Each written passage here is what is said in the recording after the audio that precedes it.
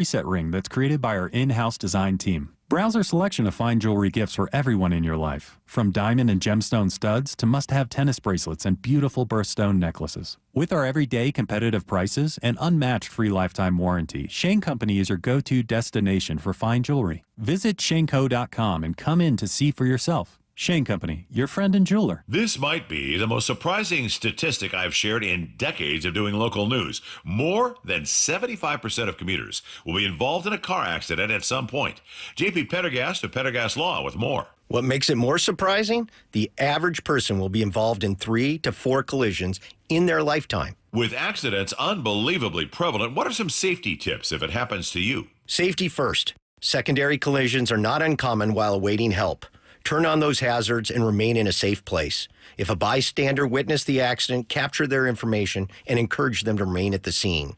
Seek medical attention immediately if needed, as delaying can be a costly mistake. Lastly, remember that statements made to police and insurance adjusters can affect your case. Collisions are more common than we'd like to think. If you find yourself in one, follow these helpful tips and then call my friends at Pendergast Law. If you or a loved one's injured in a car accident, call Pendergast Law. We can help. PendergastLaw.com. Let's talk about your hair. Well, maybe after we talk about my hair. I've got great hair, as you know, and it's because of Advanced Hair. Yep, Advanced Hair Restoration. Their simple one-day treatment offers life-changing results that I can attest to. Guys, it's not magic, but it's close to it. They put hair where you need it most, and bam, it grows. It's actual science. Advanced Hair has top-rated physicians, modern technology, and best of all, you get your very own natural hair that begins to regrow the very next day. It's even guaranteed to grow for life. So schedule your free consultation now at 425-449-8185. Mention Curly to qualify for $250 off and 250 free hair grafts. It's a limited time offer. Advanced Hair, the winner of the 425 Business of the Year, and the team that gave me my hair back. More importantly, they'll do the same for you. Guaranteed. 425-449-8185 or advancedhair.com. Is chronic pain beginning to make your everyday life a challenge? Then call Dr. Daniel Nelson, MD, with Eastside Pain and Regenerative Medicine. With over 30 years of experience, no one has more experience in pain medicine techniques and stem cell therapy than Dr. Nelson. And here's what a satisfied patient had to say. I was experiencing severe neck pain, kind of radiating from my shoulders up into my head. And it was pretty severe, and it lasted for about a year. So I went to see Dr. Nelson, and after I got the stem cell treatment, I had positive results within a week. And it just got better from there. And to this day, I can't believe I used to be in such pain. He was just an incredible doctor. Everything about the place was just fantastic. So don't let pain control your life. Consider stem cell therapy with Dr. Daniel Nelson, MD. Call 425-823-4000 today. That's 425-823-4000 or go to danielnelsonmd.com. Let's go! This is Seattle Sports. Streaming through the Seattle Sports app. KIRO AM Seattle. KIRO FM HD2 Tacoma. Home of the Seahawks, Mariners, and everything Seattle sports. Seattle Sports Snapshot. Congratulations to the Dodgers, winners of the 2024 World Series. They defeated the Yanks 7-6 last night. At one point in the 5th inning, the Yanks were up 5-0 with 2 outs. Then chaos ensued. The Dodgers tied it up, added 2 more runs in the final 3. The Jets and Texans face off for Thursday night football. Houston will be without wide receiver Stephon Diggs, who tore his ACL against the Titans last week and is done for the season. The Colts, excuse me. The offense will turn to Tank Dell, normally the number 3 receiver, as their top pass catcher. Despite their record, the Jets are favored in this one. Snapshot, brought to you by Miller Lite. When it's game time, it's Miller time. From the Quantum Fiber Studio, this is Bump and Stacy on Seattle Sports. Streaming through the Seattle Sports app and at seattlesports.com. Now, here are your hosts, Michael Bumpus and Stacy Ross. Here we go now.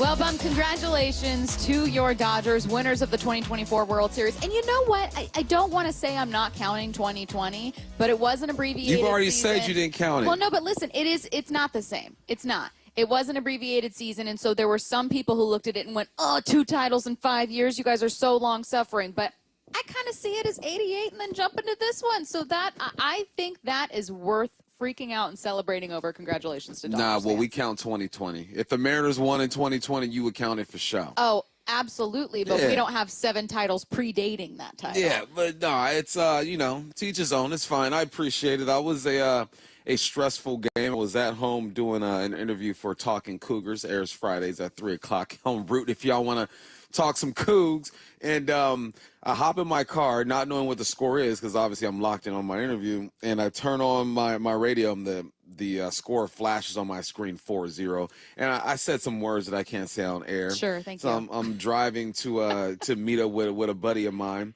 and he walks out of the restaurant we're meeting at. He goes, "Let's go somewhere else. This is bad luck." I go, "No, I'm going to change the vibe just by sitting down and eating this dinner with you, and it's going to be all good." And it starts to happen, and I look at him and I give him the shush gesture, you know, and I go, "It's happening. It's happening."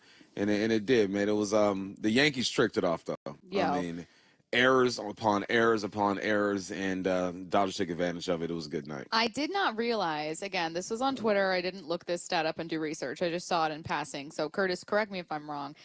I did not realize it was Aaron Judge's first error of the season. That's crazy. Just so happened in a must-win Game 5 what a at bum. home. They should trade him. They Specifically should the absolutely trade. They Mariners. should trade him for peanuts. Yeah. Frankly, to maybe a team like, I don't know, the Mariners. Just Might I send him across the interest you in a Jorge Polanco? But it was Aaron Judge's first error of the season. Of course, it happens in that inning. None of the runs earned by Garrett Cole, although Cole did get some critique for his exchange with Anthony Rizzo, obviously, in that first move. He's got to cover first base. I mean, I saw people kind of settling on it's mostly Rizzo. He needs to make that play. But, Garrett, what are you doing? He just points. He just says, Anthony, do it. And then he looks annoyed. The same play happened with the Dodgers. I forget who was on the mound at the time. And the pitcher goes over there and covers first base. Like, you got to at least make an attempt. At least hustle. Yeah. You know, throw some interference in there. Do something. Break a rule. But, yeah, it's it was wild to see how good the Yankees, particularly Garrett Cole, looked outside of just that inning. Yeah. Outside of that moment where chaos ensued and horrible baseball was played, they were sharp. Mm-hmm. They were excellent. They were getting back into it. I wondered truly if I had jinxed them in this one and the night before. So, anyways, congratulations to the Dodgers. We are going to look at it from a Mariners point of view, though. We're going to talk about some of the biggest lessons taught by the World Series champion. So it's exactly what we did when the Rangers won the year before, is you kind of think like, okay, what can I learn from this? And I'll start with payroll. The thing about two teams winning back-to-back World Series that have very high payrolls and spent a lot of money is that the Mariners will never do that. The Mariners are not LA. They're not going to spend the money the Rangers did on free agents. So, Bump, if I'm not taking the lesson, be a top 5 payroll, what's something else I can take as a lesson related to spending? Related to spending. It's just talent. You got to have talent. You have to acquire talent. I think you put in our email, in your email for the show, that the Dodgers aren't even great at pitching. No. Like, they're not bad, but they're not great at pitching. And they did just enough on the mound to hang around and be in the game. But when it came down to it, the bats made it happen. Not saying that you don't need great pitching. I would prefer to have the rotation that the Mariners have, for sure. But if you have something so great on one end and something that is sorely lacking on the other end, that's not going to work. You have to get better. You have to support your great pitching. And what the Dodgers did is they supported their slightly above average pitching. What do you say? They were 13th in the ERA? 13th. The slightly above average pitching. They supported them with a bunch of bats.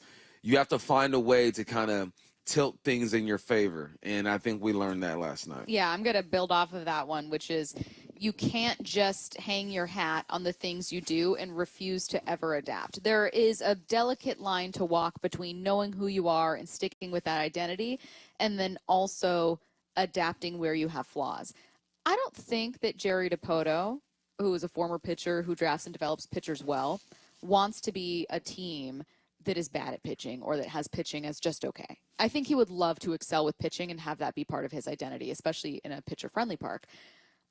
But you need to have a better offense. You have now seen back-to-back World Series teams The Rangers pitching staff was worse than the Dodgers, but back-to-back World Series teams that did not have a top 5 pitching group, didn't have a top 10 pitching group, but their pitchers were fine, and their starters started getting pretty hot as they made their way through the playoffs and entered the World Series. And meanwhile, the offense that they paid a ton of money for delivered. Yep. In clutch moments. That's the thing. Freddie with the grand slam, 4 in a row. We knew he wasn't going to do 5. He did 5. I'm like, goodness gracious. Can you imagine? Freddie coming through clutch. Teo, who was once a Mariner, having his moments as well. And then even when you went deeper into the order, those guys were coming up. Lux came up with a hit. Edmund came up with hits. At some point during the playoff run, everybody had their moments. And it's I'm not asking for the Mariners to duplicate what the Dodgers did. They're not going to duplicate. They don't have the funds and they don't have the want to try to duplicate that. But just support what you have. You have greatness over here, greatness with this rotation, and they're not being supported. It was bittersweet. I'm not gonna lie. I was hyped last night. When the final pitch, we got that strike. I'm hyped. I'm like walking circles around this restaurant for a second, just so enthused about the situation. And then I even tweeted, like, I want my Seattle folks to feel this. Like, I've been in Washington for 20 years now. I want these folks to feel this, and they deserve it because you got some greatness over there. Your rotation is better than the rotation that the Dodgers had and the Yankees had. But what do they have? They have offensive power. You have to go get some power and not just rely on one guy to carry you. It's it was bittersweet last night. Joe in Bellevue texts in and says, we learned we have to have a balanced team to win. Exactly. Like you cannot just say, oh, we have great pitching, and that's the best thing you can have in the playoffs. Sure. Right. Yeah. But the number 1 team in ERA, technically, I think Atlanta, tied with Seattle, didn't touch the playoffs, Seattle. Right. You had other teams that had excellent pitching staffs. The top 5, frankly, the top 10 teams in terms of team ERA did not win a World Series. It's not to say that's not important. There's a reason it's incredibly expensive. It is the most important thing you can have. But if you have that and nothing else, it doesn't matter. Yeah. If you have the number 1 pitching staff in baseball in terms of talent 1 through 5, and you don't have anything you're bringing to the plate, it doesn't matter. Hawks have the best pass game in the league right now. Top 1 or 2 or 3. I forgot. I'm not sure where they fell this past week.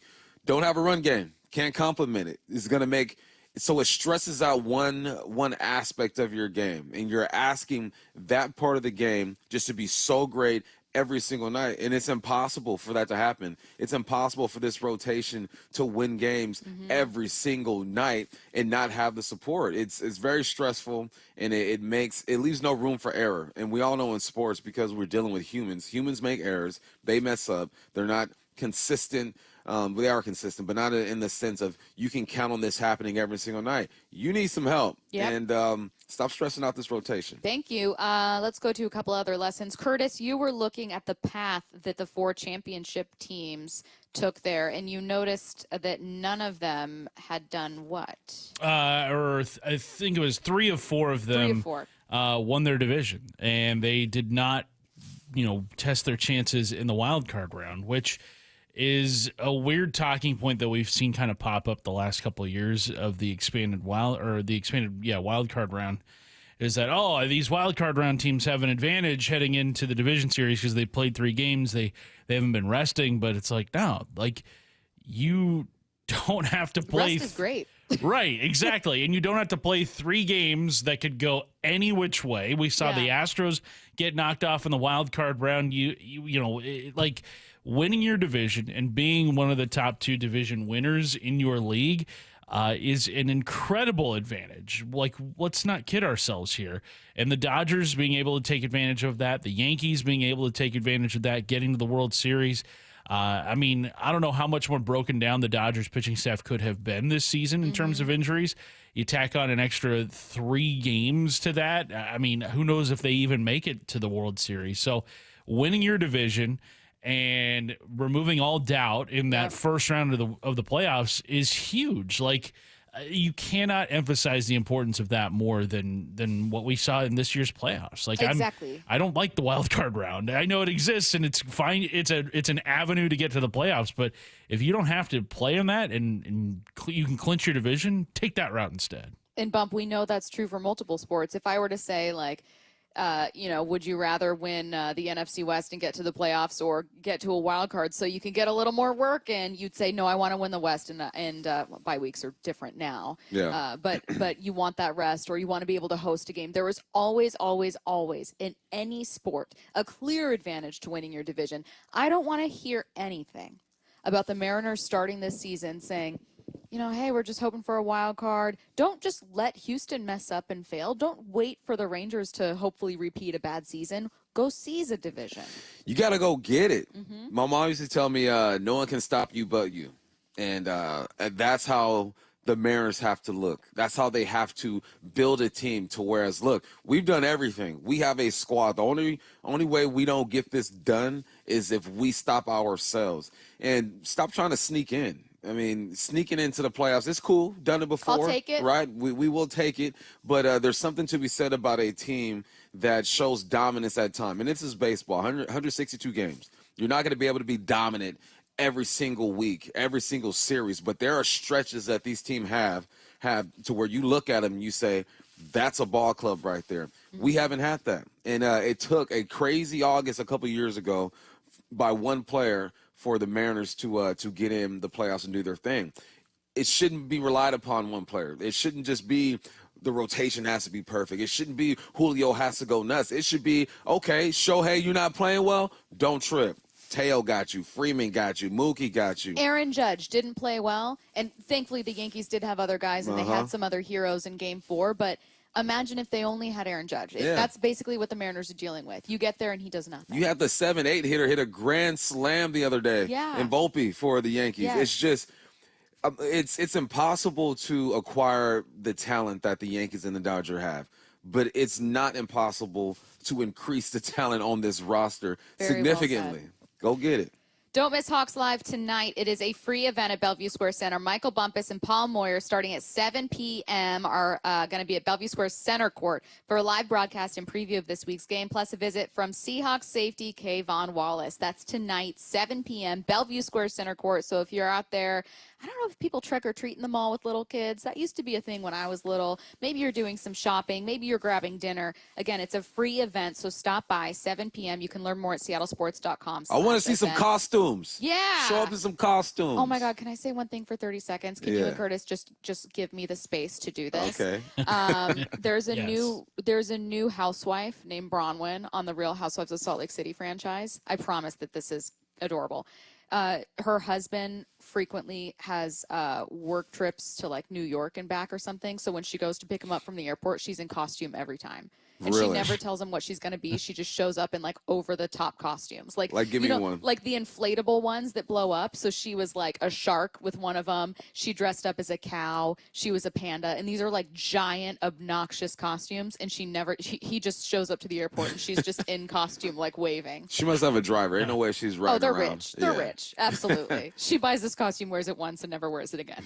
Let's get to headline rewrites. Extra, extra, read all about it. Headline rewrites. We must make headlines. The real story behind the headlines in today's news with Bump and Stacy.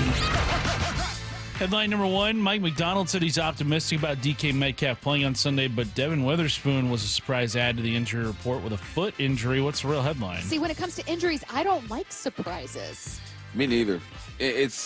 And there was nothing that I saw on film or during the game that would indicate that Witherspoon was going to be banged up. But this is football. Sometimes you get through the game, you play your 60, 70, and you wake up on a Monday and you feel okay, and then Tuesday something starts to hurt. That's just the way this thing goes. And the Hawks have been hit with the injury bug this year. Every year guys get banged up, they go down. But for some reason this year, it seems a bit more frequent. And especially to the room that we felt was the deepest. The DB room has been hit. But I think guys have shown that they can step up and play. Kobe Bryant has done a great job. Trey Brown, I believe he's supposed to come back this week. He's done a great job. Josh Jobe, first interception last week. if Witherspoon is not able to play, you obviously lose something, but I think there's enough there to get these guys through the game. Related, what have you made of Witherspoon's season? Because an under-the-radar critique that I've seen on the Mac and Jacks text line from listeners whenever they send in questions or just have concerns, Devin Witherspoon has been one of those names. And granted, he's number 5 overall pick. You have so much invested in him in terms of draft capital and hope. And I feel like people have been hoping for a little bit more. What have you seen? He's played some good football. I think it's not as explosive as we saw last year. He had a pick 6, the big hits. He hasn't had his moment yet. And when you don't have your moment and you miss a couple tackles, people are just going to focus on the missed tackles. He hasn't been targeted a lot either, and that's because he's locking things down.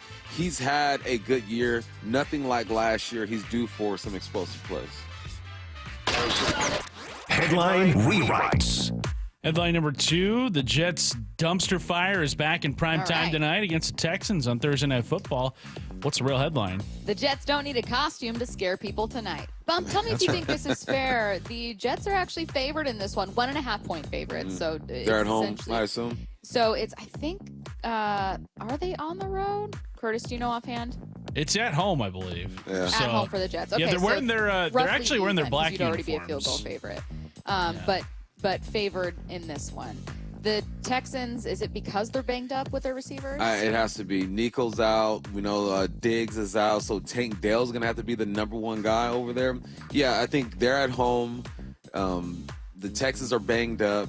And then there's still the Aaron Rodgers effect. I know these guys are 2-6, but Aaron Rodgers just has a long history of getting things done. He didn't play bad last game either. 2 touchdowns, no interceptions, I believe a little over 200 yards. He's not playing horrible football. But, yeah, they're at home, and Texans are banged up. Isn't the stat about Aaron Rodgers' last 300-yard game, was that 2021? 21, yeah. 2021. Crazy. God. He don't do that. It's just not who It's not his thing anymore. Headline rewrites.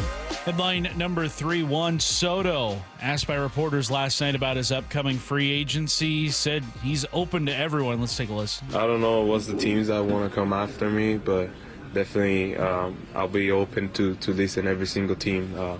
I don't have any doors closed or anything like that, so I'm going to be available for all 30 teams.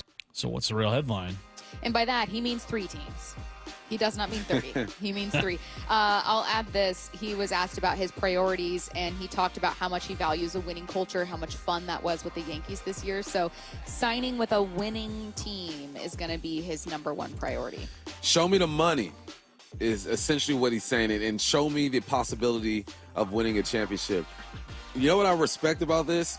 Is most guys in this situation, right after a loss, they're going to say, I'm not focused on that right now. I just want to make it through tonight, and I'm going to go talk to my family. He goes, nah, come get me. Come get me. I've had a taste of the World Series. I like the way that feels, but he knows he's going to be expensive. He'll be the highest paid player in baseball. I don't know if he'll top show it, but he's making himself available, and he should. He's 25 years old. He's one of the best hitters in the game. He's scary as heck at the plate. You know what I like about him? That little squat he does after a pitch goes by him and he stares down the pitcher. I'm like, man, I throw one at him every now and then. But like, man, stop looking at me like that, man. But Juan Soto's a great player, and we'll see. And, Los Angeles has some great real estate that I think Juan Soto would enjoy. And he looked good in that Dodger blue. So if he ain't going to be a Mariner, stop. Go ahead and join Shohei in the gang, baby. John Heyman said that he sees the Dodgers as a favorite landing spot for Juan Soto. Yes. Obviously, the Yankees to keep him. He throws in as well the Giants, the Blue Jays, the Red Sox, and the Chicago Cubs. No Mets, huh? Well, the Mets are definitely going to go after him. There's no way. Yeah, they got to make a swing. The Mets are unafraid to spend.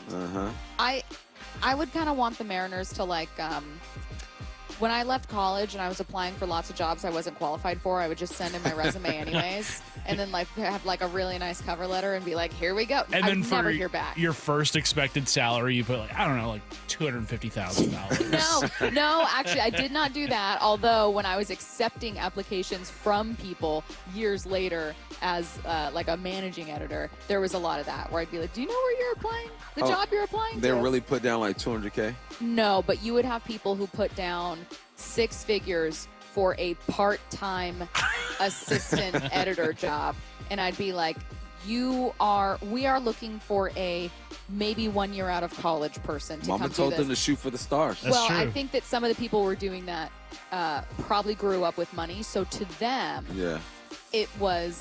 that's an average salary to them. They're like, oh, this is entry level, right? It's way less than my parents are making. And you'd be like, no.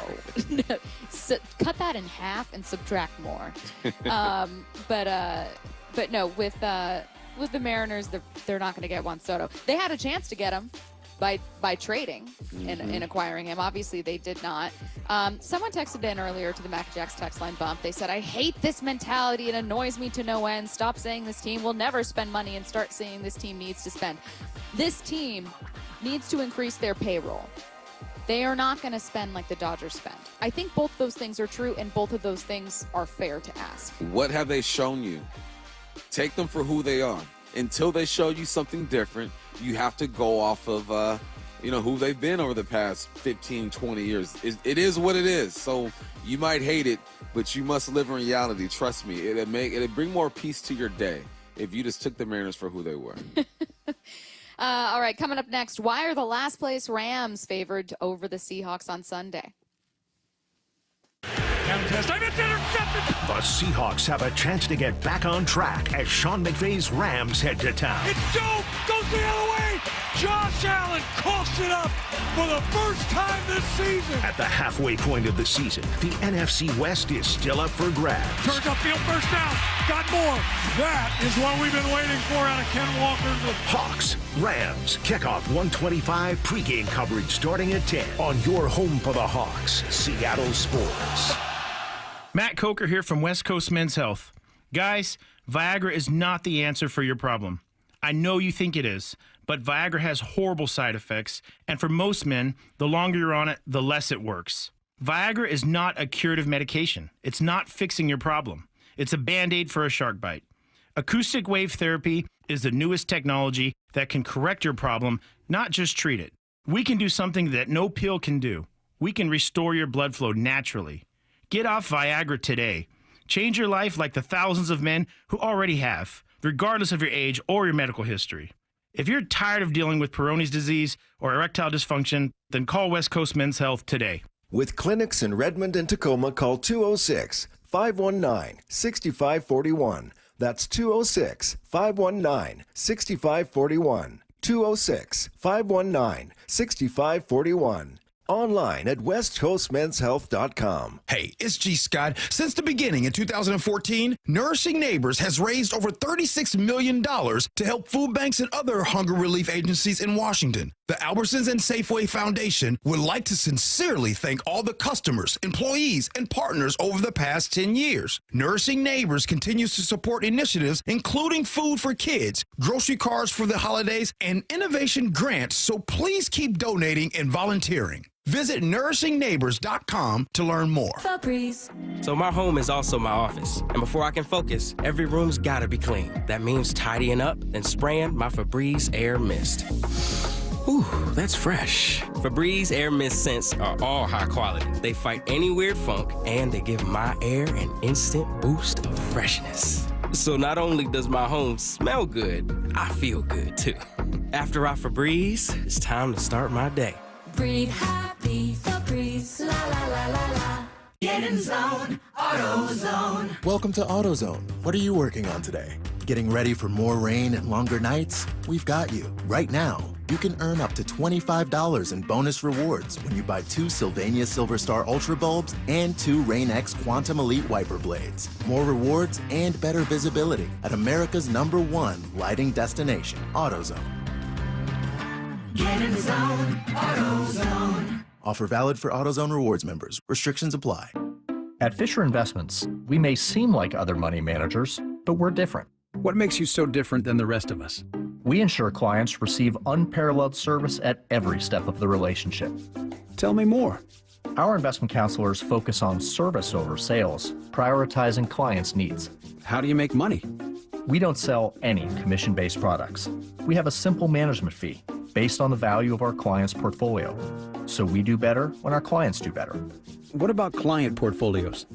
We get to know each client, their finances, family, health, lifestyle, and more, and then we tailor a portfolio based on their specific goals and needs. Your clients really come first then, huh? Yes, we make them a top priority. Our goal is helping them achieve a comfortable retirement. Wow, maybe we are different. At Fisher Investments, we're clearly different. Learn more at FisherInvestments.com. Investing in securities involves the risk of loss. Headed outdoors or on the water this weekend? Check in with Joey and Nellie on the Outdoor Line from 6 to 8 a.m. every Saturday on SeattleSports.com. Seahawks Insider, brought to you by Pacific Lamp and Supply. Now here's Maura Dooley. The Seahawks are 28th in rushing yardage and 22nd in rushing yards given up. As they continue to try to fix their issues in the run game on both sides of the ball, which side should be an easier fix? Brock and Salk asked NFL Network's Daniel Jeremiah that question on yesterday's show. I think they have the guys to fix the defense. I still think there's talent upgrades that need to take place along the offensive line. I think defensively they have some really good pieces there. They've got to get connected with the linebackers and the safeties coming down and helping out and being where they need to be and filling spots. I feel better about the talent level of the defense to fix that. The Seahawks Insider is brought to you by Pacific Lamp and Supply. For the latest on the Seahawks anytime, go to SeattleSports.com. All right, guys, you looking for a fun night out? It's Mike Salk here to remind you that Snoqualmie Casino is just the place to go, unwind, and have some fun, and to eat some great food. Make sure to check out 12 Moons. And then Vista Prime Steaks and Seafood has the amazing happy hour menu that starts at 4 p.m. And Falls Buffet, they're serving up all your favorites like the prime rib every day, the fresh pasta, made-to-order stir-fry noodles, pizza, salad bar, dessert bar. They make their pies every day. All with breathtaking views of the Snoqualmie Valley and Mount Si. It is Seattle's closest, only 30 minutes from downtown, Snoqualmie Casino. Please game responsibly. You gotta love football season, but when it comes to your windows and doors, you don't want any fumbles. Steve Rabel here, reminding you to trust locally owned Pella Windows and Doors of Western Washington to tackle your project. Their selection of windows and doors can't be beat, and they'll give you top-notch customer service with no trick plays. Right now, get 0% interest for 24 months with equal payments or 40% off qualifying installs. Schedule a free consultation with Pella Windows and Doors of Western Washington. Go to PellaPNW.com. You're losing your hair and you want a simple solution that works, and you want the best. Modern technology, top-rated physicians, something that's guaranteed to work. Guys, you need world-class Dr. Parango and his team at Advanced Hair. Advanced Hair has completely redefined hair restoration, from the experience itself to the unmatched results. Receding hairline, bald spot, thinning hair. Get your hair back with Advanced Hair's simple one-day treatment that begins regrowing your own natural hair the very next day. Advanced Hair has changed tens of thousands of lives, including mine. And get this, they were recently crowned 425 Business of the Year. For your free consultation, call 425-449-8185, 425-449-8185. If you qualify, get $250 off and 250 free hair grafts. 425-449-8185. Refine your hairline with a team that's redefined hair restoration. AdvancedHair.com. From the Quantum Fiber Studio. This is Bumpin' Stacy. Weekdays 10 to 2. On Seattle Sports and 97.3 FM HD2. All right, well, there's some good news for the Seahawks. Let's go to cut number 4. This was from yesterday. Mike McDonald, an update on DK Metcalf. With DK, are you still optimistic that he'll play Sunday? I am, yeah, I am. Again, I mean, but right now we're hoping to be out there. So, again, you're going to have DK Metcalf back. That's good. You're pretty healthy on defense. Obviously, Devin Witherspoon was a late addition to the practice report yesterday, so we'll see what happens with him. But you are becoming a healthier offense with your weapons a little bit healthier. You are not favored over the Rams. Bump, why do you think the last place Rams are favored in this game by so many over the Seahawks here at Lumen Field in the Seahawks house? Let me turn my mic on. Weapons on weapons. Matthew Stafford, Puka Nacua, Cooper Kupp. Is Colby over there, or did Colby go to the Chargers? Colby's over there, right? Colby Parkinson? He is with the Rams. Will Disley's with the Chargers. Yeah, exactly. I knew they took our tight ends.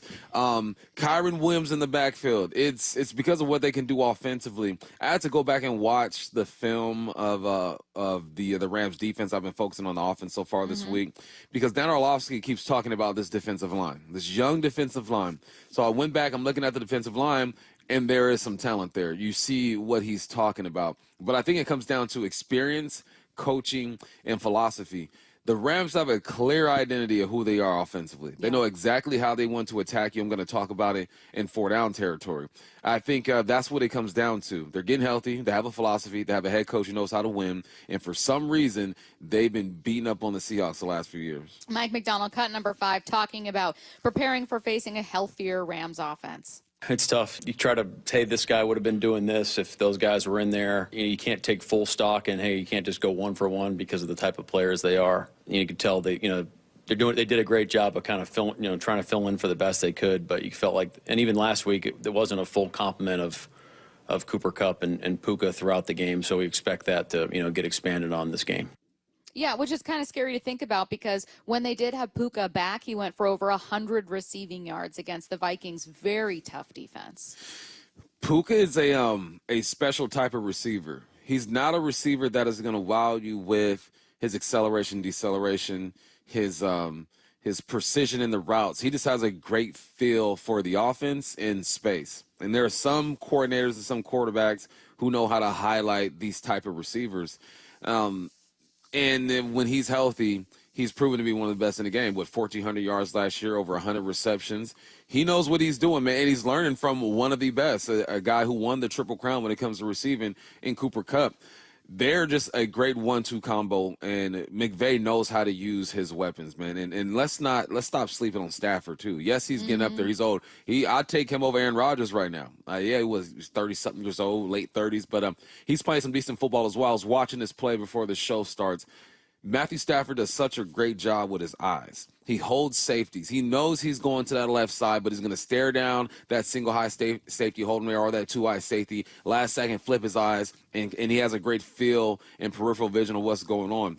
It's a combination of things that make these guys special. A young veteran head coach, a veteran quarterback, a young running back who does not get the love he deserves in this game, and then two receivers on the outside that just have a great feel for space and the understanding of the offense. The more I watch this offense, the more impressed I get with it. Speaking of that young running back, obviously he also had a really good game against the Vikings. And I think that when national experts, are picking the Rams against the Seahawks, they're leaning on the Rams' past experience, knowing that this is a really good offense when they're healthy, knowing that they've gotten the better of the Seahawks more often than not, knowing they've been a playoff team more recently. They are also seeing what those offensive weapons did against the Vikings and taking a look at what Seattle's defense has struggled to do, which is stop some of the best offensive weapons. Cut 6. Here is Mike McDonald talking about Seattle's defense. I just feel really confident in our guys, and having another week at the linebacker position with Ernest in here, having a full week of preparation, being healthy up front.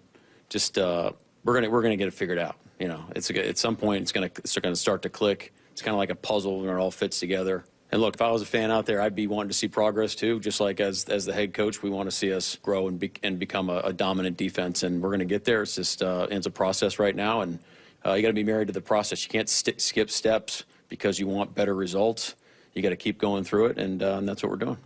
God, I wish I knew definitively whether it was Mike McDonald not having the talent that he desperately needs, or guys maybe not fully understanding the scheme just yet. It's got to be a little bit of everything. Yeah.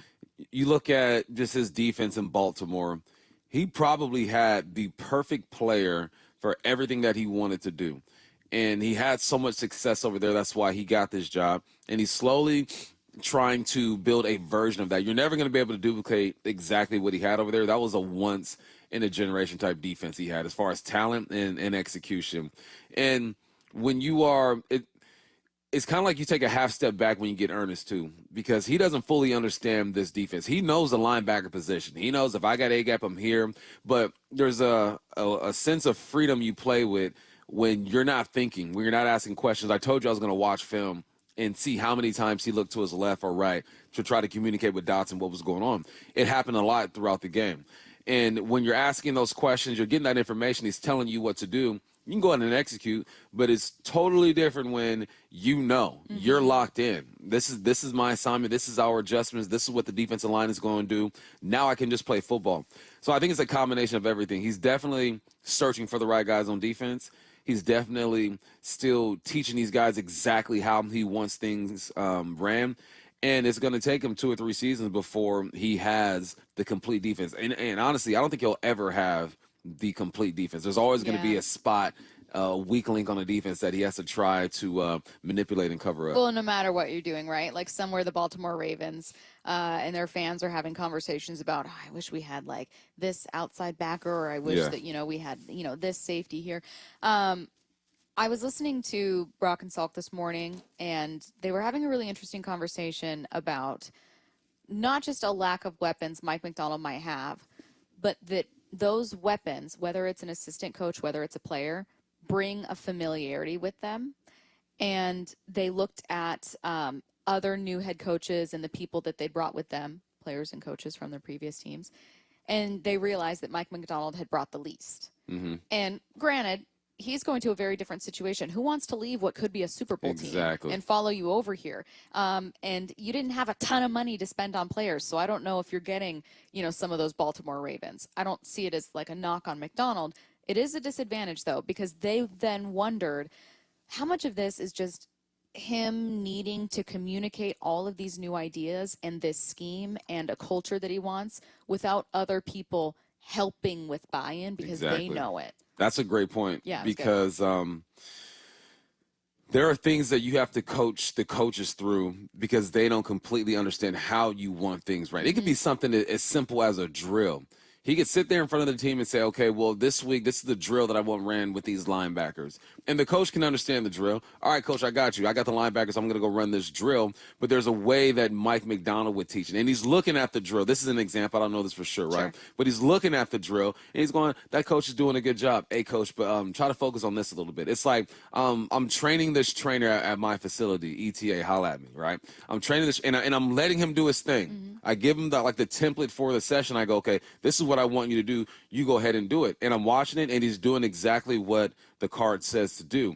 But then there are little details. I'm saying, hey, make sure you tell them this. Make sure they're feeling this. He's doing exactly what he's supposed to do, but there's an experience that comes with being familiar with exactly what the trainer and what the athlete needs. So I think that's kind of what he's dealing with. He's teaching everybody, and it's going to take more than 8 weeks to figure that out. Will Juan Soto be a Dodger in 2025? That leads off Hype Train next. Seattle Sports, your home for Wyman and Bob. John Morosi is here. It's going to be a very, very interesting offseason on a number of levels. Weekdays 2 to 7. It's going to be interesting. I mean, Teoscar and Santander will be a really good comparison, and I'm sure Santander maybe as a switch hitter in some respects may have a little bit more of a hitting profile in that regard, but I think Teoscar is probably a better defender. The Mariners might be a little bit more of a fit for Santander than Teoscar just based on the fact that they've already had him. On Seattle Sports and 97.3 FM HD2. What is that sound? Ugh, that sounds like a plumbing sound. Luckily, there's a company that fixes all the plumbing sounds across Puget Sound. That's All Sound Plumbing. Puget Sound's plumbing experts. Have a sound? Visit allsoundplumbing.com. Hey, Bob Stelton here, preparing for another stressful holiday season, and this year I am prioritizing my well-being. That's why I went to my local Johnson Fitness and Wellness store. Their equipment is made for more than just a workout. It's made for better sleep and mental breaks. And their massage chairs, not just for relaxation, they're made for recovery, stress relief, and lowering blood pressure. The experts at Johnson Fitness and Wellness are here to get you through the holidays with flexible financing, white glove delivery, and treadmills, bikes, and ellipticals up to 50% off. Check out johnsonfitness.com or one of the 3 Seattle locations today. At Shane Company, we believe everybody is made to shine. So put on earrings that make you sparkle, diamonds that light up the room, a modern heirloom you'll treasure. We're all made to shine. Shane Company, your friend and jeweler. Have you recently tried to get a loan to buy a piece of real estate? Are you tired of dealing with banks, credit unions, and their endless guidelines? Wouldn't it be nice to go back in time when we had common sense lending? Hi, I'm Scott Rureka, CEO of Legacy Group Capital based in Bellevue. We are one of the largest local private portfolio lenders in Washington. We've helped thousands of home buyers and real estate investors reach their financial goals by leveraging the Legacy Common Sense borrowing platform.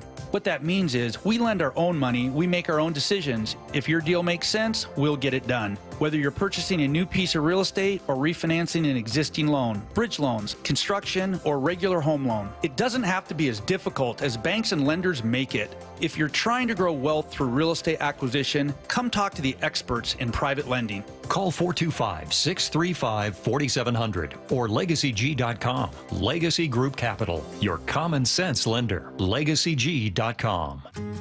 Make this holiday season extra special in the kitchen of your dreams while saving thousands. Hi, this is Chad Cicchini, owner of Heritage Homecraft. Our solid wood refacing system delivers a luxurious new kitchen way easier and less expensive than a tear-out. Heritage Homecraft's specialty is custom cabinet refacing and quartz countertops. Our own craftsmen will reface your existing cabinet boxes with 1/4-inch thick solid hardwood and add new custom-built solid hardwood doors. We can make design changes, add cabinets, install custom features, and top it off with a beautiful quartz countertop, all in about a week. Book now and we'll be able to schedule the installation of your new kitchen before the holidays, and you'll receive an additional 15% up to $3,000 off. Call today and schedule a free in-home consultation where we'll bring a showroom to you. Heritage Homecraft, 425-485-1600, 425-485-1600, or heritagehomecraft.com. That's heritagehomecraft.com. Guys, your testosterone level impacts your energy, libido, weight, and even ED. Schedule your free testosterone level check with the team at Revive Men's Health Seattle. Text the word BOOST, that's BOOST, to 65555, or visit revivemenshealth.com. Message and data rates apply. Message frequency varies. Text help for help and stop to cancel. ReviveMen'sHealth.com/privacy policy for how to opt in. Info will be used, and ReviveMen'sHealth.com/terms of use for terms of service.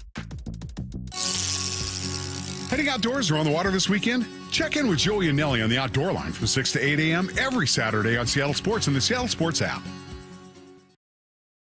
I'm Bradley Johnson with 1-800-DUI-AWAY. Let's talk about hockey.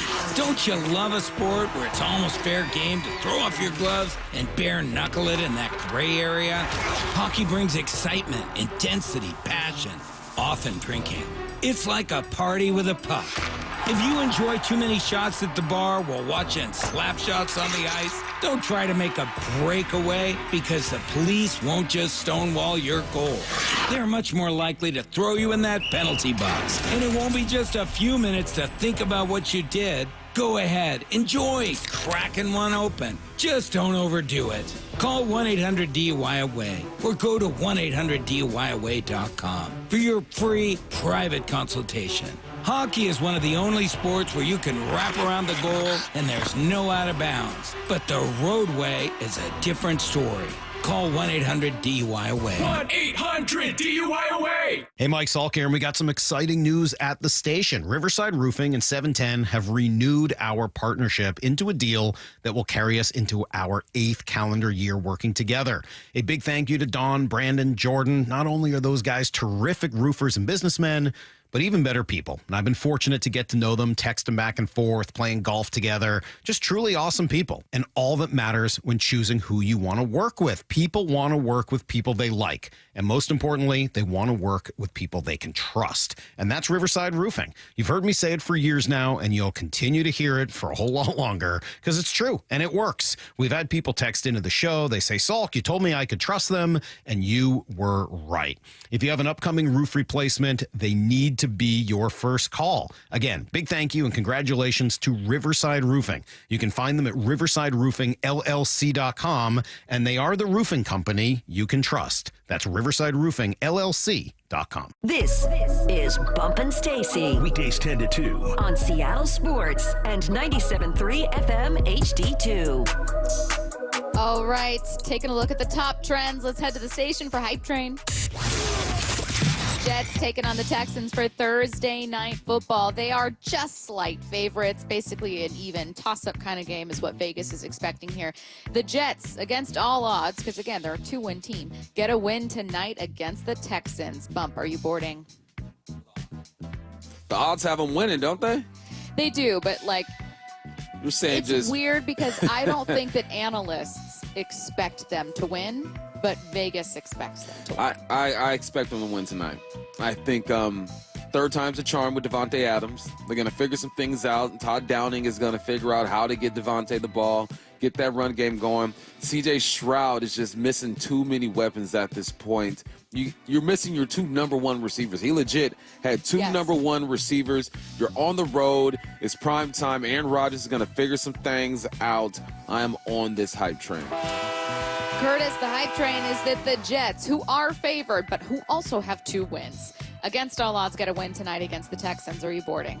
The biggest reason I think the Jets could get a win tonight is that Texans' offensive line has not been good. C.J. Stroud's been getting sacked a lot this season, but it's the Jets. And they're not going to win because it's the Jets. That's all I need to say. And the Jets in prime time. Exactly. They're going to lose. It's going to be just a maddening way that they lose, too. Like, they find a new way to get more and more frustrating. So, yeah, obviously the Jets are going to lose tonight. I'm not boarding this train. I think the Texans move to 7-2. I'm not boarding this train either. Despite being down to Tank Dell as their top target, normally their number 3 receiver. And you're right, Curtis.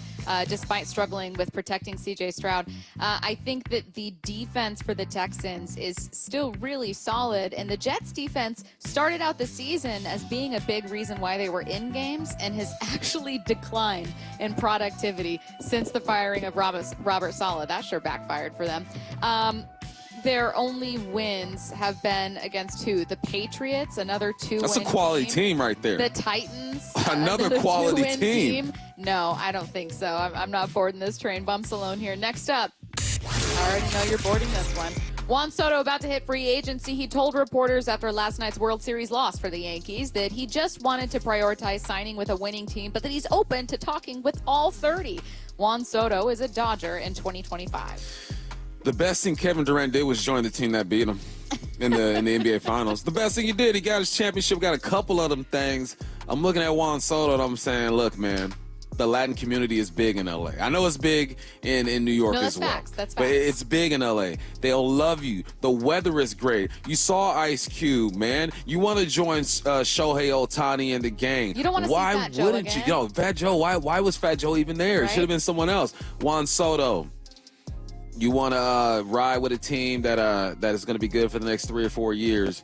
You come over to the West Coast, man. You'll love it. He will be a Dodger. I'm talking about it. I'm manifesting that thing. Let's go, Soto. Come to L.A. Juan Soto is a Dodger in 2025. Bump is boarding this train. Curtis, are you?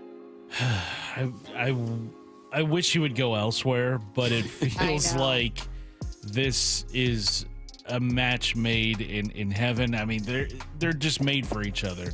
I think Juan Soto, though, is a fit in New York with the Yankees. As John Boy said, I mean, there's a huge Dominican community in the Bronx as well. And I think he said something along the lines too. He's never had a mustache or a beard before, so he fits right in with the Yankees. He didn't have to shave anything. Yeah, he didn't have to shave anything. But it just feels like every great player in baseball now is headed to the Dodgers. And well, good on the Dodgers for having the pocketbooks to make that work. So, yeah, I'll board this train. I think the Dodgers could get anybody they want, and Juan Soto is probably another guy who they want, and I think it happens. Yeah, it's kind of like the Warriors when they just scoop everyone up, and you go, oh, that kind of made sense. I do think there is going to be a little bit of hesitation, a little bit of pause for any player to go to a team that you just lost to in a championship game, because that still stings.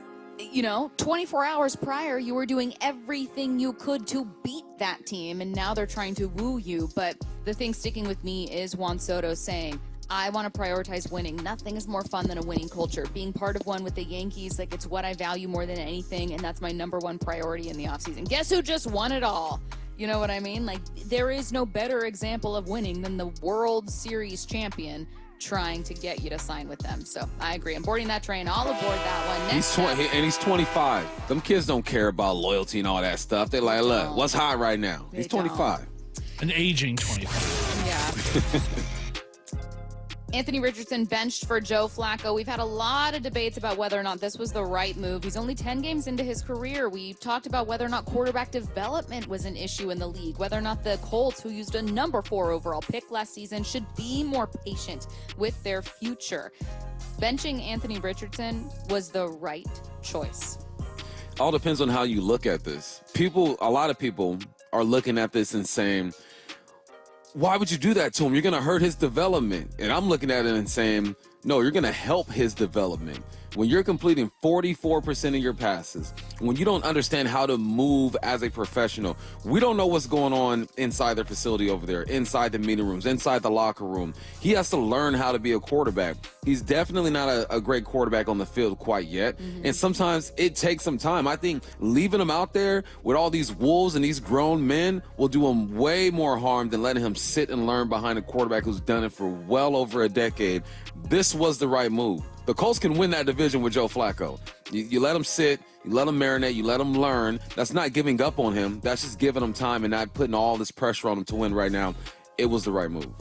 Curtis, benching Anthony Richardson was the right choice. Bump is boarding. Are you? I'm agreeing with Bump. I think it is the right choice. 44% completion percentage. That's bad in any era of football, especially here in 2024.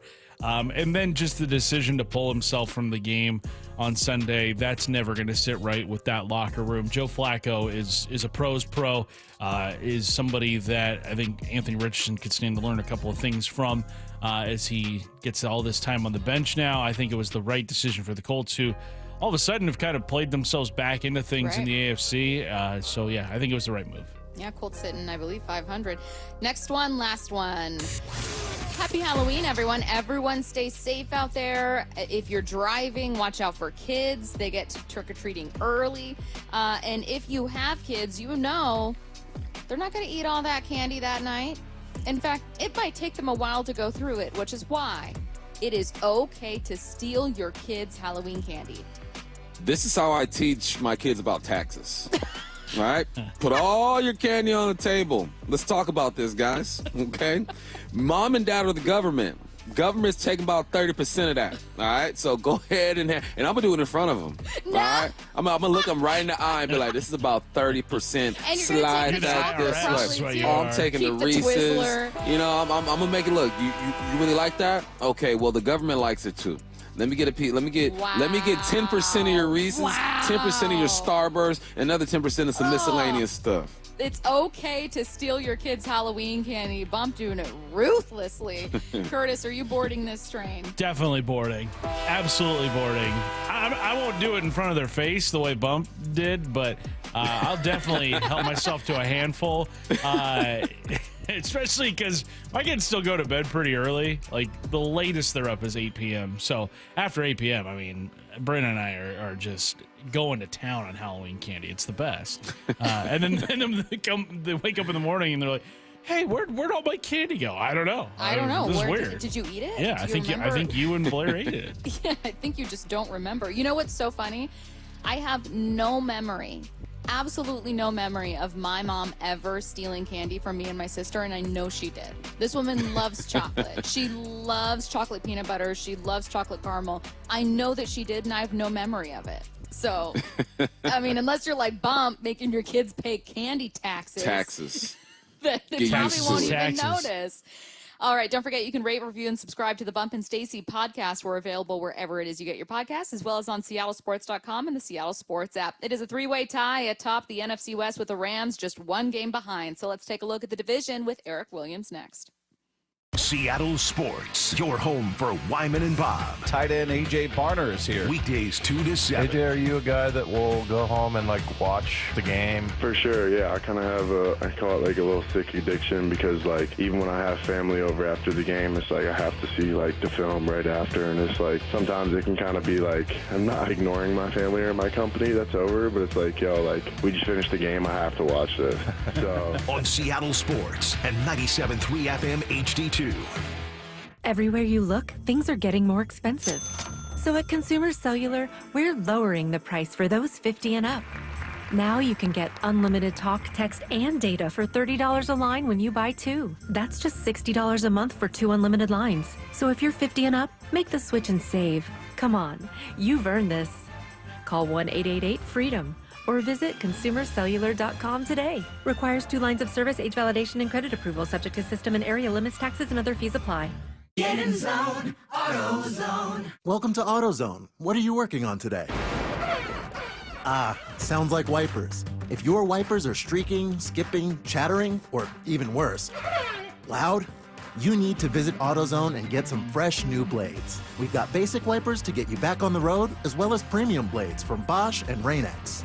So if you're hearing this, just head to your nearest AutoZone or AutoZone.com. Get in the zone, AutoZone. $5,000. That's the average amount of money people in the U.S. are now spending on gas in a year. $5,000. That's crazy. If you drive, you have to download Upside, the free app that gives you cash back every time you get gas. That's right. You can earn real cash back with Upside just by buying the gas you're already buying. You can literally start earning cash back today. I use Upside every time I fill up, and I've already made around $300. You're putting gas in your car anyway. Why not get real cash back? If you like free money, download Upside. I'm saving the cash I earn from using Upside to help pay for a vacation later this year. Download the free Upside app now to earn cash back every time you buy gas. Use promo code MOVE to get an extra 25 cents per gallon on your first tank. You can cash out anytime right to your bank, PayPal, or a gift card for Amazon and other brands. Just download the free Upside app and use promo code MOVE for a 25 cents per gallon bonus on your first tank. That's code MOVE for a 25 cents per gallon bonus. Life insurance. Why are you putting it off? Can't afford it? Too much hassle? Think you don't need it? There's lots of excuses for putting off life insurance. But if you weren't there, who would pay the mortgage and other bills? With Ethos, you could be covered in 10 minutes and boom, family protected. Ethos, fast and easy online term life insurance. Up to $2 million in coverage with no medical exam. Some policies as low as $1 a day. Answer a few health questions and get your free quote at getethos.com. That's getethos.com. Are you ready to build your company's dream team? Just like in sports, finding skilled players is essential for success. With Robert Half's winning combination of specialized recruiting professionals and award-winning AI, we'll help you find the MVPs and key role players who will have you hanging banners in the rafters. Because in business, it's all about having the experienced team on your side. At Robert Half, we know talent. Visit roberthalf.com today. Your business needs a network it can count on. Power's out. Comcast Business has you covered with Wi-Fi backup to help keep your business up and running, even when your power goes out. Everybody in the warehouse good? Lights are out, but the Wi-Fi's up. Let's power on. It's from the company with 99.9% network reliability. Break room, you good? Can't microwave my burrito, but Wi-Fi's fine. Let's power on. Power on with the leader in connectivity, Comcast Business, powering possibilities. Keep your business connected with Comcast Business Internet and Wi-Fi backup. Or get started with reliable internet and advanced security for $49.99 a month for 12 months with a 2-year contract. Plus, ask how to get up to a $500 prepaid card with a qualifying internet package. Don't wait. Call or go online today. Ends 11/17/24. Restrictions apply. New customers only with 150 megabit per second internet and security edge. EcoBill and autopay required. Equipment, taxes, and fees extra and subject to change. From whiplash to herniated discs, there are a few car accident injuries we've all heard of. J.P. Pendergast with Pendergast Law explains that even the most common injuries differ from one another. Pre-existing conditions, health history, beginning of treatment. There are hundreds of factors that make every person and every injury unique. While these variables aid medical treatment, the strongest case recoveries must also take them into account. Could you explain a little bit more? Our team at Pendergast Law is obsessed with turning over every stone to differentiate each case. This requires thorough investigation, diligent listening, and relentless research. We never pursue cases with a one-size-fits-all approach. We built our success by treating every injury and every case with the individualized attention our clients need and deserve. Pendergast Law's individualized approach to even the most common injuries makes the difference in case outcomes. It's another reason why I can't recommend them enough. If you or a loved one has been injured in a car accident, call Pendergast Law. We can help. Let's go! This is Seattle Sports. Streaming through the Seattle Sports app. KIRO AM Seattle. KIRO FM HD2 Tacoma. Home of the Seahawks, Mariners, and everything Seattle sports.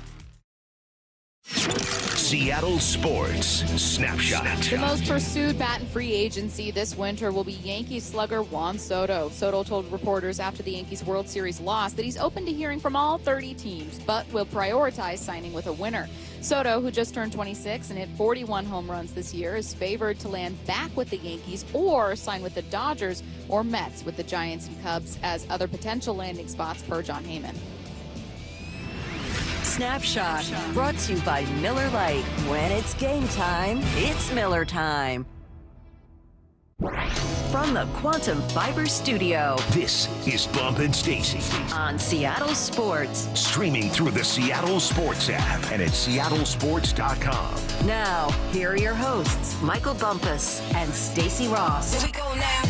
Everyone's jumbled together in the NFC West, so let's try to make sense of who might pull ahead. Fox Sports NFC West reporter Eric Williams joining us now on the Emerald Queen Casino Sportsbook Hotline. Hi, Eric. How's it going? What's going on? Thanks for having me. Things are going good. We are happy to have you here. We are going to ask you about the 49ers and Cardinals, obviously, but we got to start with the Rams. They are coming up to Lumen Field, taking on the Seahawks on Sunday. Very favored in this one by most outlets I'm seeing. What advantage do you see the Rams having over the Seahawks, and what kind of game might the Seahawks have to play to stay in this one? Well, I think when you look at the Rams, who've won 2 straight going into this, it's really their offense, getting back Puka Nacua and Cooper Kupp. They can now run their full complement of their offense. Kyron Williams is having a great season for them. He scored a touchdown in every game so far. So you have that running game to create balance. And then with Puka Nacua, you just get that explosive playmaking ability on the perimeter. He had a 100-yard receiving game in his first game back. 56 of those yards were after the catch, so you get that yard after catch ability, which is unique for a guy like Puka who ran a 4.6 coming out, one of the fastest slow guys out there when you see him do his thing. So I think you look at their offense, they play from an offensive mindset, and then I think defensively they've gotten better as the year's gone on. A couple of those rookies are playing well on their defensive line, and Jared Verse and Braden Fisk. They both lead the league in terms of pressures by rookies.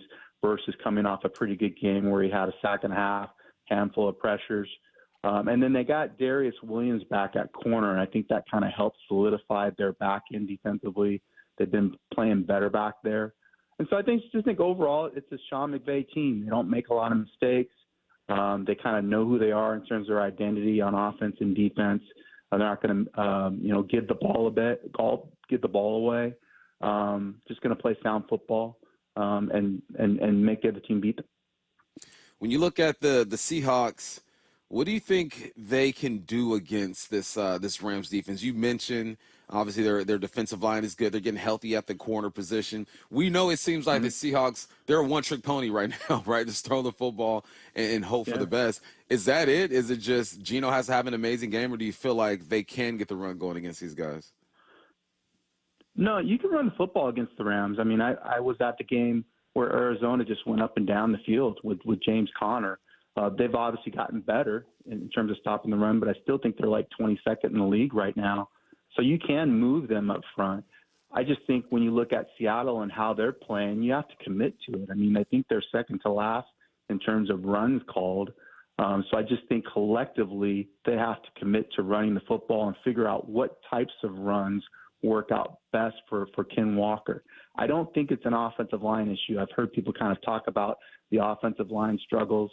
I think it's more about scheme and committing to running the football. I know when I covered the Seahawks, when they first got Marshawn, they struggled to run the football with Marshawn. And it was because he had to get used to, running that zone scheme and getting a lot of reps in it.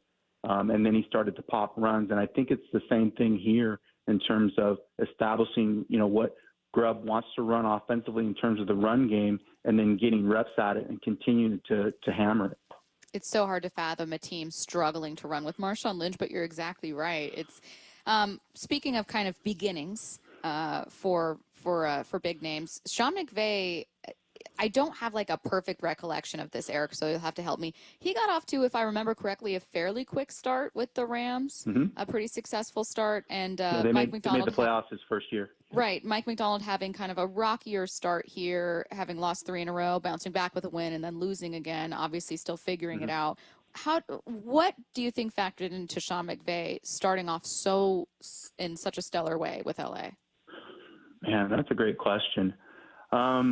I think it was a couple of things. I mean, obviously he came in and he's an offensive coach, and so he was able to kind of establish how he wanted to play from an offensive mindset early. They had Jared Goff, so they had a number 1 overall pick, guy that's talented. We're seeing that now in Detroit.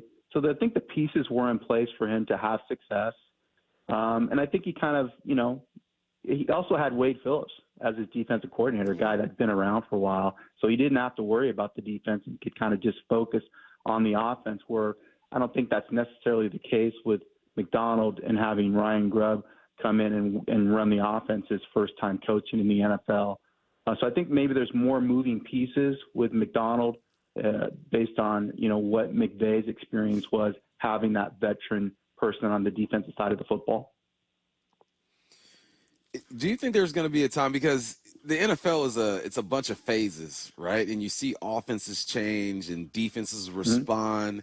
Does it seem like the league is catching up to this Sean McVay type of offense, or do you still feel like he's able to execute the way he wants to?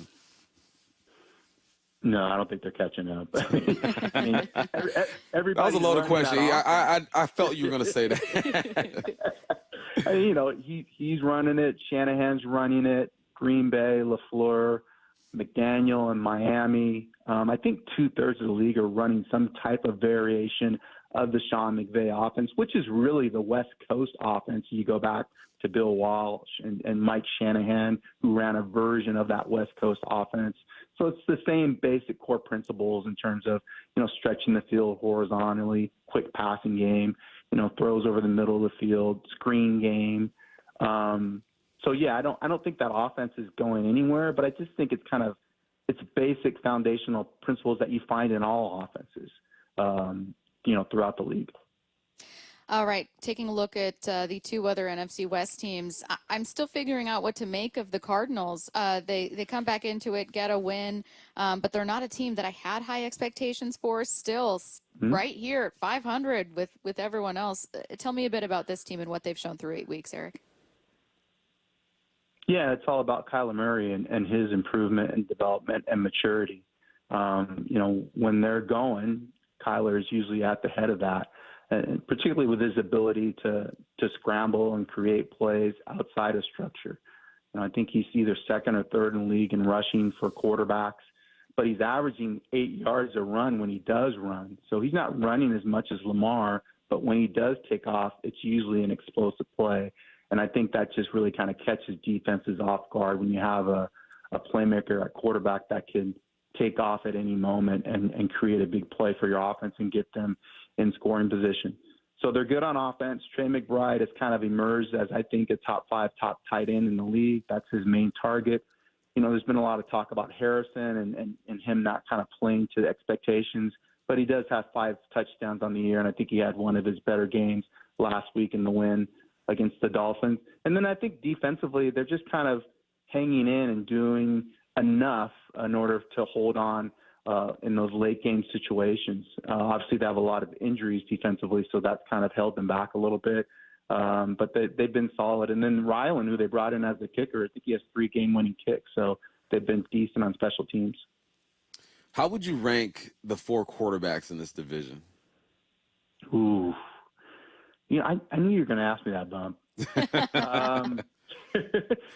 Let's see. I'm going to go with Purdy. I'm still going to roll with Purdy, even though he struggled a little bit. That I'm going to go there. I guess I would go Stafford 2, Murray 3, Gino 4. All right.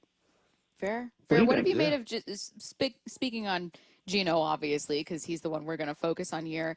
I don't even necessarily disagree with the list, Eric. I also think that Gino has been playing under a ton of pressure this season and kind of trying to do the most. What have you seen from his year?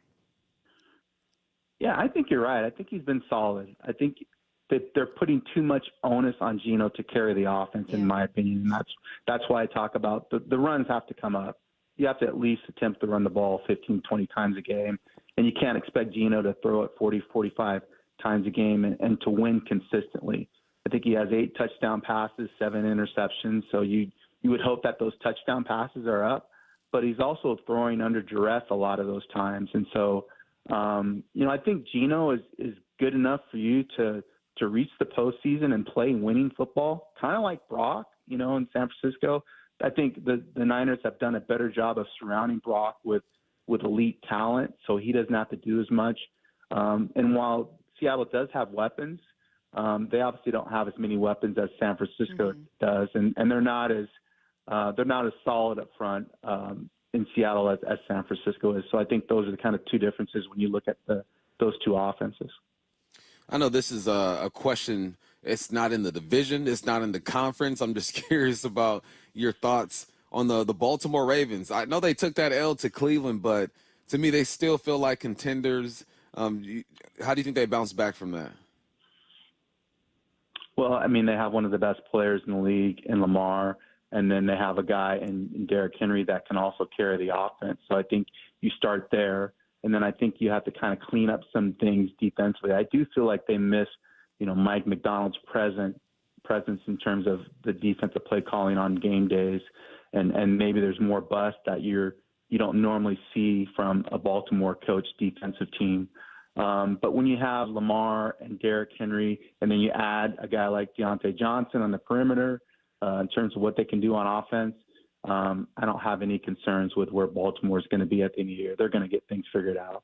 Going to get back to the NFC West just quickly here. I forgot to ask about this earlier when we were talking a bit about San Francisco, but we heard Kyle Shanahan say, hey, Christian McCaffrey, we're looking to activate that practice window, quickly here. He hasn't had a setback. And has there been any other update in terms of when he may be back or what that window could look like? I think they're hopeful he's going to practice when they return from bye week, and then they'll see how he does during practice. There's possibility he could play in that first game back, but they expect him back within the next couple weeks. And then that team is different when McCaffrey is out there. This is also a team that's been better in the second half of the season. They went 7-2 last year in the second half. Obviously, you're in the top seed in the playoffs. Over the last 2 years, they've been 16-2 in the second half of the season. So I think you expect the Niners to turn it on once they get McCaffrey back. And I think they expect Dre Greenlaw to come back at some point in the second half as well. Who do you think wins the matchup tonight, Jets against Houston? I picked the Jets just because Houston's missing Diggs and obviously Collins, and they're at home. And I feel like they're due for one. Well, what do you think? You're going with the 40-year-old quarterback coming off Achilles injury, huh? I'm going with Eric the old said head. that's interesting. I'll take the young quarterback that was the rookie of the year last year. How about that?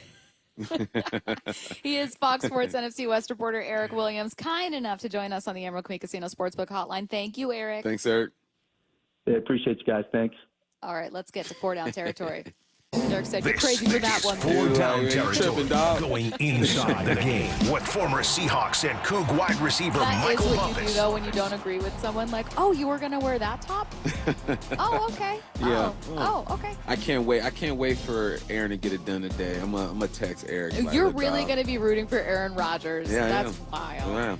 First down, who's the best tight end in the NFL? No one's really talking about. Who's the best tight end in the game right now? Well, it's not Kelsey anymore. No. Kittle? It's probably Kittle, right? Yeah. But there's a young man named Brock Bowers who's having a great year, and no one's talking about him. He leads the league in receptions. Has over 500 yards. He only has one touchdown. You can blame the quarterbacks for that. But he's on pace to break Puka Nakua's rookie record for receptions. What? Yeah. Puka's like, I just did this last year, man. Let me live for a little bit. How have I not been following Brock Bowers? It's crazy because he plays for the Vegas Raiders. That's why. Yeah. And there's nothing exciting going on over there. But I think people need to pay attention to this young man. We knew coming out of Georgia, he was a big deal. He's a good route runner. The run after the catch is on point. And he's making some noise in Las Vegas. He just plays for a horrible organization who doesn't really have a quarterback over there. If he were on any other team with a decent quarterback, we would be talking about Brock Bowers a bit more. He leads the league in receptions. Obviously, that means he leads tight ends in receptions. He leads tight ends in yards. George Kittle just has 6 touchdowns. So I think you gotta rock with George Kittle. But Brock Bowers is right there. Sam Laporta's not having the year that he had last year. I'm saying, man, the young man in Vegas. He's on pace for 1,000 yards this season. Yeah. Just touching 1,000, though. He's got 5-something about halfway through. Wild, though. You know those random stats where it'll be like Calvin Johnson, when he set the NFL record for receiving yards, it was like 6 touchdowns. Yeah. He only has 1 touchdown. Only 1. It's very weird. I mean, it's the Raiders, so I guess maybe it shouldn't be weird. Second down. What's the best thing about the Rams offense? Oh, man, I'm watching this film, and I'm I think I'm into like their 4th or 5th series of their game last week. And I kid you not, they ran 5 or 6 plays that looked exactly the same, but they went in a different direction. They're lining up. They have a receiver to the right, a tight end to the left, running back in the backfield. They motion the receiver over. The tight end takes care of the end. They hand the football off. Again, they motion the receiver over. The tight end takes the end. They give it to the jet sweep. Again, they motion the receiver over. The tight end gets the end. They play action. They hit the tight end. They make every play look the same. And then one more time, Stacy, they motion the receiver over. The tight end gets the end. The running back out the backfield for a touchdown in the end zone. They make everything look the same. So you're going to have to look at these linebackers, and they have to be so great with their eyes. It really would be exhausting. It is. You have to pay attention to the mesh. And Stafford is one of those guys. He's a Jared Goff. He's a Aaron Rodgers when it comes to just the mesh in the backfield. Exposing the ball, hiding the ball, dropping it over the top. It's so repetitive, but it makes it so difficult because it is repetitive and they go so many different ways. That is the best thing about this offense, is that they make a lot of their stuff look the same. They hit you with 4 or 5 different options. Right when you think you have it figured out, they show you something else 3 or 4 more times with 3 or 4 more options. It's fun to watch. That's why I asked Eric, I go, is anybody going to catch up to this offense? And I felt he was going to say what he said, and I was no, because it's the best offense that manipulates a defense. It's fun to watch. It's going to be hard to be a linebacker this week. Can I tell you a thought that I just had as you were mentioning what all those quarterbacks are great with? I think we misuse the phrase magician in the NFL. So we used to be like, Russell Wilson, the magician. And it was in part used correctly because it would be like, oh, you think he's down and then he magically reappears and runs around. So we use magician to typically mean a guy who's escaping pressure in a way that's unbelievable. Why does it not mean sleight of hand? Why do we not? It should be sleight of hand. Why do we not call quarterbacks magicians when they're just really good at a fake handoff? You know what? At a little play action fake handoff Matthew situation. Stafford, magician. Right? But if you say that, people are like, why? In what way? And if you're like, because he is so good at faking that handoff. That's what a magician does. That's what a magician does. I'm just saying. 3rd down. Speaking of Stafford, what's an indicator the Rams quarterback has found his groove once again? Man, last week, he didn't throw 1 incompletion to the right side of the field. He was 8 for 8. When he was targeting Kupp and Puka Nacua, he was 12 for 17, 157 yards and 1 touchdown. He's finding it. He's like, I got my boys back. We're back in the groove. You know, when back in my dating days, we have me and a couple of homies. We see 3 girls over there. We're like, let's go get it. And then okay? it's the boys are back in town. We got to play off each other's energy. Like, we got to do this. That's what I'm seeing right here, man. He's playing off their energy. He has a nice groove. The timing is on point. You combine that with the 2nd down I talked about, and the illusion, the sleight of hand. He is in a zone right now. And I do this to myself every single week. The more film I watch on the team, the more I amp them up, and the more I see how difficult it's going to be for the Seahawks, and the more nervous I get for them. We already know the Rams are going to play this team good. That's just what they do. But you got the boys, the band's back together. They're grooving. The play calling's on point. Sean McVay was talking about trading everybody a couple weeks ago. Now he's pumping the brake and saying, hold on, I forgot what I had. We got some dudes. So, his numbers to the right side of the field and throwing to those 2 were ridiculous last week. Did you ever have the friend, though, that you guys were like, yo, maybe we should not bring him? He's the guy, I'm sure you've seen these memes, that you could not leave alone with the girls. It's like, he's going to mess this up for everybody. You just sit there, be quiet, and let us handle the rest. He's your guys' wild card. Exactly. You're like, either this goes really well or he ruins it for all of us. Yes, and I know who it is, but I'm not saying your name, dog. I love you. That's you know respect. what I'm talking about. That's respect. 4th down.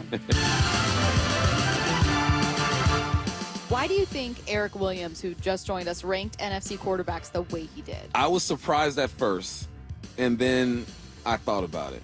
You got to go with Brock Purdy, number 1, because of the weapons that's around him, and I feel like that offense allows him to be dynamic. You look at Gino. Gino, right now, the offense isn't allowing him to be dynamic. It's pretty much sit in the pocket or scramble and throw the football. Where Brock Purdy, it's the motioning and all that stuff, the way I described the Rams offense. And then he went to Matthew Stafford, and that makes sense. He's a veteran quarterback. He has 2 great weapons over there. He has an offense that allows him to be a magician. Come on, man. You just made that great analogy and then just left you that quick. Huh? Well, I was thinking too much of like a weapon, something weapon. Like it allows him to be a magician back there. And then I'm thinking, oh, he got to put Gino number 3, right? Got to be Gino number 3. And then I thought about what Kyler Murray does with his feet and how explosive he is and just the electricity when he throws the football. And I go, look, it's okay. I'm okay with Gino being who Gino is. I think even if he did rank him number 4 in the division, it's good enough to win the division if you help everywhere else. So it made sense. At first, I was a bit offended. I'm not gonna lie, I was like, man, how you do Gino like that? How dare you? You know, but then I thought about it, and I go, it makes sense, man. Gino is a good quarterback. Those guys just bring some other things to the table, and some of those guys have some weapons that he just doesn't have. Yeah, I think that Gino is a good enough quarterback. You can win games with him, but the ranking is fair. I don't draw the line if someone's like, oh, I like these other quarterbacks more than Gino. I kind of draw it when someone says that Gino is the one losing you all of these games. Yeah. That you are struggling. Curtis, do you know offhand if there's sound? I heard it on Brock and Salk this morning, so maybe you just know of it. And I don't know if it was Greeny or not, but someone was saying basically Gino is the cause of the Seahawks struggles, or like the ultimate issue with the Seahawks. Oh, I think it was like John Middlecoff, if I'm not mistaken. I don't know. We can have the conversation tomorrow, but I was like, am I imagining hearing that? There was some kind of analyst. I got it right here. Oh, go ahead. Seattle. They are a pretty overrated team. Their coaching staff's fantastic. I like Mike McDonald, and I love Ryan Grubb. But every time you looked up Ryan Grubb, Gino was screwing up, and it looked like he was, I don't know, just exhausted with it. And last 2 years, he had Penix, he had Rome, he had McMillan, he had Polk. Their offense was unreal. Welcome to the NFL, and welcome to a bridge quarterback who sneaky wanted a contract extension this offseason. Thank God John Schneider hung up the phone, because Seattle, their undoing, as you see in these big moments, is the quarterback. So, again, 2 things with this. Number 1, what do you mean the Seahawks are overrated? Are you insane? You know who's overrated? The Cowboys. You kind of have to hear about a team all the time and then be disappointed by them for that team to be overrated. Literally, who's talking about the Seahawks? Nobody. You hear the way he said it? He don't believe it. No, because he doesn't know what he's talking about. He doesn't. But then the second take about the ultimate undoing is the quarterback. Now, this is a lazy take, because what it is saying lazy. that quarterback is the most important position, and if you had a top quarterback, you would be a better team. That's fundamentally true. But you're also ignoring the huge issues with this roster. You know what this was? This is him looking at a stat, looking at the stat sheet and saying, it must be him, because he's not throwing a lot of touchdowns and his interceptions are high. For sure. That's what it was. It was lazy. And I've had bad takes about other teams that I don't pay attention to. You know why you're not paying attention to it? Because no one's talking about the Seahawks. I can't get over the first part. That might be worse than me than the Gino part of just saying, like, the Seahawks are overrated. Where are you hearing people talk too much about the Seahawks? No one pays attention to the Seahawks right now. 5 weeks ago they were. Maybe. Yeah, when they're 3-0. Exactly. Yeah. No one's sure. talking about it no But more. even then, they were like, are they pretenders? They're probably pretenders, right? Like, come on, man.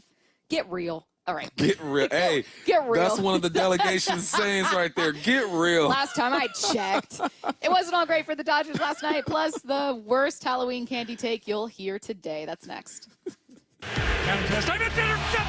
Seahawks have a chance to get back on track as Sean McVay's Rams head to town. It's Joe goes the other way.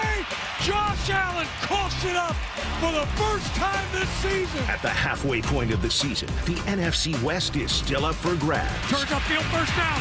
Got more. That is what we've been waiting for out of Ken Walker. Hawks, Rams, kickoff 125, pregame coverage starting at 10 on your home for the Hawks, Seattle Sports. Hi, this is Stacey Rost, and if you're looking for top-notch service for your plumbing, heating, and air needs, look no further than Ben's Plumbing, Heating, and Air. For over 25 years, Ben's has been providing 5-star service to our community. Their team of experienced professionals are dedicated to making sure you get the best service possible. That means no pressure, no gimmicks, just honest, reliable work. From routine maintenance to emergency repairs, Ben's has got you covered. And with their no-pressure sales approach, you can rest easy, knowing you're only getting the services you actually need without any unnecessary upsells. So whether it's a leaky faucet, a broken heater, or an AC on the fritz, trust the experts with over a quarter-century of excellence. Call Ben's Plumbing, Heating, and Air today at 206-789-5353 or benz.plumbing. Ben's Plumbing, Heating, and Air, where 5-star service meets no-pressure sales. Build better benefits for your employees with the MBA Health Trust. The Master Builders Association of King and Snohomish Counties offers quality and affordable health benefits for local construction businesses. Learn more at mbahealthtrust.com.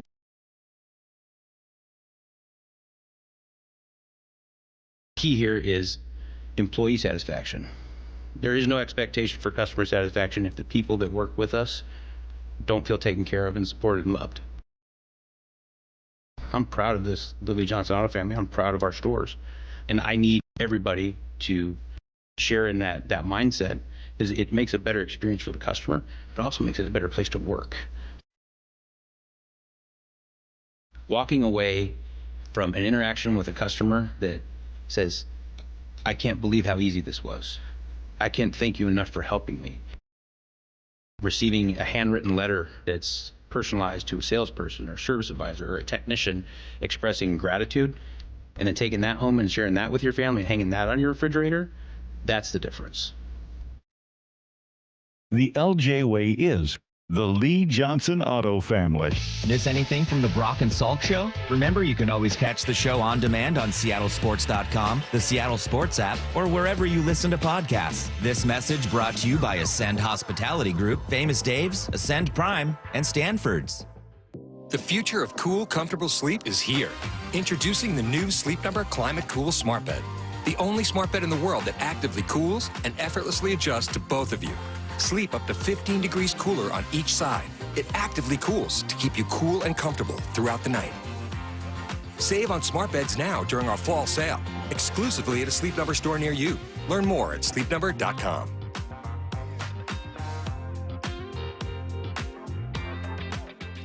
Febreze. So my home is also my office. And before I can focus, every room's gotta be clean. That means tidying up and spraying my Febreze Air Mist. Ooh, that's fresh. Febreze Air Mist scents are all high quality. They fight any weird funk, and they give my air an instant boost of freshness. So not only does my home smell good, I feel good too. After I Febreze, it's time to start my day. Breathe happy, Febreze, la la la la la. Headed outdoors or on the water this weekend? Check in with Joey and Nellie on the Outdoor Line from 6 to 8 a.m. every Saturday on seattlesports.com. Seahawks Insider, brought to you by Pacific Lamp and Supply. Now here's Maura Dooley. The Rams got wide receivers Cooper Kupp and Puka Nacua back from injury last week for the first time since early September, and it had an immediate impact for quarterback Matt Stafford. He had his first 300-yard passing game and his first multi-touchdown game of the season. Mike Macdonald spoke to the media yesterday about the challenges of facing the Rams with those weapons back on the field. It's tough. You try to, hey, this guy would have been doing this if those guys were in there. You can't take full stock, and hey, you can't just go one for one because of the type of players they are. You can tell they did a great job of kind of trying to fill in for the best they could, but you felt like, and even last week, there wasn't a full complement of Cooper Kupp and Puka throughout the game, so we expect that to get expanded on this game. The Seahawks Insider is brought to you by Pacific Lamp and Supply. For the latest on the Seahawks anytime, go to seattlesports.com. I'm attorney Rob Iddens, proud Marine Corps veteran and owner of Warrior Injury Law. I'm a fifth-generation Pacific Northwesterner, graduated from UW and Seattle U School of Law. At Warrior Injury Law, we have years of experience in the trenches, fighting insurance companies for the people of Washington, my people. If you've been injured, you need a lawyer that is tough, confident, and battle-tested.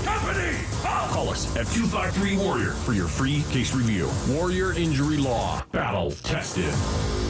Eddie's! O'Brien Auto Group has some of the best new car brands in the Northwest. Those great new vehicles make the best pre-owned vehicles as well. O'BrienAutoGroup.com for the best factory certified vehicles. O'BrienAutoGroup.com for a large selection of the best pre-owned cars and trucks. O'BrienAutoGroup.com. Choose from hundreds of SUVs, trucks, hybrids, EVs, and more. O'BrienAutoGroup.com. One site is all you need. That's OBRIEN Autogroup.com. O'Brien. For many of us, it's happening. Your hair is thinning, your crown is disappearing. Hair loss had me feeling like I was losing my identity altogether. Well, I've got some good news. It's a simple one-day treatment that worked for me. The Advanced FUE from Advanced Hair. It starts growing new hair the very next day, and it's guaranteed to grow for life. We've all seen the pills and lotions that come with monthly memberships. Those can help retain what you have. But what if you want your own natural hair in specific areas like I did? You decide how much, how thick, and where. From Advanced Hair's state-of-the-art facilities to the world-class leading doctors like Dr. Perungo, it's not a maybe your hair will grow. It's guaranteed that your new hair will grow. For your free consultation, $250 off and 250 free hair grafts, call 425-449-8185. Advanced Hair is the winner of the 425 Business of the Year, and they are the team that I personally recommend. That's 425-449-8185 or advancedhair.com. This is The Timeline with Bump and Stacy. Brought to you by 1-800-DUI-AWAY. It is the timeline on Bump and Stacy. It wasn't all great for the Dodgers last night, plus the worst Halloween candy take you'll hear today. That last one's coming up later. Let's start with the Dodgers. Their flagship radio station, AM 570 LA Sports, apparently had technical difficulties and weren't able to carry the game. The game in which they could have won the World Series. So the game was broadcasted on a sister station. No update was given for what went wrong prior to Game 5. As a flagship radio station, I cannot tell you how much of a nightmare it would be if the Mariners were in Game 7 or the Seahawks were in a Super Bowl and we couldn't broadcast that game. We'd be getting tweets like, we control that. Oh, we would, yes. You and I. Yes. They'd be like, oh, Bob Stacy, do something about this. There was a... The CW broadcast was a bit choppy for a UW game that I did only in Seattle.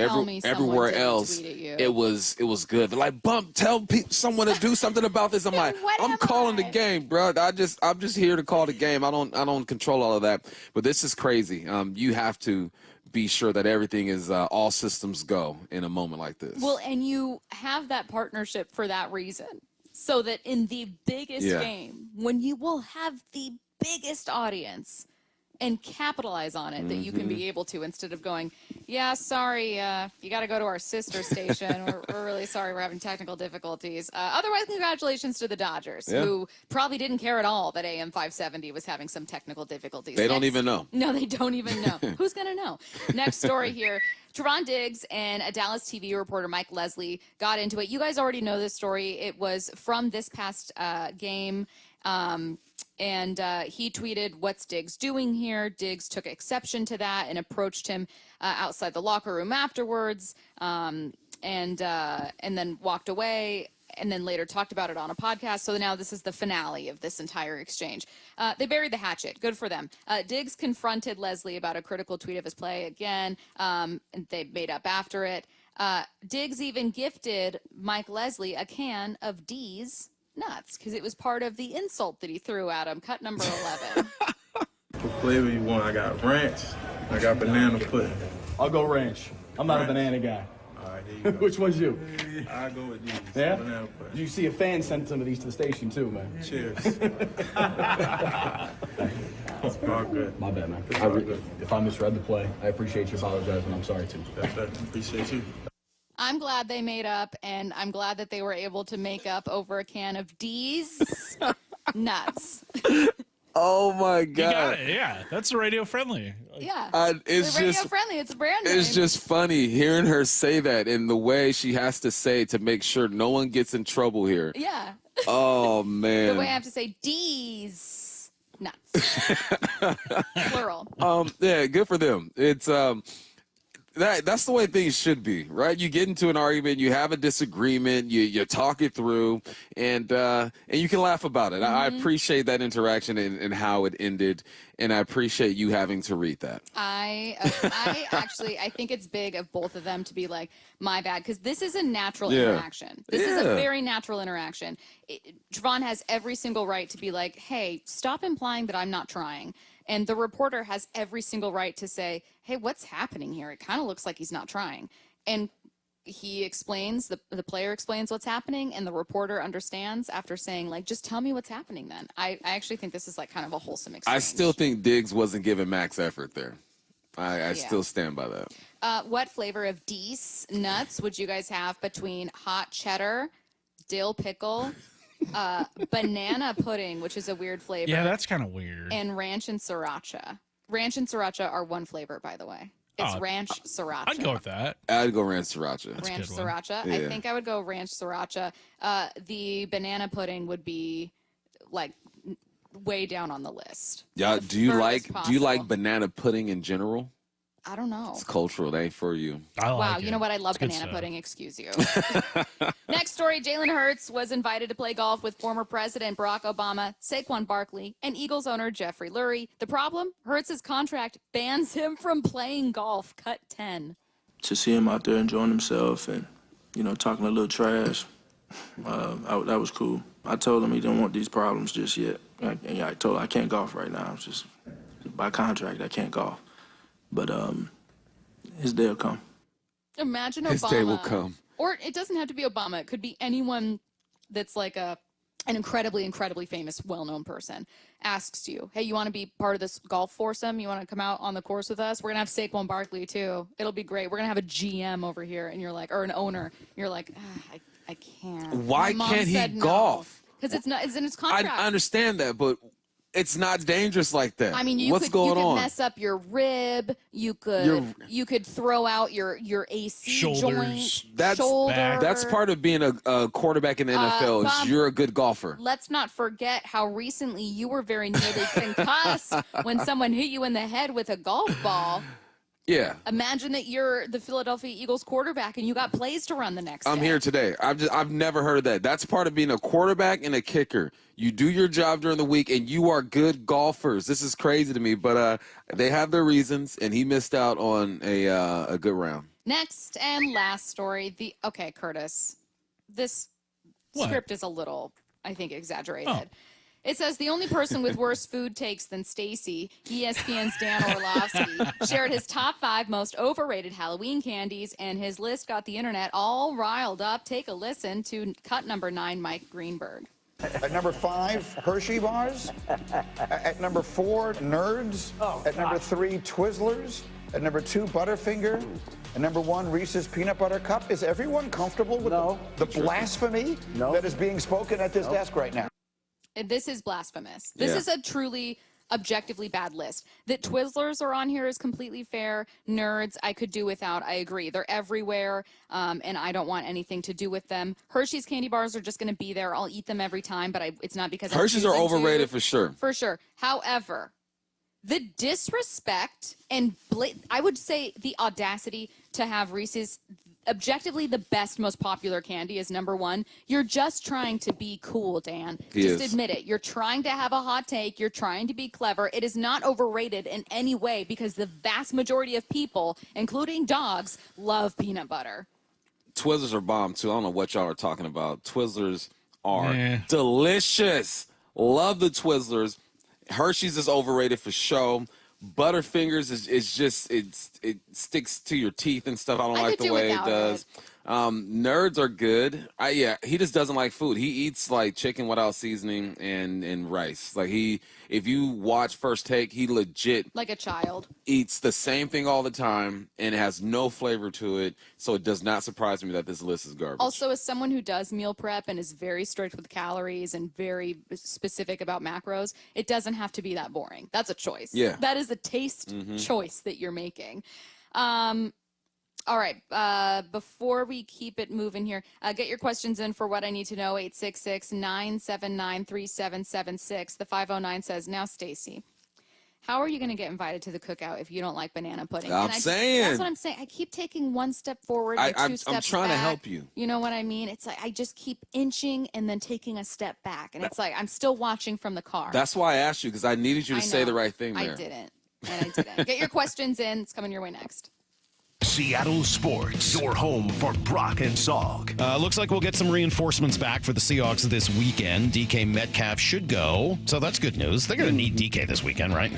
Yes. I was looking at that Rams defense, by the way. That's secondary, and those linebackers are just very league average guys that, yeah, you need DK to run by him and make some difference, make you play. And he's going to have to kind of crank that thing up and make sure that with the bye week that is looming the week after, Salk, that you do not have a setback. On Seattle Sports and 97.3 FM HD2. At Shane Company, we make finding your perfect engagement ring fun and easy. Because let's be honest, you might feel a little stressed out. We get it. That's why we do all the hard stuff. It's our job to bring you the biggest selection of beautiful diamonds and colorful gemstones, so many amazing settings, and all the customization your heart desires. We've got your style and your price range covered, and we're here to guide you every step of the way. Come in for a warm welcome and leave with your dream ring and an experience you'll never forget. Shane Company, your friend and jeweler. You putting off your new kitchen plans? Why wait? Hi, Chad Cicchini, owner of Heritage Homecraft. Call today for a free in-home estimate. Years of experience, thousands of happy customers. Heritage Homecraft, 425-485-1600 or heritagehomecraft.com.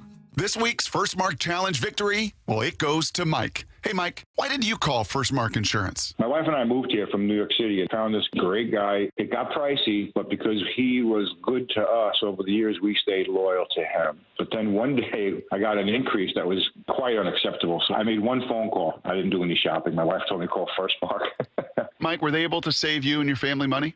Oh, yes. It was over $100 a month. What would you tell others they can expect when they call First Mark? The most competitive pricing that you can find. And they had terrific customer service. Even if you're on the phone with them, you can tell they have a smile on their face, so you can tell they love what they're doing. Do you wish you would have made that call earlier? I was just kicking myself as you were speaking because I didn't do it sooner. Well, you just heard. Mike did it. My family did it. You got to do it too. It's totally free. Take the First Mark Challenge. See how much they can save you and how much better your coverage will get. Maybe you will be our next First Mark Challenge victory. Just go to firstmarkinsurance.com. That's firstmarkinsurance.com. Stream every Seattle sports show with the Seattle Sports app. Brought to you by Fred Hutchinson Cancer Center Proton Therapy. Get new videos, podcasts, and articles on the Seahawks and Mariners from your favorite Seattle sports personalities daily. I'm Brian Tedesco, CEO of Blaupunkt Americas, the pioneers of the car stereo. Today, we're not just about sound systems. We are revolutionizing the e-bike scene with Blue Dot Bike. Thanks to AmericanEagle.com, our online presence now features a dynamic e-commerce website that showcases the quality and affordability of our foldable e-bikes. And our collegiate e-bikes, just perfect for the college fanatic. These e-bikes offer a new way to experience freedom on two wheels, no matter your age. When we needed a top-notch website to match our cutting-edge e-bikes, we turned to AmericanEagle.com. They made the impossible seem easy, tackling digital challenges like pros. Check out the Blue Dot Bike website to see AmericanEagle.com's amazing work in action. Need the best in website and digital marketing solutions? AmericanEagle.com is your go-to. They've been a game changer for us, and they can be for you too. Visit AmericanEagle.com or call 877-WEB-NOW-1. That's 877-WEB-NOW-1. Have you tried the Dining District at the Bellevue Collection? Grab lunch with friends, meet up for happy hour, and stay for dinner and beyond. You can sample international flavors and local favorites from talented chefs. Try a new cocktail on a rooftop bar or watch the game with friends and explore the lively nightlife scene. The Dining District at the Bellevue Collection, where your taste adventure begins. Learn more at BellevueCollection.com/dining district. The noon hour of the Bump and Stacy Show is powered every day by the caring and compassionate team at Pendergast Law Personal Injury Lawyers. Go to PendergastLaw.com. Your business needs a network it can count on. Power's out. Comcast Business has you covered with Wi-Fi backup to help keep your business up and running, even when your power goes out. Everybody in the warehouse good? Lights are out, but the Wi-Fi's up. Let's power on. It's from the company with 99.9% network reliability. Break room, you good? Can't microwave my burrito, but Wi-Fi's fine. Let's power on. Power on with the leader in connectivity, Comcast Business, powering possibilities. Keep your business connected with Comcast Business Internet and Wi-Fi backup. Or get started with reliable internet and advanced security for $49.99 a month for 12 months with a 2-year contract. Plus, ask how to get up to a $500 prepaid card with a qualifying internet package. Don't wait. Call or go online today. Ends 11/17/24. Restrictions apply. New customers only with 150 megabit per second internet and security edge. Eco bill and auto pay required. Equipment, taxes, and fees extra and subject to change. You're busy. We get it. Life moves fast, like watching your favorite team in the final minutes of the game. It feels like there's no time to catch your breath. But for the next 10 seconds, this is your time to center yourself like the pros. Deep breath in, deep breath out. Inhale, exhale. You feel that? A little more relaxed, like the calm before a big play? Now that your mind's a bit clearer, let's talk about something that can feel like a mental game right now. Voting. This election has been intense, kind of like watching your favorite team's season of ups and downs. Sometimes it feels easier just to tune it out. But being a part of the action is what counts. We can't have anyone sitting on the sidelines. Voting is the ultimate act of self-care. It's not just about you, it's about everyone in the stands and on the field. We need everyone in the game, so follow the voting playbook. 1, check your registration. 2, check in with yourself. 3, check your voting plan. Head to rockthevote.org today and show up for your future self and for the team. From the Quantum Fiber Studio, This is Bumpin' Stacy. weekdays 10 to 2. On Seattle Sports and 97.3 FM HD2. Get your questions in for What I Need to Know. 866-979-3776. That is the Mac and Jack's text line. Hey, Stacy, says one listener, did you start to decorate your apartment again to attract trick-or-treaters? Thank you, listener. It is a townhome. And no, I didn't. I've never had a trick-or-treater. I think we've had one ever, and we've lived there since 2013. You get candy every year? Every year we get candy, and then I'm left to eat it all. And we live in Green Lake. There's no reason there should. I see them out there. I'm eyeing them down. I'm staring at them, and they never come knock on my door. Well, make signs, candy Well, here, I but know then that's you what seem I was kinda weird, thinking of bro. ways to make my home more inviting to children, and it might just be too late for that. I'll put pumpkins out or something, but It sounds like, but there's like an alley that leads to your house, isn't there? you have to walk in the driveway, so I think it doesn't look inviting. And this is probably something other people experience, where something about your home, the setup of it, maybe people in apartments or condos, you're like, I kind of have to make it obvious, otherwise the trick-or-treaters are going to stay away. So, do you guys get a lot of trick-or-treaters? Yeah, I live on a dead end, turned like a T at the end, and it's kind of like this little Like a little cul-de-sac? community, so people just walk around. Yeah. See, I never get them, but it makes me sad. Do people still say trick-or-treat? Because we had a listener earlier who said kids don't say trick-or-treat anymore. Well, we're usually out trick or treating, so we just leave the bowl out there. So on our camera, we see them come up, but That's trust. Yeah. That's trust. I love that. But I feel like there are kids that go up to a house and don't say trick or treat. Like That's weird. I've definitely heard it from other kids, not Then mine. I'm My children staring right talk back at correctly. you. Yeah. If you look at me and you don't say trick or treat, I'm gonna look back. no, you're not. You're gonna give them candy. Well, I mean, if they were cute, but otherwise, it's like, what do you gotta say it. That's the whole point. I did my part. I bought the candy. What I need to know. Do the Oregon Ducks finally win their first natty this year? Side question. Where does Dan Lanning rank in your top coach rankings? I think the Ducks get it done this year. I was talking to my guy Alex Altman. He produces one of the shows that I'm on, and he's a Duck. And I go, I think this is the year y'all get it done, man. You've gotten close a lot, but now that the money is a big factor in this, and you have the most of it, you're gonna get it done. 866-979-3776. Why are you bagging on Twizzlers? Because Exactly. they're gross. No, because they're Exactly. gross. Someone texted in, Twizzlers taste like the packaging they come in, and that is exactly Well, the perfect way I to like describe plastic Twizzlers. then, because Yeah, Twizzlers you are do. bomb. Because that's a gross. I don't like how not they're a good shiny. candy. Yeah. Bomb. They're not a good candy. They're not good. That's a personal opinion. Yeah. They wouldn't be in the game for 50 years if people weren't buying them. I think that they just use the same ones every Halloween. I like this one. Speaking of candy, the Seahawks are what kind of Halloween candy and why? I like your answer. Okay. My answer was the Seahawks are Three Musketeers. Let me explain.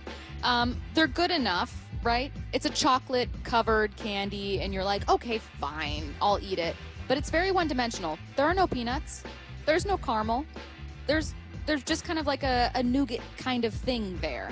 So they need that extra layer. They need something to make them Snickers, something to make them Milky Way. They add peanut butter, add literally anything. You know what I mean? But am I wrong? Am I wrong? You have Gino Smith as the league's top passer because you have no run game. You're one-dimensional as a team, but there's enough there to make you go, okay, I'll eat that one. Yeah. You know, I'm also a little biased because I do like Three Musketeers. That was one of the ones I liked when I was little. I was a very picky eater, but now I recognize that it is a one-dimensional candy. Curtis, do you have another answer? I think that's a good one. Another one, maybe like a gobstopper where you bite it and it's one flavor, and then like the more you're chewing on it, it's a different flavor, and it's kind of like, this isn't what I thought it was going to be.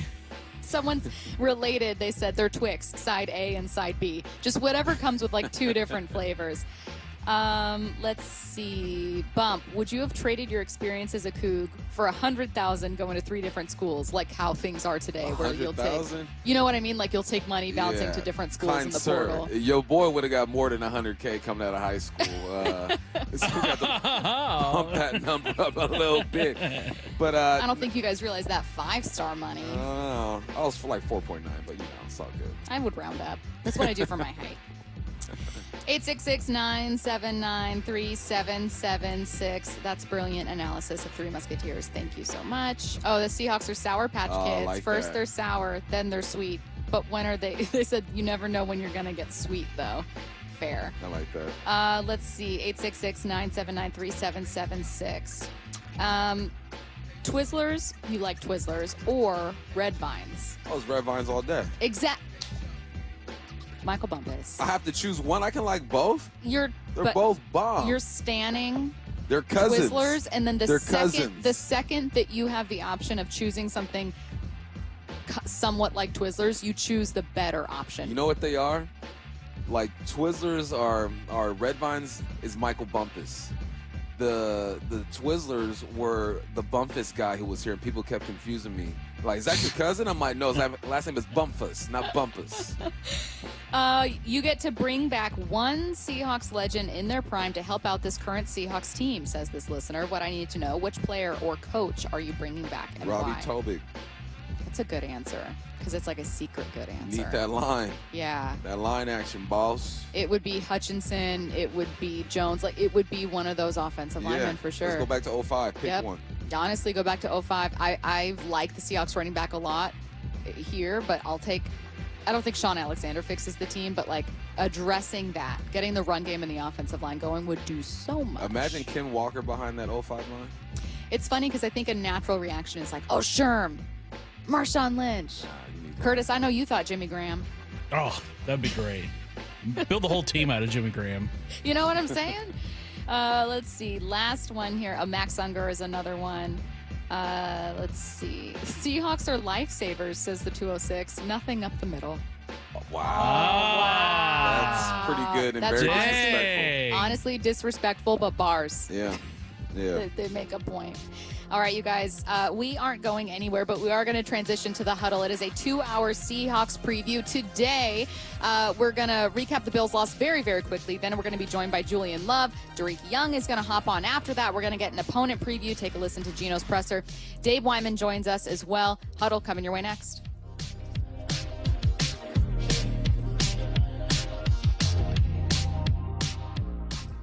Seattle Sports, your home for Wyman and Bob. Tight end A.J. Barner is here. Weekdays 2 to 7. A.J., are you a guy that will go home and, watch the game? For sure, yeah. I kind of have I call it a little sick addiction because, even when I have family over after the game, it's I have to see, the film right after. And it's sometimes it can kind of be I'm not ignoring my family or my company that's over, but it's we just finished the game. I have to watch this. So On Seattle Sports and 97.3 FM HD2. Xfinity here. How can we help? Hi, my entire family's obsessed with all things Wicked, but my kids can't stop watching the trailer, and now they're having a Wicked-themed sleepover. Do you think our internet can handle all of the streaming and memeing going on? Well, we've engineered our Xfinity gateways to handle hundreds of devices at once, so they can all stay magically connected. Wow. Are you a wizard? I wish. No, just someone that won't let a bad connection burst your internet bubble. Now through December 31st, get Thrillifyingly fast 150 megabit Xfinity internet for just $19.99 a month for 12 months with a 1-year contract. Go to Xfinity.com to learn more. Keep the magic going from your screen to the big screen. And see Wicked, only in theaters November 22nd. Restrictions apply. Requires paperless plan and auto-pay with stored bank account. Equipment, taxes, and fees extra. After promo, regular rates apply, currently $54 a month. Actual speeds vary.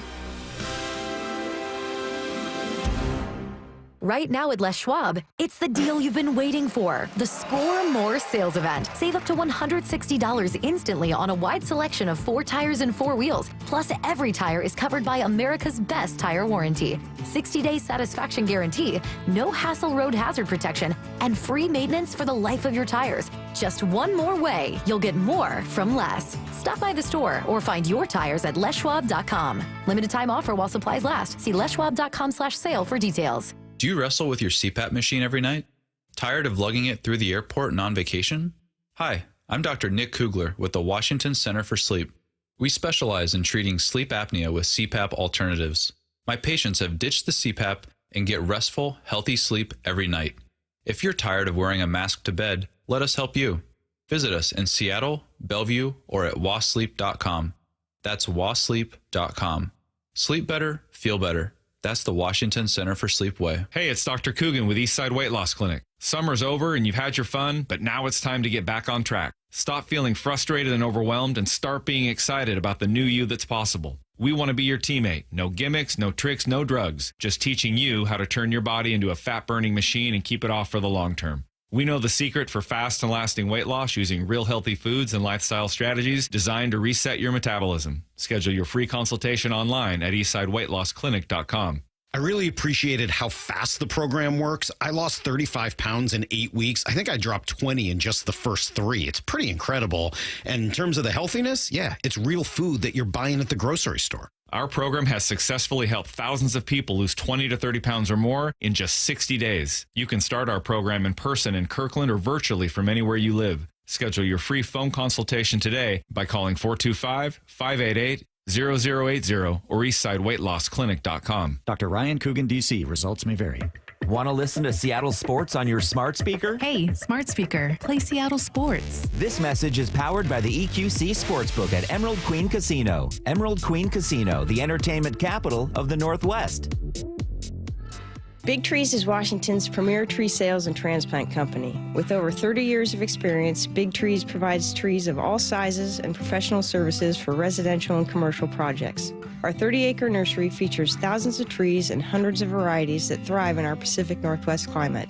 From flowering or fall color to mature evergreens for privacy, Big Trees has it all. For hours, directions, and to see our wide selection of trees, visit BigTreeSupply.com. That's BigTreeSupply.com. Upgrade your furnace or heat pump with Home Comfort Alliance, and for a limited time, save up to $4,000 in combined rebates, or enjoy 12 months same as cash, no interest financing on a new Lennox system. Call the comfort people. HomeComfortAlliance.com. In the wake of recent hurricanes, many families are struggling to rebuild their lives. But together, we can bring hope and help where it's needed most. Join Bonneville, Seattle in our Hope After the Hurricanes initiative. We're partnering with the American Red Cross to deliver vital relief to those affected. Your donation, no matter how small, helps provide food, shelter, and medical assistance to those in urgent need. Donate now and help bring hope back to hurricane victims. Visit mynorthwest.com for more information.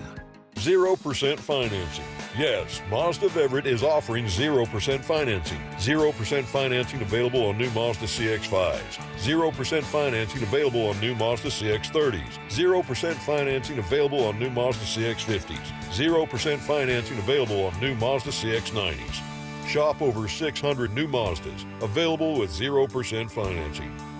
Shop MazdaofEverett.com and click Get the Mazda of Everett price. MazdaofEverett.com. Let's go! This is Seattle Sports. Streaming through the Seattle Sports app. KIRO AM Seattle. KIRO FM HD2 Tacoma. Home of the Seahawks, Mariners, and everything Seattle sports. This is the Huddle. Every Thursday from noon to 2. The Huddle. You are listening to The Huddle with Dave Wyman, Michael Bumpus, and Stacey Ross. We're going to recap the Bills' loss here, though only very quickly, I promise. And then we're going to bring on Julian Love, Dariq Young joining us next, and then we're going to continue a preview, a look ahead to the Rams, because let's put a loss behind us. First, though, let's talk about the Bills. It could be, Wyman, something we learned, something that stood out. What's sticking with you after this one? I just think it was, well, during the game, I called it a comedy of errors. Some of the, the stepping on the foot, the kicked ball that Allen somehow got, you get the interception, snap over the head. I mean, there's all kinds of things that went down that, I don't know that it's enough to make up for the 31-10 deficit, but it certainly didn't allow them to get into any kind of like a rhythm. So, yeah, it was one of those that I think at this point Buffalo's a better team, no question about it. But that was a pretty big test, and I think things will get better. But and I do think in some things improved a little bit with Ernest Jones. I really like what I saw from him. 15 combined tackles. Yeah, he made a ton of tackles, and he's very physical, and and I think his weakness is maybe pass coverage, but I think he's kind of setting a culture there. He's going to, as far as taking on guards and staying in your gap and all the gap discipline stuff that we talk about. Bump, it felt like they missed DK Metcalf. I don't know that he's the reason they lost, but you were looking at the lack of explosives in this game, and that stood out to you. No passes thrown over 20 yards. DK has the most 20-yard receptions in the league with 11. And what he does, he creates space underneath, and he makes the safeties have to drop deeper, which allows there to be more room between the backers and the safety. He just affects a defense. And people, if DK is not going for 130 yards and a touchdown, people think DK is not doing anything. Statistically, probably. But you look at the way he gets other people open at times. He was missed. They were not explosive in the pass game at all last week. No, absolutely not. Wyman, we were joking earlier with listeners on Bump and Stacey about a Halloween candy that would describe the Seahawks. And someone said Twix, and while I didn't agree with them, because I think Twix are a perfect candy, they said, well, it's like side A and side B. You kind of see two versions. There's a version of the Seahawks I thought could beat the Bills. You know what I mean? Like, I looked at this matchup and I thought, the Bills have kind of struggled against the run. There's a version of the Seahawks that can get that going, that can be, a two-dimensional offense. Yeah, if they play their Reese's Peanut Butter Cup game. Exactly, Dave. Exactly. But they did not. They played their Twizzlers game. Yeah. Bump.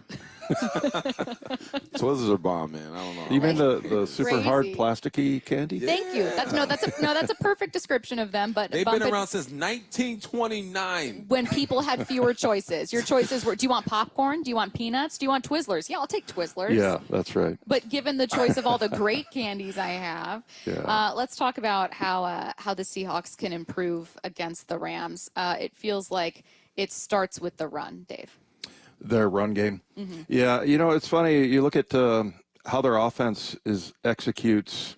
It reminds me so much of what we've seen from Sean McVay over the years, and we're, I think, 5-10 the last 15 against them.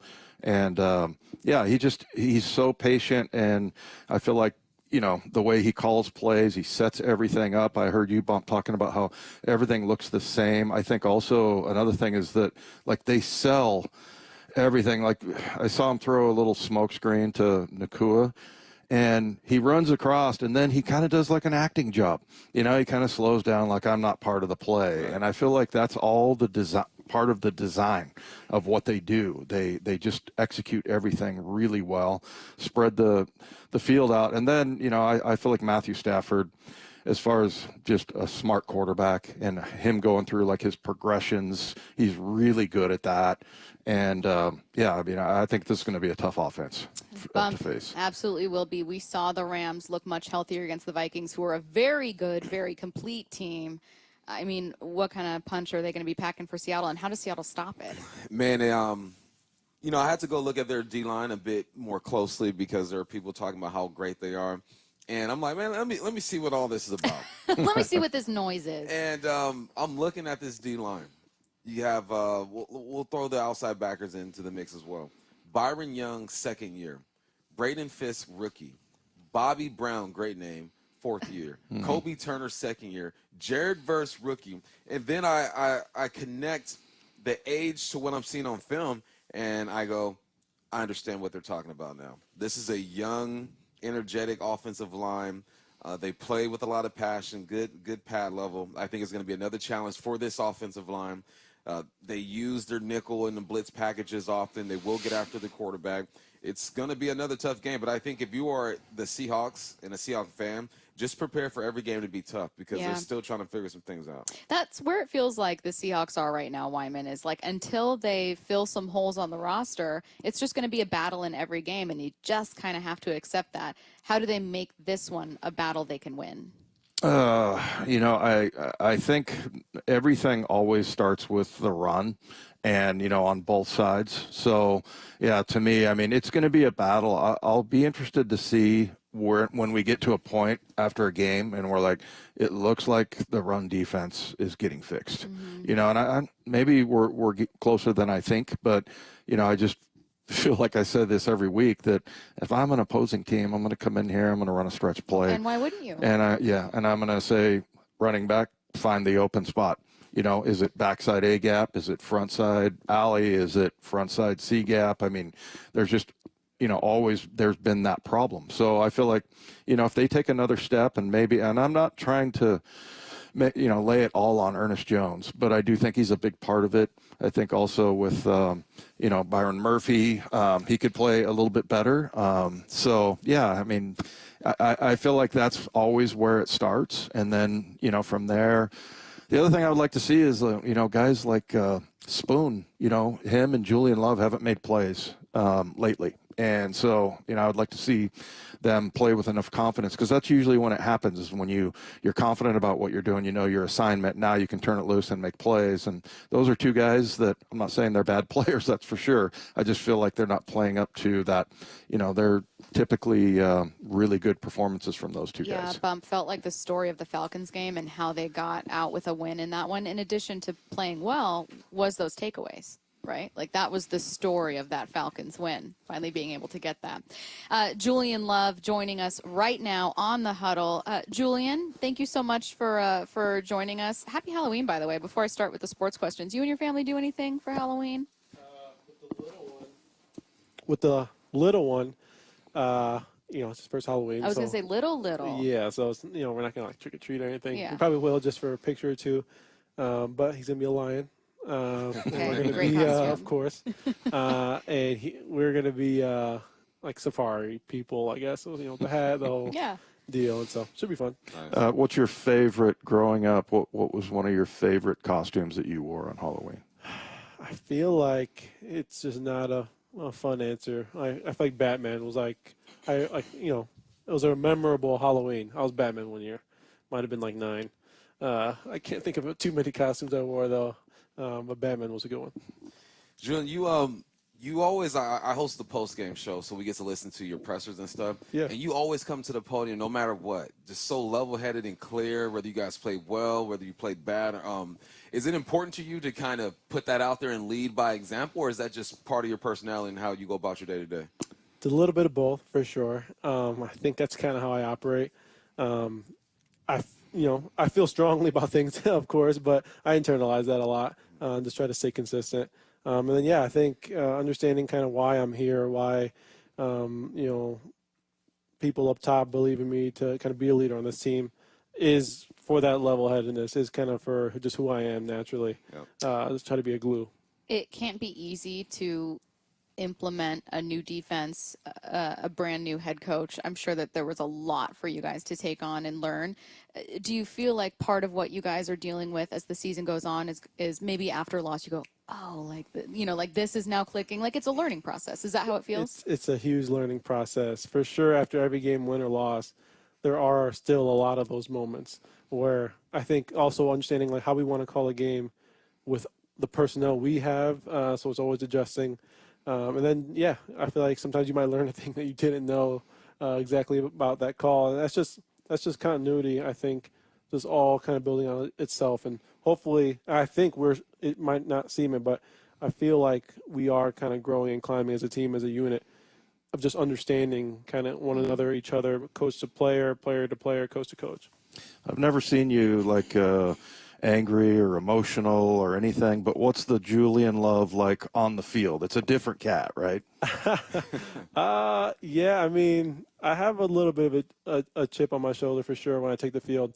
You know, I'm a believer in kind of speaking things into existence. And so when I wake up on game day, I just kind of have a certain mindset, certain things that I tell myself literally in the mirror as I'm brushing my teeth of how I want kind of mindset to be for the day. My wife, she's been around me a few times on game days. Like one time last year, I drove her to the stadium for a night game, and she was trying to talk and be normal. Oh, no. And she kind of saw a glimpse of kind of my, and she's seen me throughout college and high school and all that stuff, but she saw a little bit of my game day kind of mindset, and I just call it, I'm just a little on edge. Sure. To her, yeah, I'm just a little on edge. I'm not trying to talk. I'm kind of getting in the zone, kind of getting that, not anger, but just a little bit of a chip on my shoulder. Sure. Yeah. I love watching film, man, and I try to watch it and put myself in you guys' shoes. So then when I watch the game from the press box, I know what to expect. So I'm looking at the Rams, and I'm looking at all the motions. It's in every play there's a motion or something, and my first thought was the stress it puts the safeties under, because it seems like you guys have to rotate your rotation and all that good stuff. How important is communication going to be this week, and what kind of stress does that put a defense under because they have all this pre-snap stuff going on? It's a huge communication game. They're very successful. Obviously, they have a lot of talented players, but you know, it's a game of leverage. Like something so little as like not having the correct leverage on a play as they're motioning and shifting. Like Stafford's a vet; he's going to take exactly what you give him. So we kind of got to be on it every play. And yeah, for safeties, we kind of see it all. We have to communicate, especially me. Kind of guys are looking at me to make certain checks and calls, and so I got to be on the ball each play. Kind of get the play quick, get the play call quick, and then get the checks out, and so everybody can know and we can all be on the same accord. All right. Well, you also have to get back to your day. You have a very busy week of prep, quick. so we were able to just grab you for a couple of minutes here after practice. So we do appreciate your time, Julian. He is Julian Love. You're listening to The Huddle. The Seahawks have a chance to get back on track as Sean McVay's Rams head to town. It's Joe, goes the other way. Josh Allen coughs it up for the first time this season. At the halfway point of the season, the NFC West is still up for grabs. Turns upfield, first down, got more. That is what we've been waiting for out of Ken Walker. Hawks, Rams, kickoff 125, pregame coverage starting at 10 on your home for the Hawks, Seattle Sports. Guys, did you know your testosterone affects everything in your system, including how you feel and perform every day? Right now, Revive Men's Health Seattle will check your testosterone for free. Knowing your T level is the first step in understanding if you have low T. Text the word BOOST to 65555 to book your free T check. They have helped thousands of men since 2011. They're so confident they can help you, they even guarantee it. Schedule your free testosterone test, free exam, and free consultation. Text the word BOOST to 65555. That's BOOST to 65555. Or visit ReviveMen'sHealth.com. Message and data rates apply. Message frequency varies. Text help for help and stop to cancel. ReviveMen'sHealth.com/privacy policy for how to opt in. Info will be used, and ReviveMen'sHealth.com/terms of use for terms of service.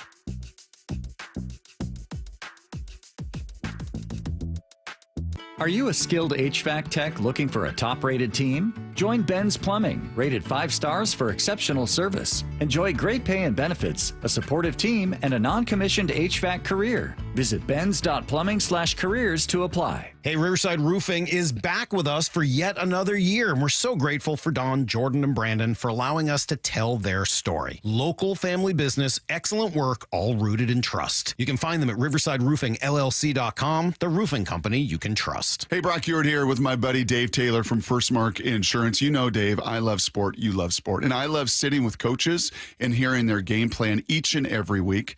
What are the keys to a First Mark Insurance game plan? It's a great question, Brock. I think there's really 3 keys to a great game plan with us. Number 1 is we want to make sure that our clients have the correct coverage for their unique specific needs. So that's number 1. Do you have the right coverage? Number 2, once we have the right coverage, are we getting that coverage at the most competitive price possible?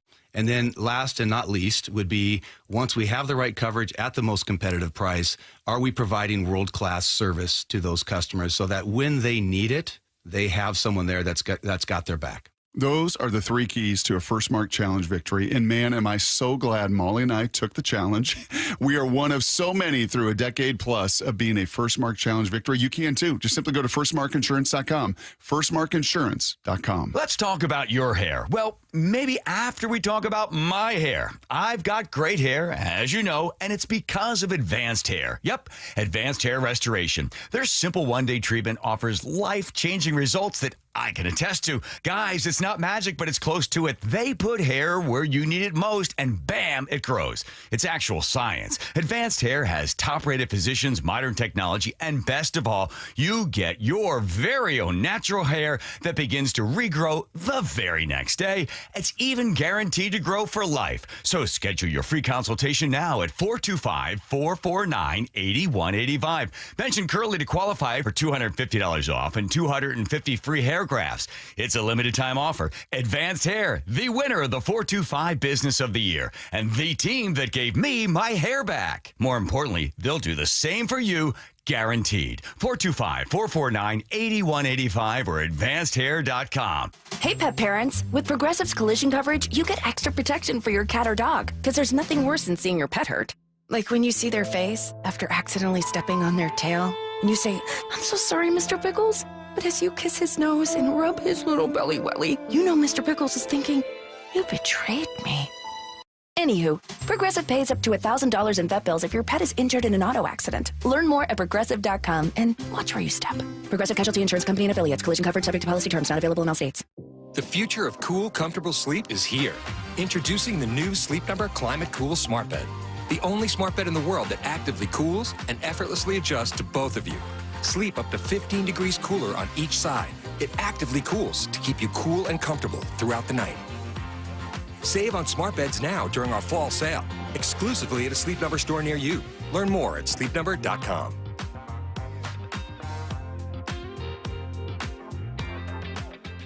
I'm Enrique Cerna. Washington's general election is Tuesday, November 5th, and election officials across the state make sure that every eligible vote counts. Make your choices, sign your ballot envelope, and return it to an official drop box by 8 p.m. November 5th. Or if you mail your ballot, make sure it's postmarked by Election Day. Don't let a late postmark disqualify your ballot. Visit sos.wa.gov/elections for more information. Sponsored by the Office of Secretary of State, WSAB, and this station. Subscribe to the Seattle Sports YouTube page to find new and exclusive content from your favorite shows and personalities daily. Just head to YouTube, search Seattle Sports, and click subscribe. This is The Huddle. Every Thursday from noon to 2 on Seattle Sports. You are listening to The Huddle with Dave Wyman, Michael Bumpus, Stacey Ross, and joining us right now, wide receiver Dariq Young. How's it going? Oh, you're good. It's been going pretty good. Good. We're sitting at 4-4 right now, and I feel like we could easily be sitting at 5-2. But you know, not everything goes our way sometimes. Weird season in the NFL in general. A lot of teams are having kind of like weird starts to the season. When you guys are really on and at your best, what do you feel like we really excel with? Running the ball, number one. Our coaches have made it an emphasis that in order to win games, we have to be able to run the ball. And I feel like the games we have lost, we haven't been running the ball well. And just taking care of the football. The ball is our number one priority. So if we do those two things, I feel like nobody could beat us. What about your role, like in the running game? You talk about running and, you know, wide receivers blocking obviously is a huge part of it. You take a lot of pride in that as far as the run blocking goes? Yeah. Each run play is important for us. There's no plays off. We have two dynamic running backs back there, and with K9, you know, he touches all zones of the field. It could be a run that's going right, but he could easily cut it back left, you know, with his vision. So it's very important that we stay on our blocks and we don't take any plays off. Yeah, you mentioned you guys aren't where you want to be, but you're still in the mix. You know, that's why I tell folks, I'm like, all right, maybe it's not 5-2 or what you want, but 4-4 still in first place and fighting for a spot there. Do you guys talk about that amongst yourself, or is it just all right, got the Rams this week, let's just focus on that? Yeah, we focus on the team ahead. We're not satisfied with being tied for first place, I believe, right now. Our ultimate goal is to win the division. But, yeah, we're just focused on the Rams right now. Can I ask you a Halloween question? We'll get back to football, but Sure. I was having an argument with my co-host, Bump, earlier, and we read a list of most overrated candies, and Dan Orlovsky had peanut butter cups as overrated, which I thought was absurd. Right. So like Reese's? Reese's. I don't think they're overrated. I think candy corn is overrated. That's the correct answer. Yeah. So on his list was Twizzlers. Okay. Bump tried telling me bomb. Twizzlers are bomb. True or false? Don't be afraid of hurting his feelings. The basic Twizzlers, no, but they have the sour ones or the spiced up with the little sugar thing. Yeah. Sure, but basic Twizzlers, Bump, they taste like plastic. Same family. It's just Well, Bump says they're the oldest candy. They taste like they're old. Yeah, it for tastes real. like since 1929. Yeah, I'm not a fan of Okay. I'm an old soul, I guess. What's going in your top 3 power rankings of Halloween candy? Top 3, Yeah. I'll say Snickers, Jolly Ranchers, and I'll go with Airheads. I don't Solid trick-or-treat answers. anymore, but when I Right. was a kid, trick-or-treating, those would be my favorite I candies. like the Airheads. No one's mentioned Airheads yet. Yeah, no one That's did. true. Yeah. One more Halloween question. Do you remember when you went trick-or-treating, what was your best?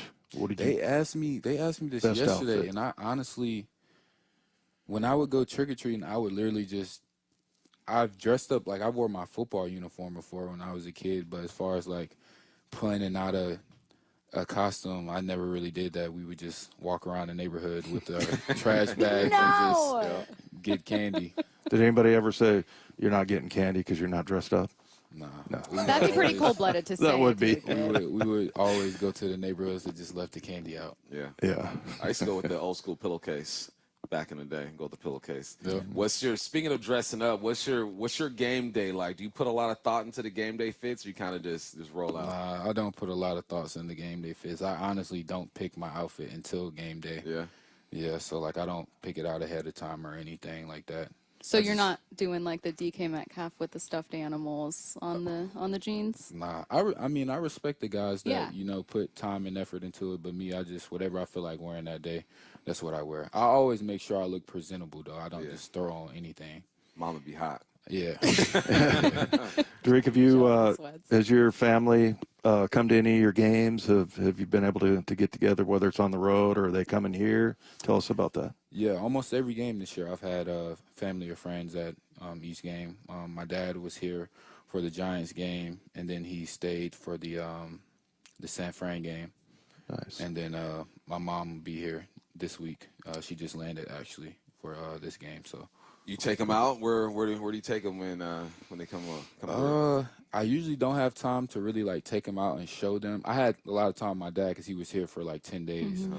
But yeah, my mom, I'll probably just take her to a nice dinner somewhere in Bellevue. Yep.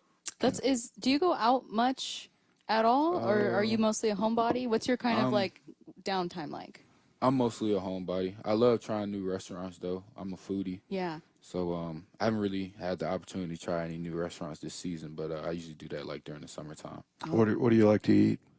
I love hibachi and Italian food. So it used to be Tokyo Steakhouse in Bellevue, but they changed it to Wild Wasabi. That was one of my favorite restaurants for a while. And Italian food, I like Vaughn's 1000 Spirits. Yeah. It's like right by Pike Place. Yeah. Okay. I think they have one in Woodinville too. I just went to Vaughn's. Duke's, I like. I don't know if you've been to Duke's yet. Seafood? Yeah. I've been there. Yeah, Duke's. I think we're going there tonight for the for Hawks Live show.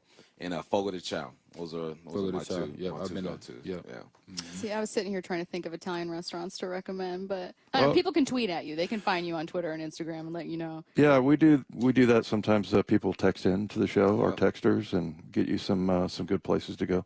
You're a car guy, right? Yes. I love Yeah. What are you driving now, and how did you get into that? Well, what I'm driving now was more so like a business decision. I drive a Tesla, and I chose the electric route because when I first got out here, I was driving a gas car, like a rental car, and every time I filled it up, I would spend like a crazy amount of money on gas. Yeah. And it just started adding up, weekly. So I just decided to get a Tesla. Went to a car dealership, test drove it, and I was like, it's just like a regular car. Yeah. It's some differences, but yeah, I love Tesla, and I honestly don't see myself going back to a gas car. I rented a Tesla when I was in the Bay Area like a month ago. I've never driven a Tesla before. Legit, 5 minutes into driving, I called my wife. I was like, "Yeah, we might need to we might need to make the move." Yeah. The performance is crazy and everything. It's quiet though, right? It's Like quiet. that's the whole thing people The like. acceleration is quiet. crazy. It's you just have to drive one. Trust me. Yeah. Yeah, I'm not a car person, but I will try that out. Both of my neighbors have them, and every time they leave, I always think, "No, that must be nice." But how is Dariq Young kind enough to join us on the Huddle? Don't go anywhere. Seattle Sports, your home for Brock and Salk. Daniel Jeremiah joins us every week at this time. Which could be fixed quicker, the rush defense or the running offense? I think they have the guys to fix the defense. I still think there's talent upgrades that need to take place along the offensive line. I think defensively they have some really good pieces there. They've got to get connected with the linebackers and the safeties coming down and helping out and being where they need to be and filling spots. I feel better about the talent level of the defense to fix that. On Seattle Sports and 97.3 FM HD2. Paid political announcement. A Bob for Bob update. In 2021, Bob pushed decriminalizing fentanyl just like Oregon. In 2023, more than 1,000 citizens in King County died from fentanyl overdose in a single year. While other states enforce and arrest fentanyl dealers, Washington, under 12 years of Bob, has become a leader in fentanyl deaths and last in law enforcement officers per citizen. It's simple. Vote Bob if you want more crime and less safety. Paid for by the Bob for Bob Committee, 1283 Puyallup, Washington, 98371. Top 4 donors: Steve Gordon, Fremont Dock Company, Brian Haywood, and Susie Burke. Make this holiday season extra special in the kitchen of your dreams while saving thousands. Hi, this is Chad Cicchini, owner of Heritage Homecraft. Our solid wood refacing system delivers a luxurious new kitchen, way easier and less expensive than a total tear-out. Book now, have your new kitchen before the holidays, and you'll save an additional 15% up to $3,000 off your new kitchen. Call now for a free in-home consultation. Heritage Homecraft, 425-485-1600, 425-485-1600, or heritagehomecraft.com. How was your job to school? Let me tell you, I had to get my iced coffee first. I just can't seem to put it down. My favorite rapper just announced a tour. My phone was buzzing like crazy. I'm so excited. I had to text all my friends right then to talk about it. Then someone started calling me and... Let's try that again. I turned my phone off right away. I never drive distracted. Visit StopTextStopWrecks.org. A message brought to you by the National Highway Traffic Safety Administration, Project Yellow Light, and the Ad Council. Hey, can you blow up some balloons for Jack's party? I can't. I'm so congested. You need Sinex Saline from Vicks. Sinex Saline Nasal Spray? Yeah, just Sinex. Breathe. Sinex Saline instantly clears everyday congestion associated with colds and year-round allergies with a gentle, ultra-fine mist that's no mess and easy to control. Daddy, we need more balloons. On it. Enjoy life's important moments without congestion. Try Sinex Saline from Vicks. Just Sinex. Breathe. Use as directed. I'm Bradley Johnson with 1-800-DUI-AWAY, and I want to talk to you about football. It's exciting when Seattle fans shake the earth. You can even feel that energy on your 100-inch variable refresh QLED surround sound 7.1. At 1-800-DUI-AWAY, we know that enjoying the game often involves alcohol. And the police know it too. Have fun, be responsible on game day, and pace yourself. If you feel sacked in the fourth quarter, get a designated driver to take you to your end zone. If you get carried away with too many Bloody Marys after too many Hail Marys, call for a timeout. You get the point. Be safe. Call 1-800-DUI-AWAY or go to 1-800-DUI-AWAY.com. Watching the game in your blue and green jersey is a lot more fun than wearing an orange jumpsuit. 1-800-DUI-AWAY! Xfinity here. How can we help? Hi, my entire family's obsessed with all things Wicked, but my kids can't stop watching the trailer, and now they're having a Wicked-themed sleepover. Do you think our internet can handle all of the streaming and memeing going on? Well, we've engineered our Xfinity gateways to handle hundreds of devices at once, so they can all stay magically connected. Wow. Are you a wizard? I wish. No, just someone that won't let a bad connection burst your internet bubble. Now through December 31st, get thrillifyingly fast 150 megabit Xfinity internet for just $19.99 a month for 12 months with a 1-year contract. Go to Xfinity.com to learn more. Keep the magic going from your screen to the big screen. And see Wicked, only in theaters November 22nd. Restrictions apply. Requires paperless plan and autopay with stored bank account. Equipment, taxes, and fees extra. After promo, regular rates apply, currently $54 a month. Actual speeds vary. The Mike McDonald Show. The first word from the head coach after every Seahawks game. We want to play a certain way, and you're just going to chisel away at it every day. Presented by Emerald Queen Casino. Everywhere you look, things are getting more expensive. So at Consumer Cellular, we're lowering the price for those 50 and up. Now you can get unlimited talk, text, and data for $30 a line when you buy 2. That's just $60 a month for 2 unlimited lines. So if you're 50 and up, make the switch and save. Come on, you've earned this. Call 1-888-FREEDOM or visit consumercellular.com today. Requires 2 lines of service, age validation, and credit approval, subject to system and area limits, taxes, and other fees apply. Get in zone, AutoZone. Welcome to AutoZone. What are you working on today? Sounds like wipers. If your wipers are streaking, skipping, chattering, or even worse, loud, you need to visit AutoZone and get some fresh new blades. We've got basic wipers to get you back on the road, as well as premium blades from Bosch and Rain-X. So if you're hearing this, just head to your nearest AutoZone or AutoZone.com. Get in zone, AutoZone. This is the Huddle. Every Thursday from noon to 2. On Seattle Sports. All right, you are listening to The Huddle with Dave Wyman, Michael Bumpus, and Stacey Rost. Coming up a bit later, we're going to go in the trenches with Ray Roberts, obviously talk about that offensive line, what he's seeing and what he wants to see. Before we get to that, though, let's start an opponent preview with JB Long. JB, how's it going? Oh, just kidding. We're going to get connected with JB here in one moment. Also, a Gino press conference coming up next. You guys are going to hear from the quarterback. We'll begin our Rams preview.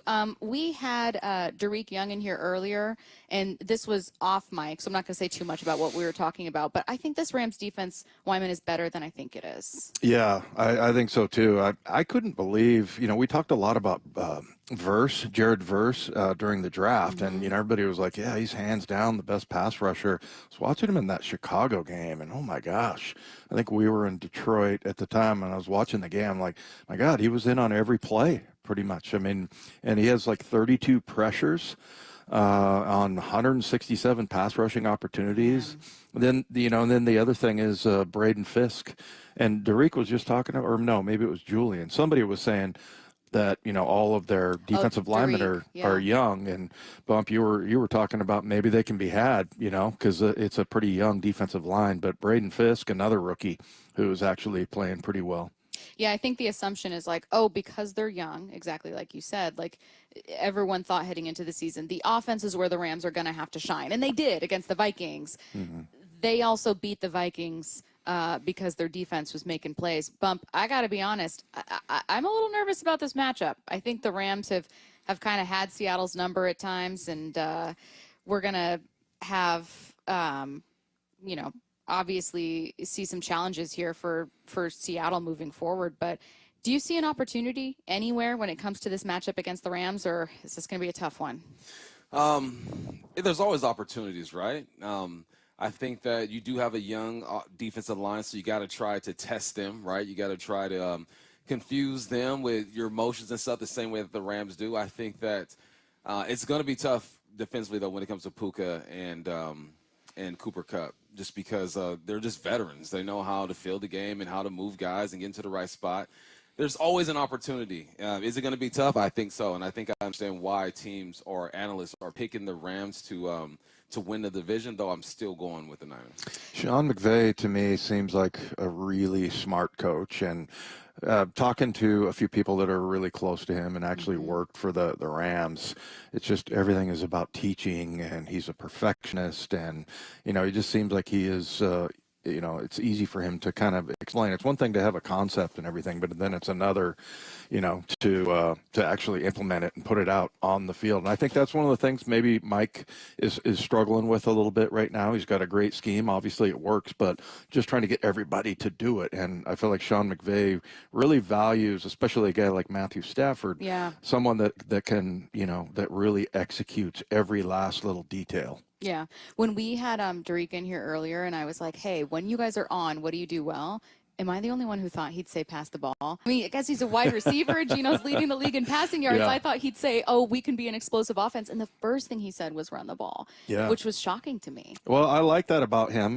He is really a versatile player. We haven't seen a whole bunch from Dariq Young, but I think he's going to have a good career, man. Remember his rookie year, they lined him up at fullback. He's a good special team guy. You know, he's versatile. He can line up anywhere. And you see when he's a receiver, that's why I asked him about, you know, it looks like you take a lot of pride in blocking. So, I think, that's kind of surprising. I like that, that a wide receiver was picking that. Well, and look, I know that some people might roll their eyes because people can, well, you don't do it very well, but it's about what he thinks they can be great at and what he personally likes. And look, I want this team to be better there. I think it's clear where their focus is. And, you know, Mike McDonald kind of hinted at this. He was in this case, Wyman, talking about the run defense. But he was like, look, I know fans want to see it. There's a certain point where you just want to see it. But I am telling you, we are taking steps. We're working on it. We know exactly who they want to be. It's just about taking the steps to get there. What steps do you kind of hope we see against the Rams? You on the defensive side or either offensive? Side, establishing or stopping the run. Yeah, and obviously I always focus on everything is always on the defense. And it can be. It's a huge thing. Yeah, and you know, and I think the offense wasn't really the problem over the last couple of years. It was the defense. So if you know, to me, I think it's a good start. I'm not trying to get too excited about you know, Ernest out there. I mean, I think I think he looked really good, and there was a couple of things that he did, Ernest Jones did, that I was like, okay, that's different. Maybe that will kind of catch on with everybody else. And it had to do with just the ferocity of, it's one thing to get in your gap, but really that shouldn't be what it's about. It should be get in your gap and win the battle, you know, and that's the thing where I think guys are getting pushed aside. And, you know, I was just talking to somebody about what I would do, and I've probably said this on the Huddle the last 3 weeks, is if I'm going to come in here as a team that wants to run the ball, which everybody does, I'm going to test them with a stretch play or whatever and just see, can they get to their gaps. How did the stretch play, how would that test them in a different way as opposed to like just running right now? Yeah, just because, you know, you kind of, everybody's kind of moving to the side. The linemen are kind of moving. Maybe I'm not describing it right, but like, to me, a stretch play is like you hand the ball off and he kind of heads outside, and he could go anywhere from the backside A gap to the front side. And, you know, good running backs are good at that. If you make a mistake, they will find the hole. I don't even care if you're a third stringer. And we saw that happen with both San Francisco and the Giants. I mean, if there's a huge gap there, doesn't matter if you're a third stringer, you're going to run through it. So, I think that's something that if you can constrict that a little bit, I think Byron Murphy is, you know, he was hurt there for a while, but I think he's going to make a comeback and start to be a little bit more dominant. And that's one of the things Bob and I were grading yesterday, all the different position groups, and I gave a fairly decent grade with the defensive line because, you know, and I think Bob was more critical of the D line, but to me, it's more about the safeties and the linebackers filling in those gaps. The second level. So I think, you know, if they can get that down, that'll be key, because Sean McVay, very smart coach, and he's definitely going to test that defense. Oh, I promise you, Sean McVay knows exactly where Seattle's struggling right now and is ready to poke at some of those buttons. Last question. I only saved you a minute, but you guys have already talked about this. I was listening to you and Bob the other day, and you guys were discussing whether or not, is this personnel, like not having the horses, or is it scheme? And Wyman, I kind of want to believe that it's scheme, because that feels like something you can improve on this year. You can learn, you can figure it out. Not having the right guys, that's not something you just solve. You're right. And so, and I'm not picking, and actually mine was kind of neither, because the scheme works, we know, right? But we've seen it work. Yes, and I think we have the talent. Now, that's just my opinion, but I just think Boye Mafe, Dariq Hall, I mean, these are all good players, but it's executing the scheme. So it's something in between where it's like, I don't want to say it's coaching like these guys aren't, good coaches or anything like that, but it's just taken a while to get everybody to like a point where they're like, I think it was Ernest Jones that said when he came in here, he goes, yeah, I need to get out to practice and screw a bunch of things up and then fix them. And I'm like, that's a great way to put it. I've never heard anybody say that. Learn. Yeah, because, if you're a pro, most pros don't, fall for the same thing twice. Yeah. So if something happens, you learn from it and, you get better. So I feel like somewhere down the line here, we're going to look at, and it could happen just in one game where it's like, wow, everybody's in the gap. They're not gashing us in the run game. We're holding them under 100 yards. That'll be, I'm waiting for that day, Stacey, waiting for that day. Speaking of gaps, we're going to talk about the offensive linemen coming up in the trenches with Ray Roberts. Before we get to it, let's take a listen to the latest from Gino Smith. It's coming up next. Hey, it's Dr. Coogan with Eastside Weight Loss Clinic. Summer's over and you've had your fun, but now it's time to get back on track. Stop feeling frustrated and overwhelmed and start being excited about the new you that's possible. We want to be your teammate. No gimmicks, no tricks, no drugs. Just teaching you how to turn your body into a fat-burning machine and keep it off for the long term. We know the secret for fast and lasting weight loss using real healthy foods and lifestyle strategies designed to reset your metabolism. Schedule your free consultation online at eastsideweightlossklinic.com. I really appreciated how fast the program works. I lost 35 pounds in 8 weeks. I think I dropped 20 in just the first 3. It's pretty incredible. And in terms of the healthiness, yeah, it's real food that you're buying at the grocery store. Our program has successfully helped thousands of people lose 20 to 30 pounds or more in just 60 days. You can start our program in person in Kirkland or virtually from anywhere you live. Schedule your free phone consultation today by calling 425-588-0080 or eastsideweightlossklinic.com. Dr. Ryan Coogan, D.C. Results may vary. Don't waste time trying to get rid of your old or broken down car. Cars for Kids is the easiest and fastest way to donate your car and get a tax deduction. Go to carsforkids.org today. That's cars with a K. carsforkids.org. At Shane Company, we believe everybody is made to shine. So put on earrings that make you sparkle, diamonds that light up the room, a modern heirloom you'll treasure. We're all made to shine. Shane Company, your friend and jeweler. Have you tried the dining district at the Bellevue Collection? Grab lunch with friends, meet up for happy hour, and stay for dinner and beyond. You can sample international flavors and local favorites from talented chefs. Try a new cocktail on a rooftop bar or watch the game with friends and explore the lively nightlife scene. The Dining District at the Bellevue Collection, where your taste adventure begins. Learn more at BellevueCollection.com/dining district. If your home's heating system is 10 years or older, it needs a tune-up. Your furnace and heat pump work extremely hard, and after 10 years, wear and tear can cause a failure. The last thing you want this winter. Deere Services is now offering a heating system tune-up with a no breakdown guarantee and no service fees for just $49. A thorough inspection and recalibration for just $49. Visit DEARservices.net. Make an appointment, and we'll be there within 3 hours. Deere Services, Seattle Seahawks small business partners. You're free now. Free to fill your feed with impossibly chunky chunkers who chunk harder than you ever thought possible. Cats, corgis, babies, baby penguins, baby pandas, chunky baby pandas. Free to make your smart devices do silly things. Free to open a world of remote work and a portal into Gametopia. Who's the boss now? Free to be everything you imagine, and then some. That's how it feels to have Quantum Fiber Internet. Quantum Fiber, your world unleashed. Learn more at quantumfiber.com. Limited availability, service in select locations only. Bonneville International radio station contests are open to participants 18 years of age or older that are residents of Washington State unless otherwise specified. Employees or agents of the station, Bonneville International Corporation, other area radio stations, or any entity associated with the contests are not eligible to win unless the station otherwise specifies at its own discretion. Persons who have won in the last 60 days from a station contest or event may not be eligible. Full general contest rules are available on seattlesports.com or in person at the station during regular business hours. This is the Huddle. Every Thursday from noon to 2 on Seattle Sports. Sitting at 500 with a huge divisional matchup coming up against the Rams, let's figure out how quarterback Gino Smith is feeling. Here's his press conference. You're wearing your vote shirt. Start with that. Just why is that important to you, though? Yeah, anytime we can get out and, make a change, whether that's in our community, make a difference in our community or, nationally, want everyone to have that right, which many have fought for. And so it's very important for all of us. And so there's a voting center at Lumen Field that, hopefully everyone shows up to and let their voice be heard. When you take a look at the film and you look at the Rams, they've got some young rookies in that linebacker spot with Verse and Fisk. What do you see with them? Yeah, you said some young guys, but they're playing like vets. They have a great system there, great coach. He's going to coach them up and get them ready and prepared to play. I feel like those guys are out there, they're playing together. You can see, obviously, they lost Aaron Donald, but you can still see up front, man, they're getting after it. And so we got to be prepared for them. They do a great job at twisting stunts.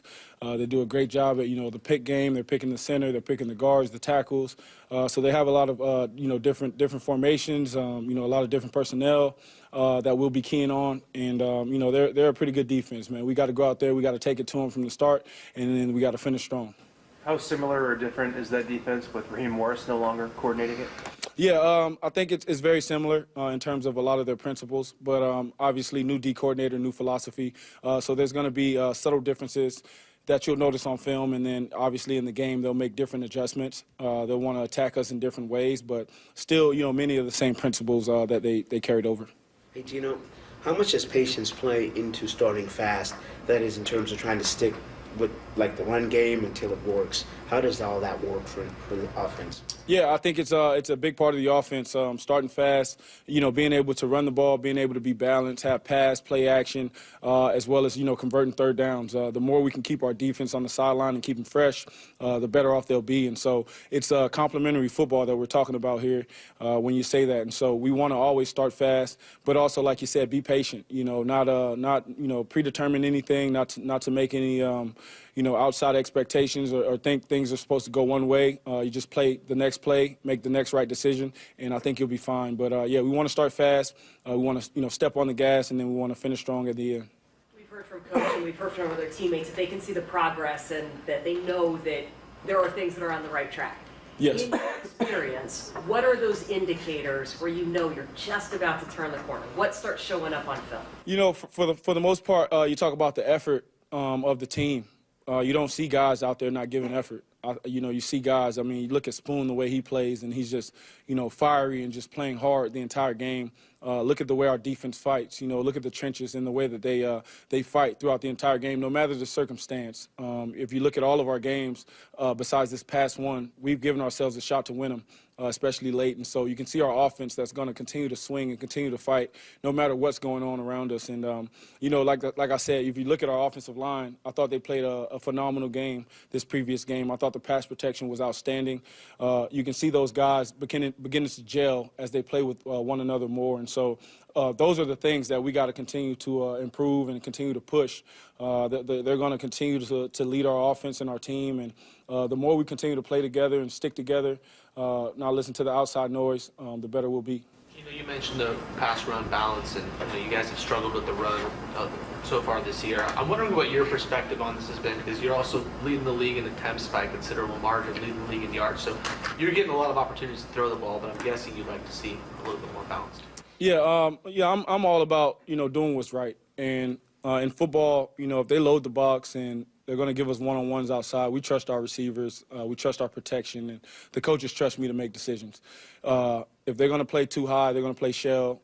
We should have advantage looks in the run game, and we should be able to run it. And so if we run the ball all game and it works and we win, I'm fine with it. If we pass it and we win, I'm fine with it. I think balance comes with doing the right thing. And whether that's run or pass, it's really dictated by, what the defense is doing, what's the situation, what do we have to do in this moment to get the win.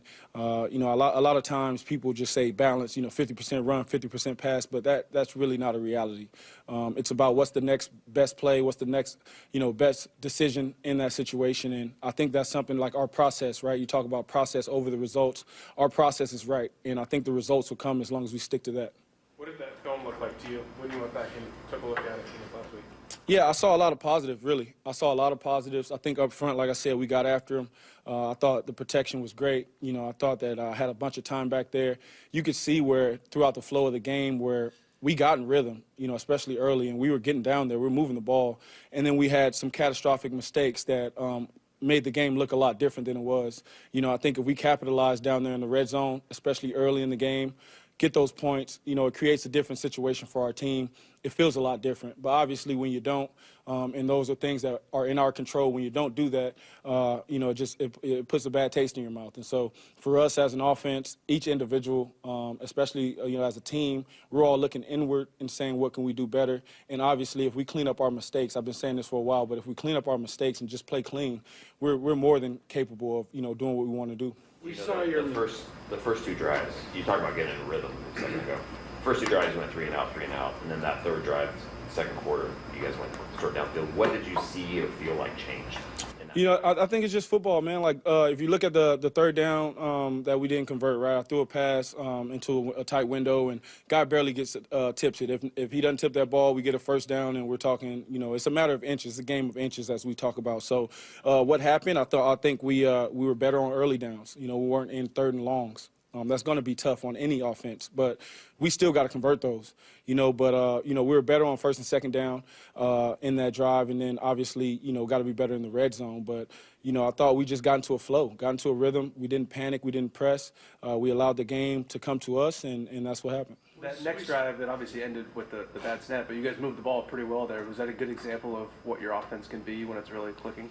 Yeah, I think in all the games, if you watch all of our games, we have those spurts where it's just, we can move the ball at will at times. And you can see it when we don't have, penalties that set us back, or, we don't have turnovers or things like that aren't conducive to winning.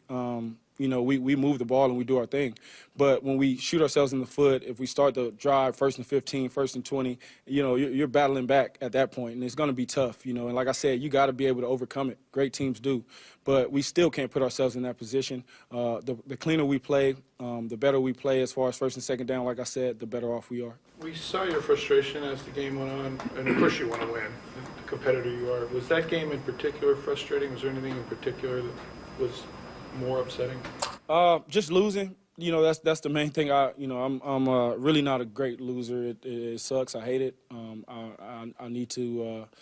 Overall, when I watch myself, hey man, just continue to uplift the guys, and if I'm being honest, do a better job at times when we're down. Those are things that I'm constantly improving. I'm not going to say I'm perfect at it. I'm very emotional when it comes to winning, when it comes to doing the right thing. And so at times I let my emotions show, whether that's good or bad. I guess that's a personal opinion, but, I'm going to be myself at all times. And so I want to continue to bring that fire to our team, to our offense. I want to continue to be competitive, and not in a bad way, but in a good way. And so it's always a fine line that you got to walk, but I got to be careful with making, too many mistakes in that area. How difficult is it to be genuine and a competitor, but not be fake rah-rah and positive when it's not going well? I don't think it's difficult. I think everyone is themselves, and I think as long as you're being yourself, I think it's fine. Like I said, if it becomes something that you're going overboard, or it's a hindrance to your team, or you're hurting the team, then that's a problem. But otherwise, just be yourself.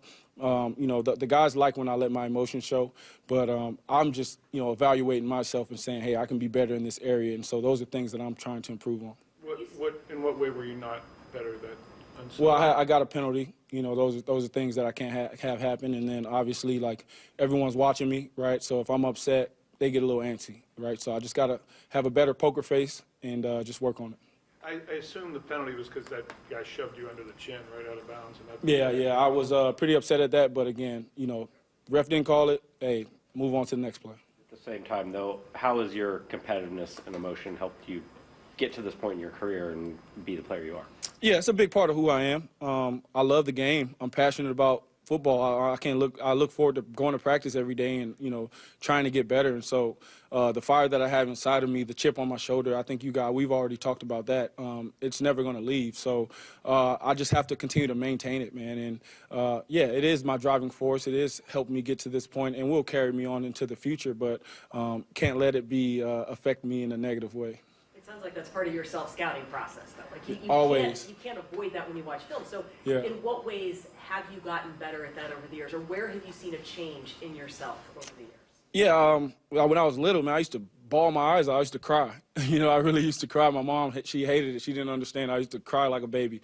So I don't cry tears anymore. I fight them. I hold them back. But it still feels the same way. It cuts deep, man. Like, I want to win so bad. I want the guys to enjoy the success of all the hard work we put in.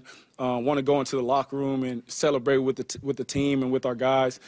So when we don't win, no matter what I did out there, no matter how I played, it all hurts the same. And I look forward to the next opportunity. We got great guys on this team in this locker room, and we're getting things. We're 4-4 right now. We got everything right in front of us, and everyone's positive and they're prepared. And we're getting on the right track, and we're going to be good. We've been talking a lot about the offensive line, so let's go in the trenches with Ray Roberts coming up next. Seattle Sports, your home for Wyman and Bob. He is Mark Schlereth. As I watch Seattle on the defensive side of the ball, that to me seems to be one of the biggest things that keeps kind of rearing its ugly head is guys are getting on you and they're staying on you, and you're not defending or defeating the block. The game is played with your hands and feet, and you've got to be able to shock people. I always said when I was playing, first contact wins. So the first guy who makes contact usually wins that battle. On Seattle Sports and 97.3 FM HD2. This is Stacey Rost. Is that leaky faucet driving you crazy? Don't wait until it becomes a flood. Call Ben's Plumbing, Heating, and Air. At Ben's Plumbing, they pride themselves on 5-star service, where your satisfaction is their priority. Whether it's a stubborn clog or a complete plumbing overhaul, their team of dedicated professionals is here to help with no commission sales tactics. Just honest, reliable service you can count on. Call today at 206-789-5353 or visit Ben's.plumbing. That's Ben's.plumbing. Hey, Brock Ewart here with my buddy Dave Taylor from First Mark Insurance. So glad, so thankful that Molly and I made the call. Had heard so many First Mark Challenge victories, we needed to take that challenge. What does happen from your perspective when that caller, when that email, when that person reaches out to you for a First Mark Challenge victory? That's a great question. So there's several steps we go through in the process. The first step is we're going to gather information, find out all we can about that client and what their needs are. The next step is we will go out to the market. We have dozens and dozens of carriers that will compete for the business. At the end of that process, we will then bring those findings back to the customer, show them what we found, and who the eventual winner was in that competition. And it may be who they're with. It might be, yes. And sometimes that's the best we can do is recommend they stay where they are, but maybe modify a few coverages to put them in a better position. So go take that challenge today. Go be the next First Mark Challenge victory. It costs you nothing, and they will be there with you every step of the way. FirstMarkInsurance.com. FirstMarkInsurance.com. At aimyourdigital.com, we'll help you target the right audience, build your leads, and crush your quota. Take your business to the next level. Our digital marketing strategies help grow awareness of your product or service, all while building trust in your business. Our approach involves leveraging multiple tools and strategies to deliver exceptional results that are customized to your unique business needs. Don't wait to run out of sales leads. Keep your business growing. Get started with aimyourdigital.com today. You gotta love football season, but when it comes to your windows and doors, you don't want any fumbles. Steve Rabel here, reminding you to trust locally owned Pella Windows and Doors of Western Washington to tackle your project. Their selection of windows and doors can't be beat, and they'll give you top-notch customer service with no trick plays. Right now, get 0% interest for 24 months with equal payments or 40% off qualifying installs. Schedule a free consultation with Pella Windows and Doors of Western Washington. Go to PellaPNW.com. Guys, did you know your testosterone affects everything in your system, including how you feel and perform every day? Right now, Revive Men's Health Seattle will check your testosterone for free. Knowing your T level is the first step in understanding if you have low T. Text the word BOOST to 65555 to book your free T check. They have helped thousands of men since 2011. They're so confident they can help you, they even guarantee it. Schedule your free testosterone test, free exam, and free consultation. Text the word BOOST to 65555. That's BOOST to 65555. Or visit ReviveMen'sHealth.com. Message and data rates apply. Message frequency varies. Text help for help and stop to cancel. ReviveMen'sHealth.com/privacy policy for how to opt in. Info will be used in ReviveMen'sHealth.com/terms of use for terms of service.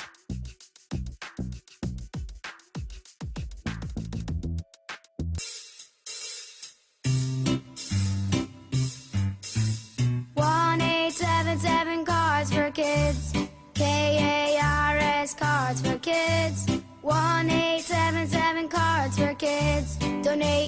car today. 1877 Cars for Kids. KARS Cars for Kids. 1877 Cars for Kids. Donate your car today.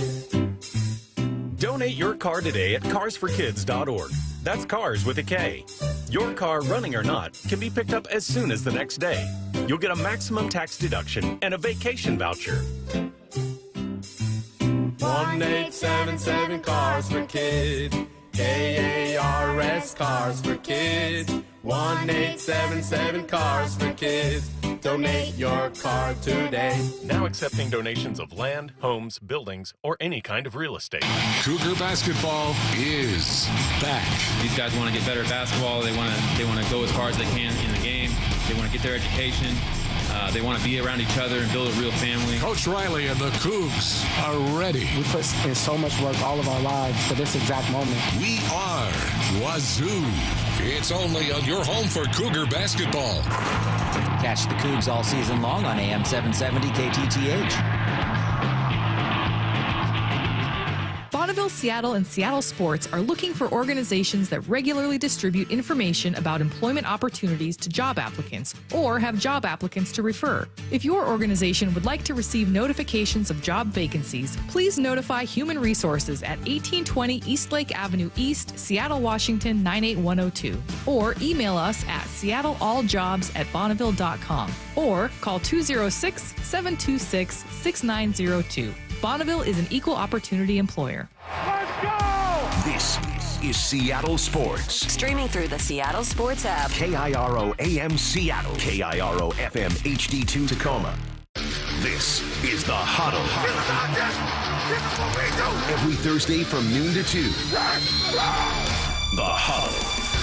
You are listening to The Huddle, and we are going in the trenches with Ray Roberts. Big Ray joining us right now. Hey, Ray, how's it going? It's going good. How about you guys?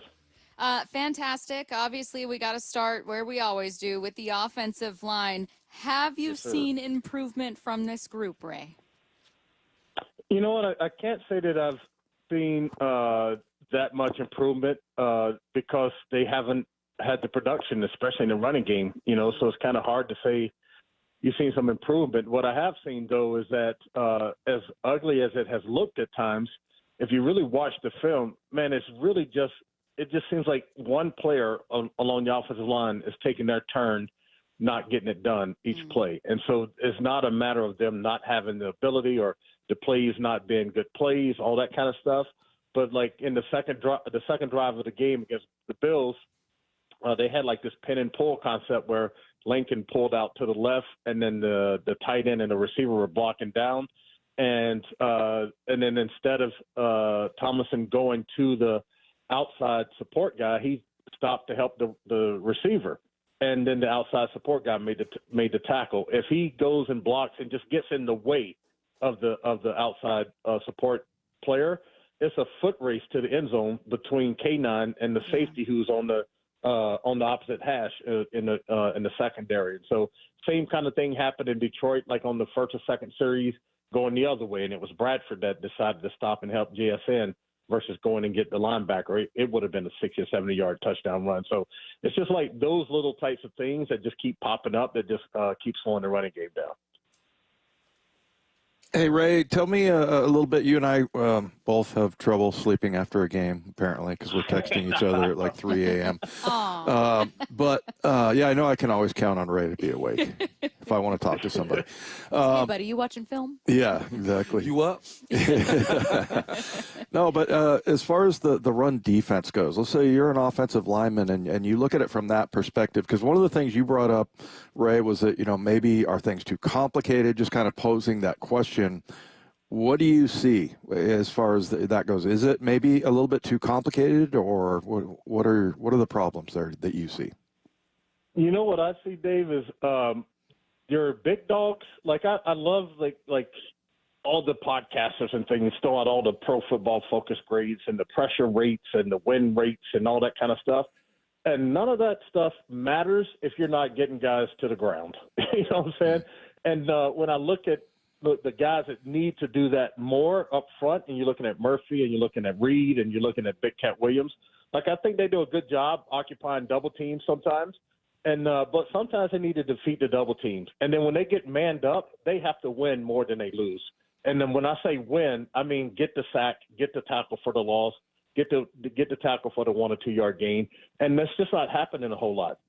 So they're like, you can go back and watch film and they're like, oh man, Murphy got more pressure than I thought he got, or man, he was in position to make a tackle more than I thought he was. But I need you to make the sack and I need you to make the tackle.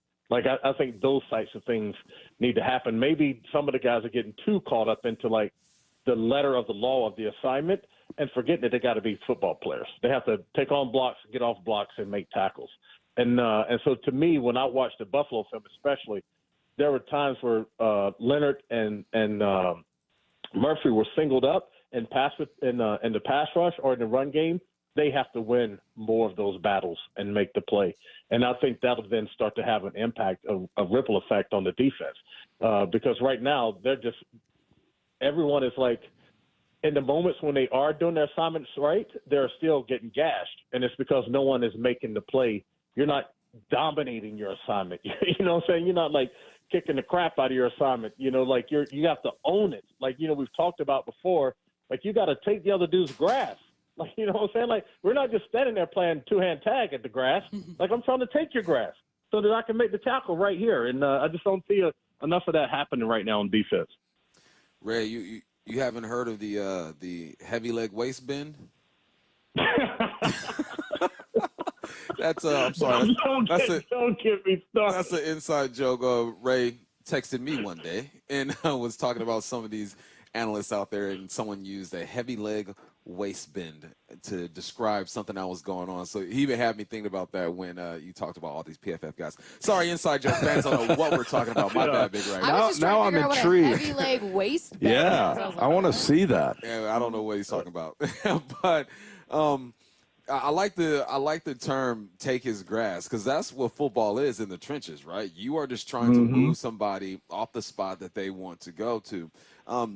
And some of the evaluations I see with Haynes is just that he's not strong enough yet to take somebody's grass. I know that males typically keep growing until they're like 24 years old. Do you see that in him, that eventually he can get there, or is it just he has to adjust the way he plays the game? You know what? I haven't when I watched him play, because I haven't seen like anybody else on the offensive line just driving somebody 4 yards off the ball. It's kind of hard for me to make the assessment that he's not strong enough. You know, he does have most of his weight up top, and so his legs are not as as big and round as like Bradford or Tomlinson's. But so maybe he can gain some strength and power. But his pop off the ball, his explosion off the ball is good enough. His athleticism is good enough.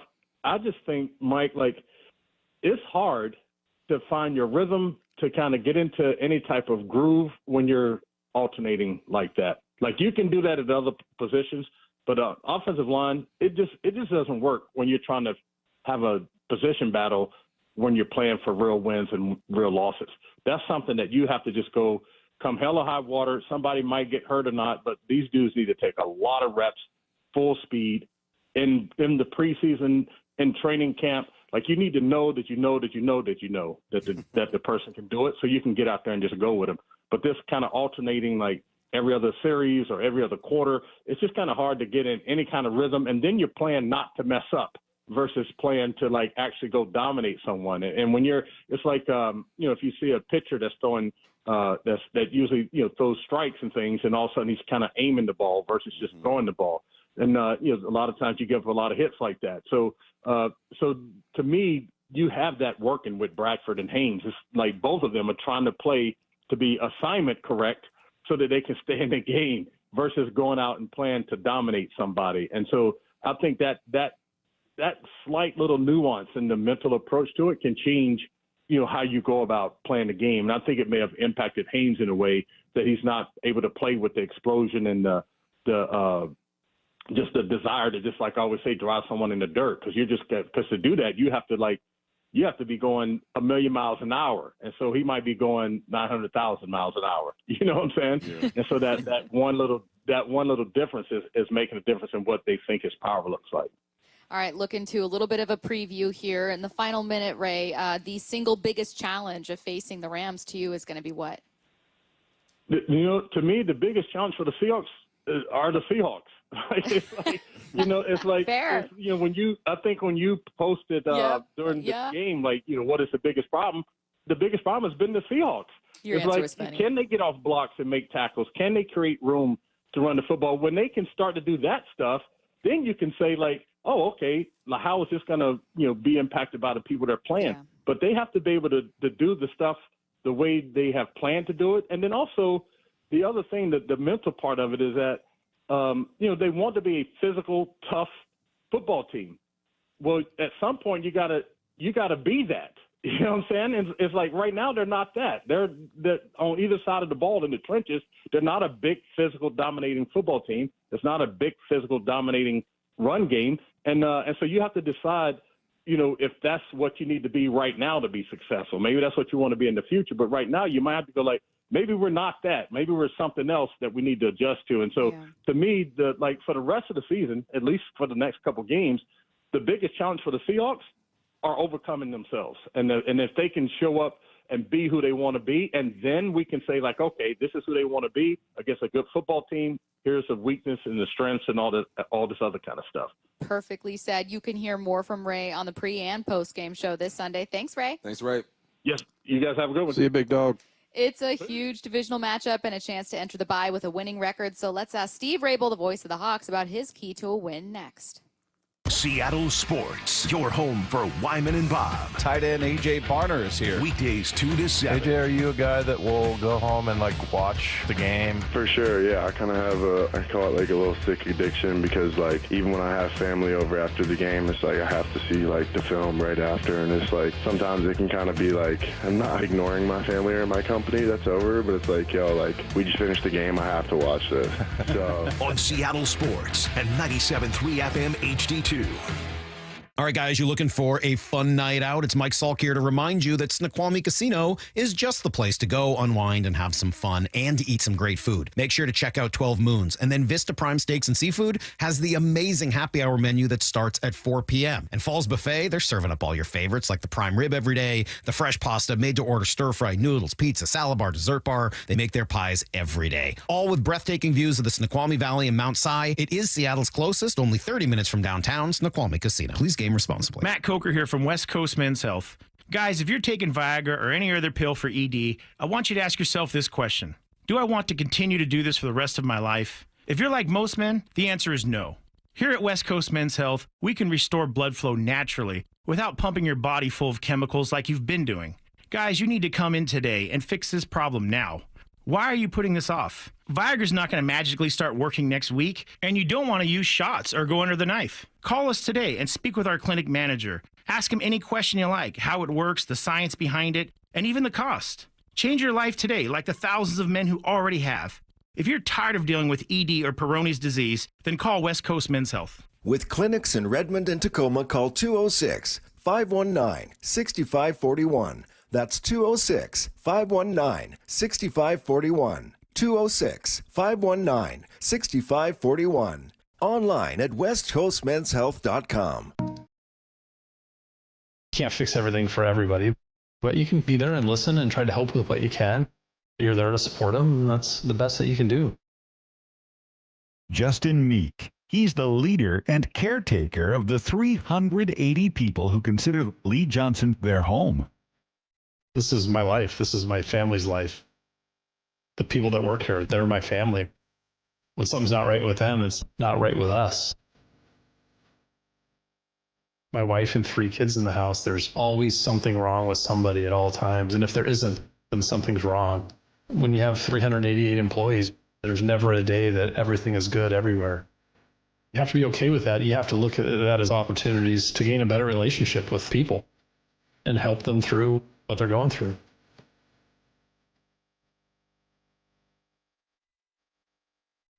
The LJ way is the Lee Johnson Auto Family. Are you putting off your new kitchen plans? Why wait? Hi, Chad Cicchini, owner of Heritage Homecraft. Call today for a free in-home estimate. Years of experience, thousands of happy customers. Heritage Homecraft, 425-485-1600 or heritagehomecraft.com.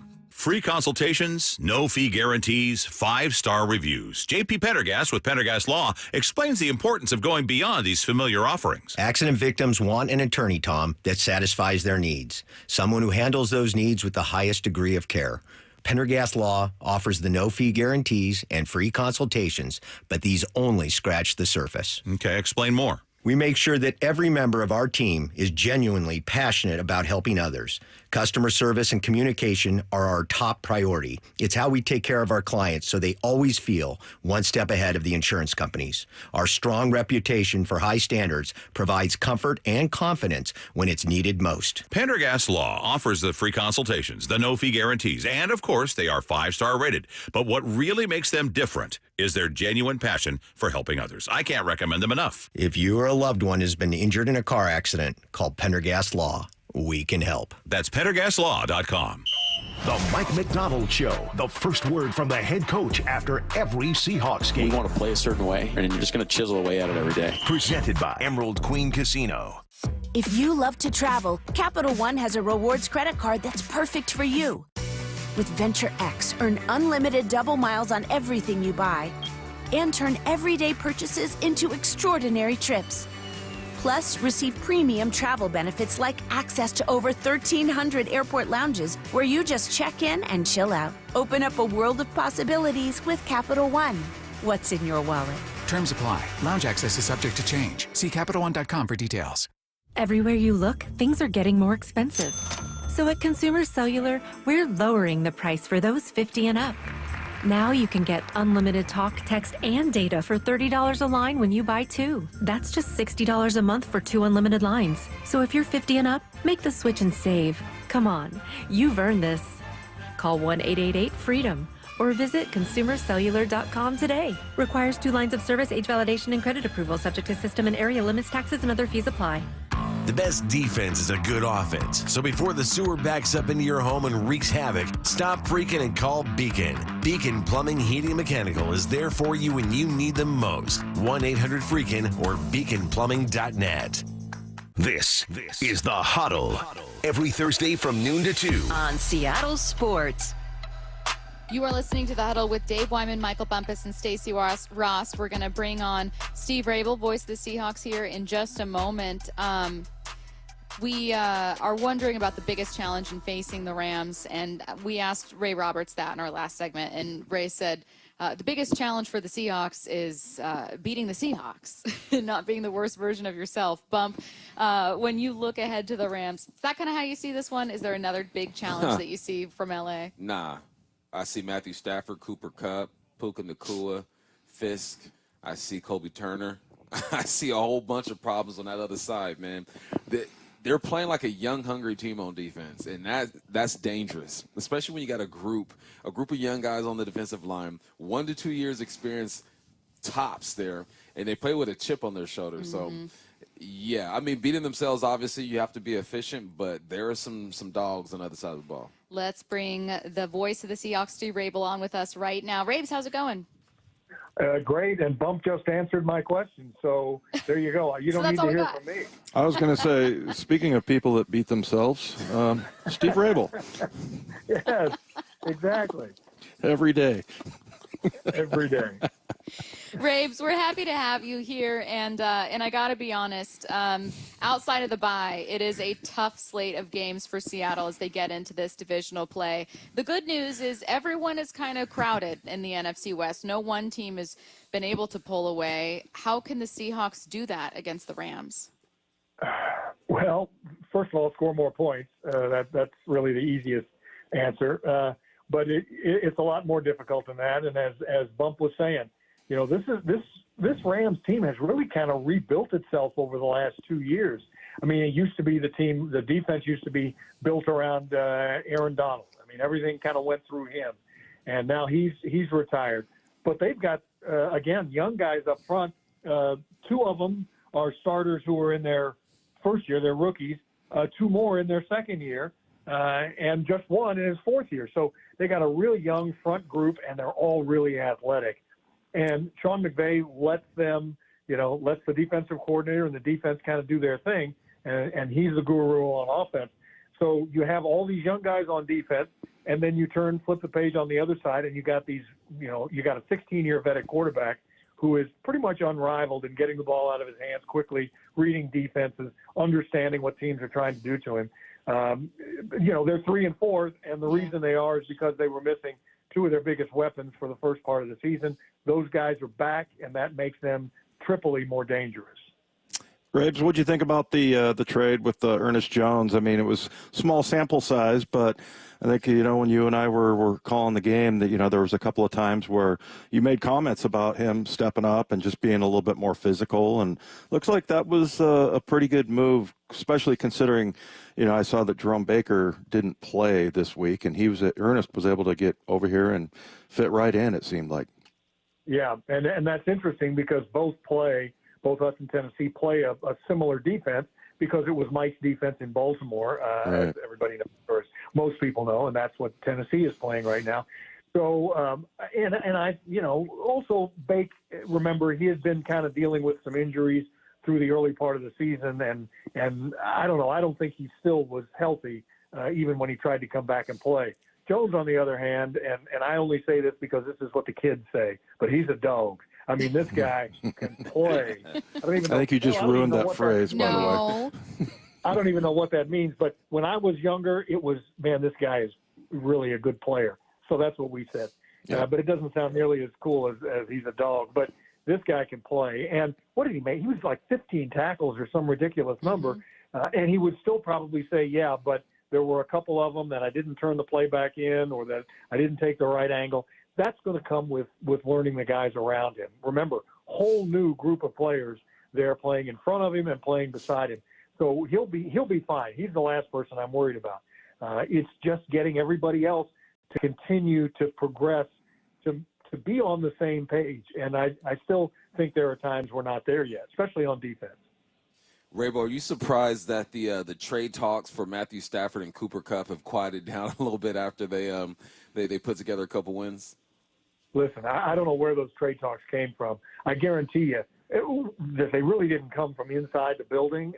Every GM will say, well, we'll listen if somebody calls. But I can't imagine that they were serious about that. First of all, who do they have to replace those guys? You don't trade somebody unless you're in the toilet and you're getting ready for next year or the years after. And the Rams have always been sort of, hey, we're a couple of players away getting healthy from being where we've been the last few years. And those guys are back now. So, no, I never put a whole lot of credence in any of that stuff. And then when you saw them against the Vikings, you saw they're almost back to where they were. And unfortunately, Puka Nacua and Cooper Kupp have this week now to get even healthier and get back into the swing of things. So we're going to have to play our best game, I think, defensively, because that's what the demands of the Rams offense are. Where to you do most of those improvements need to come defensively? I don't mean just against the run, but maybe one position group that's going to have to take a step forward. You know what? And I think this is interesting. And Big Ray and I talked about this a little bit before we did our podcast yesterday, which we just taped, which is fascinating, by the way. I got to tell you, you guys are really blessed, and we all are, to have Ray as a part of this group. He is such a terrific spokesperson. He talked a lot about his own, mental health issues and why he's so involved now. Anyway, I just bring that up because his declaration yesterday, he said, when I looked at us running the ball or us defending against the ball, he said, it's not just one big thing. He said, running the ball, for instance, if one guy slides off a block or one guy doesn't get to the right spot to cut off somebody, and it's somebody different every time. And I think when you look at the defense, you're going to find the same thing. It's going to be a missed tackle here. How many tackles has Spoon missed all season? Almost none until this last week. And we saw him get shedded a couple of times, 3 or 4 times maybe on tackles. So really unusual kind of stuff sometimes that happens because they all haven't played their best game together yet. And when that happens, look out. I think they're going to be a formidable unit. But I think everybody has to take responsibility for making those plays individually. If I don't let my end of things down, then I know we're going to be better as a defense. And if everybody thinks that way, then that's when you start playing that lockdown D. Hey, Rapes, you talk to McDonald once a week, right? Twice a week. Twice a week. Do you tell us, like, he seems very steady and he's never broken character. I mean, no panic button pushing. It just seems like he is one of the more calm coaches in the league. What have you noticed about him? Exactly that he knows that it's a process. And when you start to hear kind of the same words from a lot of different people, John uses that, John Schneider. This is a process. I don't think anybody expected, although we were sure hoping, that it was going to happen overnight. And after 3 wins to start the season, we thought, yeah, man, these guys have already figured it out. Well, maybe not quite so much. And now that there's tape out there after about the first 2 or 3 games, teams start looking at, okay, here's what they're doing in Mike McDonald's defense. But that said, we can find some ways to attack that. I think that's what you're going to see out of the Rams this week. Teams are attacking us in the alleys. They're attacking us with tight ends on crossing routes, and they're attacking us on cutback runs. So you're going to see the Rams do a lot of that this week. But Mike really stays kind of even-keeled and just says, we know what we have to do. And he said, he said it on Wednesday. He said, if I was a fan, I'd expect progress too. But he said that's what we expect out of every practice, every day. And he said you can't jump over steps to get there. In other words, we can't just throw out what we've been doing and say, okay, let's just load up at the line of scrimmage and we'll blitz 8 times out of 10 and see if we can bring some pressure, because then that opens up a whole other can of worms for you.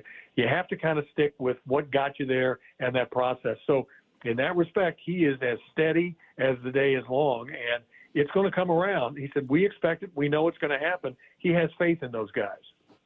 He is the voice of the Seahawks, Steve Rabe. We'll hear him on the call this Sunday alongside Dave Wyman. Thanks, Rapes.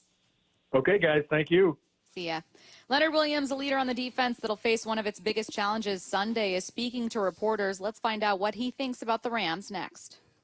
Well, this week's First Mark Challenge victory goes to Brandy Cruz. Hey, Brandy, why? Why First Mark Insurance? Service. I wondered for a second whether I was getting the VIP treatment, and I kind of asked, hey, is this what you do for everyone? And they're like, of course. The whole First Mark Challenge is meant to be personal, right? So it really is tailored and meant to be a personal experience for every single person. I will say I've just done whatever is the quickest and cheapest type of insurance, and I realized while I was doing it, wow, this is what it feels like to get insurance as a real adult. We had a million questions, and they walked us through every step of the process, and then they're working for you. So they're not working for insurance companies, they're working for you. To experience that level of service really shows you what the difference is with First Mark. Brandy did it. My family did it. You got to do it. It's totally free. Take the First Mark Challenge. See how much money they can save you and how much better your coverage will get. Maybe you will be our next First Mark Challenge victory. Go to firstmarkinsurance.com. Did you know your skin is the largest organ of your body? Huh? That's why you should shower with Old Spice Super Hydration Body Wash instead of plain old bar soap. Love your skin by super hydrating it with vitamin B3 and glorious notes of vanilla and shea. Did you know that my super hydrated skin is the second largest organ of my body? The first is my heart. Old Spice. Men have skin too. Old Spice Super Hydration Body Wash. 24/7 renewing moisture. With daily use. This is the story of a very special woman. Just a few knew about her superpowers. In a matter of seconds, she turned herself into a great mathematician. She masqueraded as a regular person at work, but as a superhero at home. Everyone knows her as Gabriella. I still call her Mom. Your hero needs you now, and AARP is here to help. Find the care guides you need to help, complete with tips and resources at aarp.org/caregiving. Brought to you by AARP and the Ad Council. Are you looking for a construction loan to build your dream home? Are you a local builder needing a better financing option for your next spec project? Hi, I'm Scott Rireka, CEO of Legacy Group Capital in Bellevue. Stop wasting time with local banks and credit unions and their endless guidelines. We're the experts for common sense residential construction loans. We lend our own money, we make our own decisions. And if your deal makes sense, we'll get it done fast with flexible terms. For homeowners, we advise you every step of the way with things like budget and timeline, ensuring the completion of your dream home. For builders, Legacy's not only your lender, we'll source your next deal, provide permitting services, And if you're short on equity, we'll invest alongside of you. Legacy Group Capital has lent more than $1 billion, helping over 130 local builders and hundreds of homeowners. We can help you. Construction loans don't have to be hard. Borrow smart with a common sense construction loan from Legacy Group Capital. Visit LegacyG.com. LegacyG.com. Hey, diamond lovers. Shane Company knows fine jewelry. That means a lot when you're looking for a dream engagement ring, a beautiful keepsake, or the perfect gift. When it's this important, you want someone who knows exactly how to work with your budget, not against it. Someone who knows you deserve a piece more beautiful than you've ever imagined. Through 4 generations as a family business, we've always sourced our diamonds and gemstones directly, cut out the middleman, and passed the savings on to you. Come see us in store and compare our wide selection of diamonds, rubies, and a rainbow of sapphires in different shapes and sizes. So many in stock and ready to take home today. Create your dream engagement ring in 3 easy steps. Or pick a perfectly preset ring that's created by our in-house design team. Browse our selection of fine jewelry gifts for everyone in your life, from diamond and gemstone studs to must-have tennis bracelets and beautiful birthstone necklaces. With our everyday competitive prices and unmatched free lifetime warranty, Shane Company is your go-to destination for fine jewelry. Visit shaneco.com and come in to see for yourself. Shane Company, your friend and jeweler. Hawks live. Tonight from 7 to 9. Live from Bellevue Square Center Court. Gino Smith has himself a day. Presented by the Dining District of the Bellevue Collection. On Seattle Sports.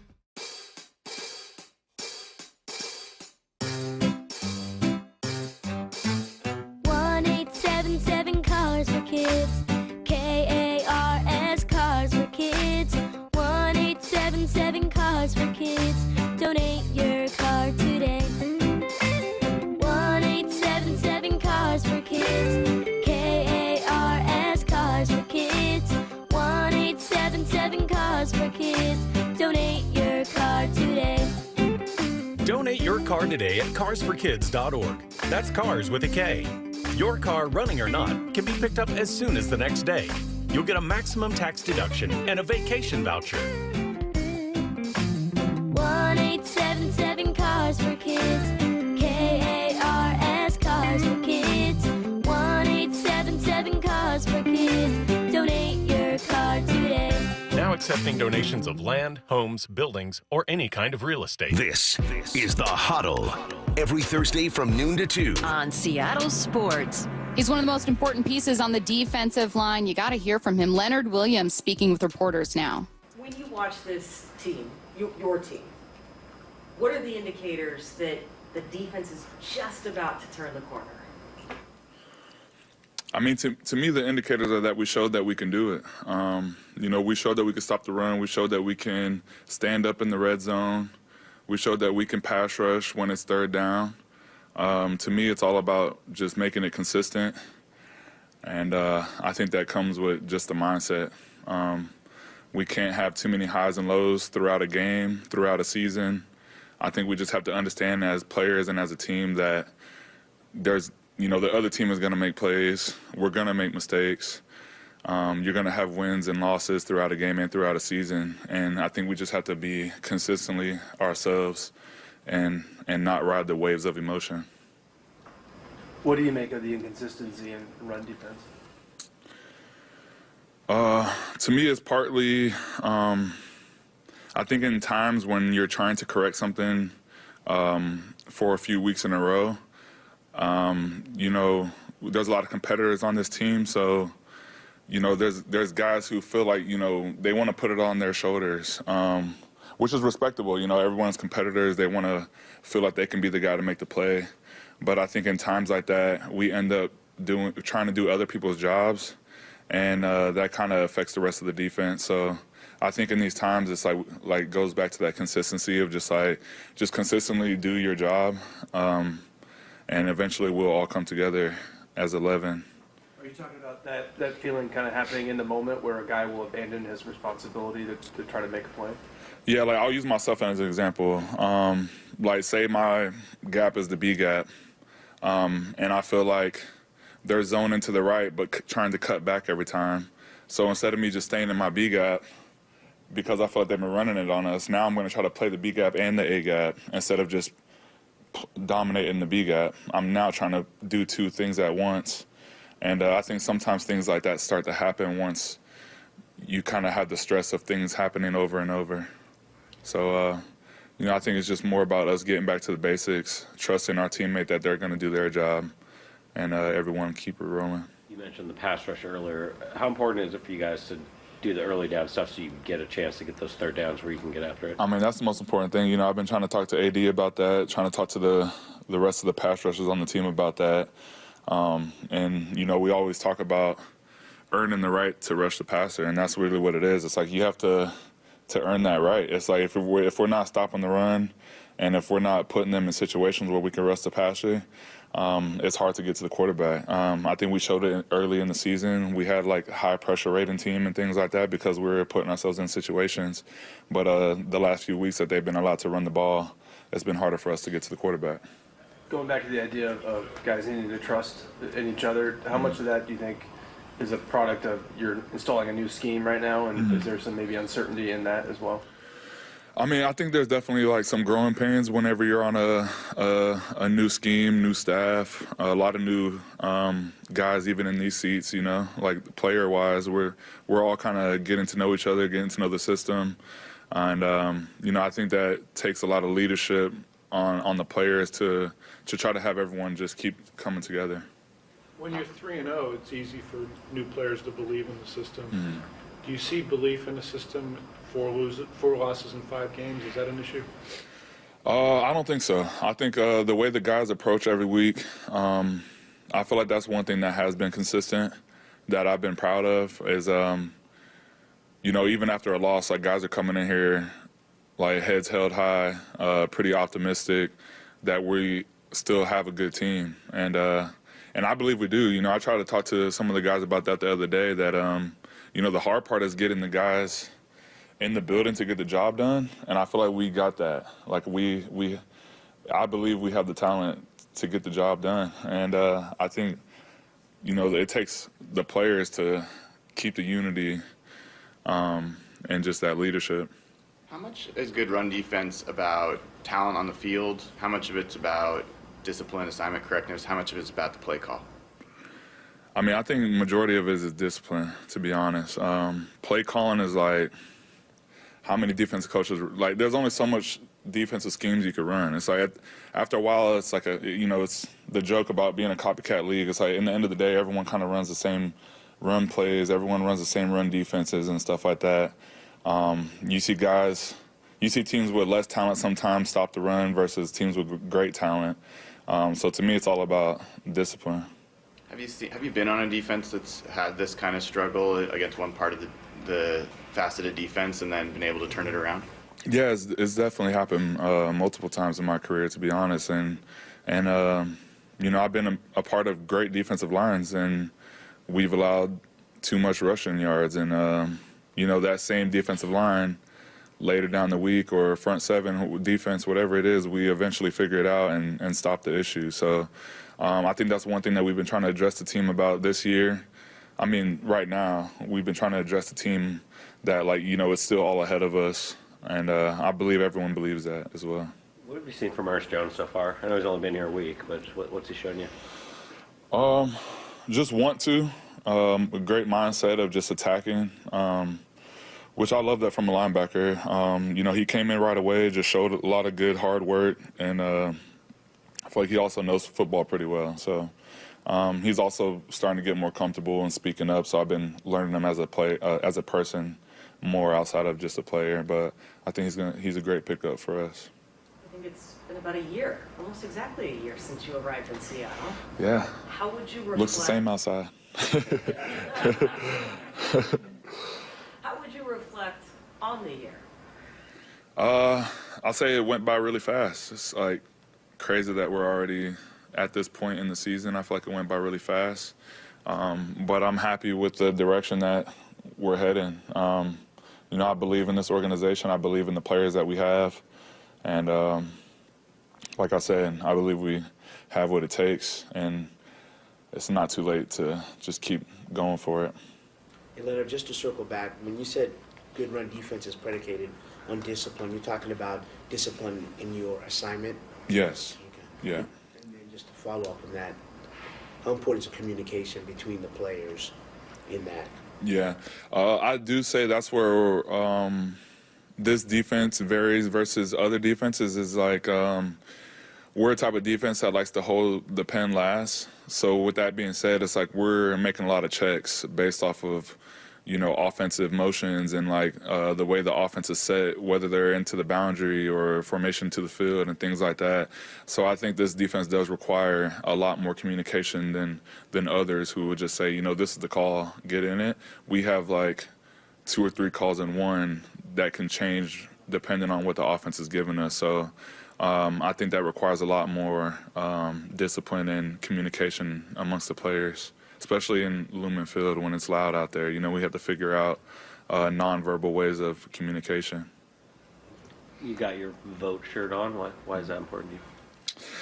I mean, it's obviously right around the corner. Got my vote shirt. I think it's important. Every vote matters, honestly. Don't feel like yours doesn't matter. And, you know, it's important. That's all I got to say. Back to that communication with the 3 plays in one, where do you think some of the problems on defense are stemming from that? Could be. But, you know, I think it's, like I said, based on discipline.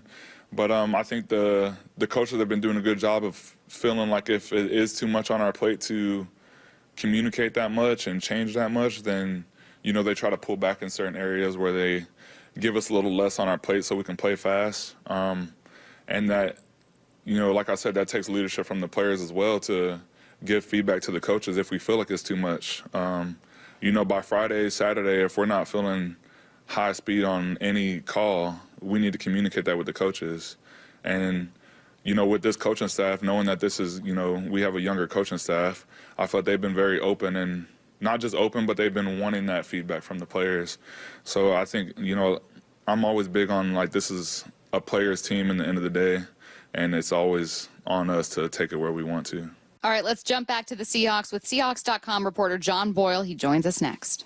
Hawks Live. Tonight from 7 to 9. Live from Bellevue Square Center Court. Join former Seahawks Michael Bumpus and Paul Moyer as they go deep on the Hawks with player interviews and opponents analysis. Rookie Michael Jarrell, what's your approach? Are you the talking type? I'm pretty much quiet until somebody get me riled up or like we make a big play. I'm gonna talk a little bit. We get a first down, I'm gonna talk a little bit. Or our pancaking, I'm definitely gonna talk. So it's like Presented by the Bellevue Collection. Every Thursday night throughout the Hawks season. Hey, Brock Hewitt here with my buddy Shannon O'Kelly, President and CEO of IRG Physical and Hand Therapy. Over 40 clinics throughout the Pacific Northwest, Shannon. What type of staff and what are you looking for when you hire? Brock, we are looking for that person out there that wants to create opportunities to teach, instruct, and coach their patients and develop relationships with our team, our community, and then again, like I said, your patients. It's so important that we have people that are excited and positive and want to come to work and create a culture that we are striving to produce here at IRG. And that culture is what I call going towards the light. The soft skills in healthcare, the communication, the aha moments that all of us as clinicians want to do every day in our jobs, and we have it here at IRG. And if you're a physical therapist or occupational therapist or exercise technician, athletic trainer, front office coordinators, there's opportunity for you. Head over to irgpt.com/careers and apply today. irgpt.com/careers. Guys, your testosterone level impacts your energy, libido, weight, and even ED. Schedule your free testosterone level check with the team at Revive Men's Health Seattle. Text the word BOOST, that's BOOST, to 65555 or visit revivemenshealth.com. Message and data rates apply. Message frequency varies. Text help for help and stop to cancel. ReviveMen'sHealth.com/privacy policy for how to opt in. Info will be used, and ReviveMen'sHealth.com/terms of use for terms of service. Tune in this Sunday as your Seattle Seahawks take on Los Angeles. Kickoff at 1:25 p.m. Muckleshoot Casino Resort, proud sponsor of the Seattle Seahawks and the Northwest's biggest and best casino. I started Davis Law Group 30 years ago with the goal of bringing the highest quality of legal representation to accident victims. Contact Washington's best personal injury team today at 206-727-4000 or visit us at davislawgroupseattle.com. Well, you probably noticed the temperature starting to fluctuate, and that gets even more pronounced at night. Is your insulation ready for the upcoming cold season? Let me guess, you haven't checked. You're like me, you don't want to go into your attic or your crawl space. Well, that's why Crawl Pros goes where you don't want to. It's Mike Salk here. They came out to my house for a free inspection and found my insulation wasn't up to snuff. So they showed me pictures of the problem, explained it, and then they got it all fixed. Now, Crawl Pros has partnered with Puget Sound Energy to provide special rebates on insulation work. So if you're a PSE customer and your home was built before 1990, you may qualify to receive a rebate on up to 95% of the cost to properly insulate your crawl space and attic. Don't wait for the temperatures to drop. Take advantage of these enormous rebates today. Call Crawl Pros to learn what's going on behind that crawl space and attic hatch for free. Again, if you're worried about critters, mold, water damage, insulation issues, or anything else related to your crawl space or attic, schedule a free corner-to-corner inspection at crawlpros.com. At aimyourdigital.com, we'll help you target the right audience, build your leads, and crush your quota. Take your business to the next level. Our digital marketing strategies help grow awareness of your product or service, all while building trust in your business. Our approach involves leveraging multiple tools and strategies to deliver exceptional results that are customized to your unique business needs. Don't wait to run out of sales leads. Keep your business growing. Get started with aimyourdigital.com today. This is The Huddle. Every Thursday from noon to 2. On Seattle Sports.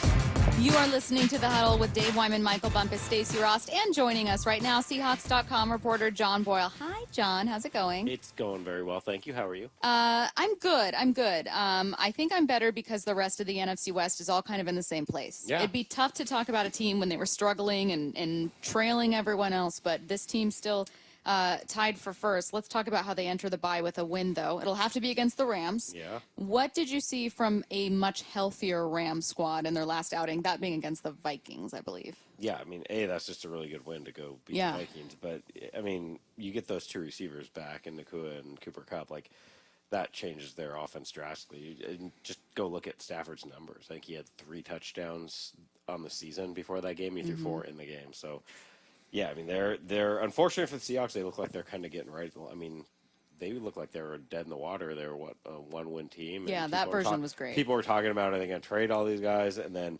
2 good wins in a row, and all of a sudden they're right there knocking on the door. John, what did you hear about the Ernest Jones performance, from different coaches and players and himself? Yeah, I mean, I think the consensus is, like, he did a lot of really good things and is very impressive, especially when you consider he flew in Wednesday night, practiced Thursday, Friday, and then played every snap. But everyone else, Jones included, is like, well, there's a lot more. There's room to be better. They expect more as he gets more comfortable with the defense. And really for Tyrell Dawson, too, because he moved over to weak side linebacker for that game. So both those guys, I think you'll see take a little leap this week. That's crazy. He went 100% of the snaps? Yeah. Yeah, he's one of 3 guys? Yeah. Is that how you ease somebody? I mean, They needed him, man. That's kicking someone into the bring him in to be a playmaker. You throw him in there. Yeah. I was watching him, trying to see how many times he would look to his right or left for some help early in the game, and I caught it a few times. I go, that's what you expect, right? Yeah. He knows football, he knows the game, but I'm sure there was an adjustment period going on. He talked about that. Like, he fully expects he's going to be able to play faster and just do more because it was just such a whirlwind of a week to get game ready. DK, we don't know if he's back yet. We don't. I'm assuming he's going to play. Yeah, I mean, optimistic is the word Mike's used. Right. He's used a couple times. We clearly saw his value to this team, I think. Gino didn't have one pass thrown past 20 yards against the Bills last week. So, there are people trying to figure out what he's going to do with DK. I think the powers that be will handle that. But it was clear how important DK is to this offense. How different did it look to you? Yeah, I mean, look, you talk to anybody, coaches, players, they're going to say, with or without DK, we need to play better. Right. We need to find score in the red zone, all that stuff. But, I mean, the guy he is one of one in terms of what he brings to an offense physically, speed, size, physicality, and, not just the plays and the production he gives you. I think he was 3rd in the league in receiving going into the last week.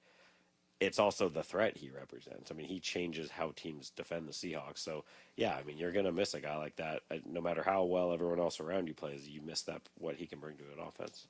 I think when you look back at the last several meetings between these two teams, the Rams have unfortunately been able to get the better of the Seahawks, and so much of that has been coaching and Sean McVay and everything he does that's so special with that scheme, with that offense, and as a play caller. There are a couple games where the Seahawks have entered it, and I've thought, well, wait a minute. This is a new coaching staff. Like, how much can I really lean on the past? However, I kind of feel like this is going to be yet another huge challenge. And I don't think it's not giving Mike McDonald enough credit to say he's going to have his hands full. Well, yeah. I mean, look, Sean McVay's been one of the best offensive play callers and designers since he got in the league. And, you know, you're right, it's a different scheme, different coaches and all that, but this is still a defense that's finding its way. They've been very up and down, and they know that, like, if they don't play a lot better than they did last week, it's going to be a very tough day for them. So they need to, I mean, the big theme we're hearing from players is, like, you got to win those early downs, because for the cool stuff that we saw from Mike McDonald's defense last year when they're at their best, and even this year, is like you get teams in third and long, and you can get these exotic, you know, disguised pressures and do all this fun stuff. Like, you can't do that if you're not stopping the run. What are the girls going dressed as tonight? Oh, man. So we got the youngest is a butterfly, and then the older two. I don't pay attention to what's on Disney these days, but there's these movies called The Descendants, and they're characters from that. Oh, so, The Descendants. Yeah, I guess it's very popular. But it's a few of those. Yeah. Yeah. I'm very out of touch, but I guess those are cool, and that's what the older two are being. You know what? I would encourage you to sit down and watch, because they're gonna they send some jokes for us. There's some subliminals in there for us. I do get that they play the music a lot, so I've unfortunately got some of those songs stuck in my head before. Do you dress up, or you just I'm just walk around. You probably what I'm wearing right now: jeans and a sweatshirt. Yeah. Do you do the mom-dad candy tax? Because I didn't know this was a thing. Bump told me earlier that you will literally take candy from a child, your child. Yeah, but Yeah. That's part of why you have kids. What? Yeah, that's exactly right. Yeah. I mean, and they try to hide them, and you know where the spots are. Yeah, you're like, no, I know the best stuff. I'm gonna, Okay, what are you taking 100%. first?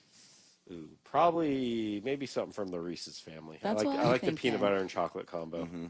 Peanut M&Ms are always solid too. You know what I just realized right now? My mom used to say, "I have to check your candy," and that's what she was doing. Yeah, it they just made hit me right now. They made me think it was for safety, because Yes. like people are No. sticking razor blades Yeah. and syringes in your candy, but no, they're just taking it. I don't have memories of my mom taking my candy, but I also think that's because kids and adults like different candy. Like, you think I wanted anything to do with an Almond Joy when it was in I my still candy bag? don't. Absolutely not. I thank you. I still don't. I No. don't want anything to do with that. What's your take on Twizzlers? They're fine. No, they're not. I don't have a strong take. They're old. They're old and They're gross. from 1929. Okay, I guess they're gross. I mean, I wouldn't. You give me a pile of candy, I'm not picking that. We were asked earlier to describe the Seahawks as a Halloween great candy. radio right I now. know, it is. I'm getting back to football. And I said they were Three Musketeers because Three Musketeers is kind of a one-dimensional candy. And it's fine. You'll watch that candy, you'll eat that candy, but you just wish it had one other thing. Translating back to football, here we go. I would love for the Seahawks to get the run going. The pass game, when they are able to get protection and when they aren't pinned back at third and long, is fine. It can be explosive, especially with a healthy DK, but they haven't been able to get the run.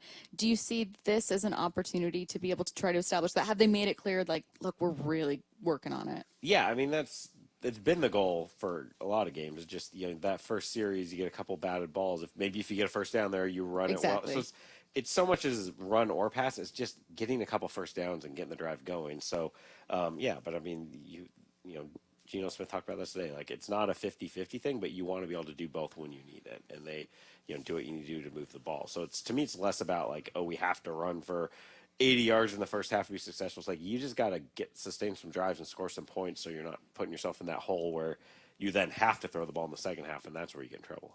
Yeah, it goes like Three Musketeers, then Milky Way. They add the caramel. That's what I'm saying, on and top then of it, and Snickers. then And a Snickers is at Snickers the bar where top. they add So the where is the offense right now, John? Are I they think it's Milky somewhere Way? between because the pass game can be really good. Mm-hmm. But yeah, I guess is a run game the nuts then. Yeah, there you go. That's what I'm saying. You get pretty soon you're the Lions. You got a run game. You can win in the pass. You can win by running it all over people. You can control the clock. You know what I mean? What are we doing here? It all makes sense. This is the dumbest huddle ever. Okay, well, It really no, is. it's not. I'm We're glad doing I could great. be a part of that. All right, let's get back to analysis. Each of you are going to have to answer a question, just like we wrap things up every single week this way. Bump, we're going to end with you. I'm sorry that you're going last. That's the hardest spot to have, but I believe in you. The Seahawks beat the Rams if what? I'm trying to think of a good way to like put this in a simple term, but it's like defensively win on early downs. So you get those. So maybe the key is like third and what X yards needs to be the average third down. But I really think we saw it in Atlanta in the second half. It's like you start stopping the run, you start making teams throw when you know they're going to throw, and that's where this defense can be deadly. So just win on early downs, whether that's stopping the run or getting incomplete passes, whatever. But just get third and longs where this defense can eat. I'm going to go specific. Hold them to 67 yards rushing. That's very specific. Yeah, 67. I believe in it, 67. Dave. I believe in it. Yeah, I mean, look, just like you said, John. Then all of a sudden you put it in the air. I feel like our defensive backs are pretty damn good. So, and especially in that first game, we saw them play really well and tackle well. So, yeah. I'm just obsessed with that part of it. Whenever anybody's like, what's going on with the Seahawks? Like, well, their run defense. I always start there. So that's where I'll go. How about you, Bob? I'm going to say, I'm going to use Big Ray's term. Take grass from the young bulls, from Bobby Brown, from Kobe Turner, from Fisk. That D-line is pretty dang good. If you can take grass from them, push them, run game is good, and we're winning. All right, well said. Make sure you're reading John's coverage at Seahawks.com and listening to Dave on the call. Obviously, Michael Bumpus on the pre- and post-game show. This has been the Huddle. The Seahawks have a chance to get back on track as Sean McVay's Rams head to town. It's Joe goes the other way. Josh Allen coughs it up for the first time this season. At the halfway point of the season, the NFC West is still up for grabs. Turns upfield, first down. Got more. That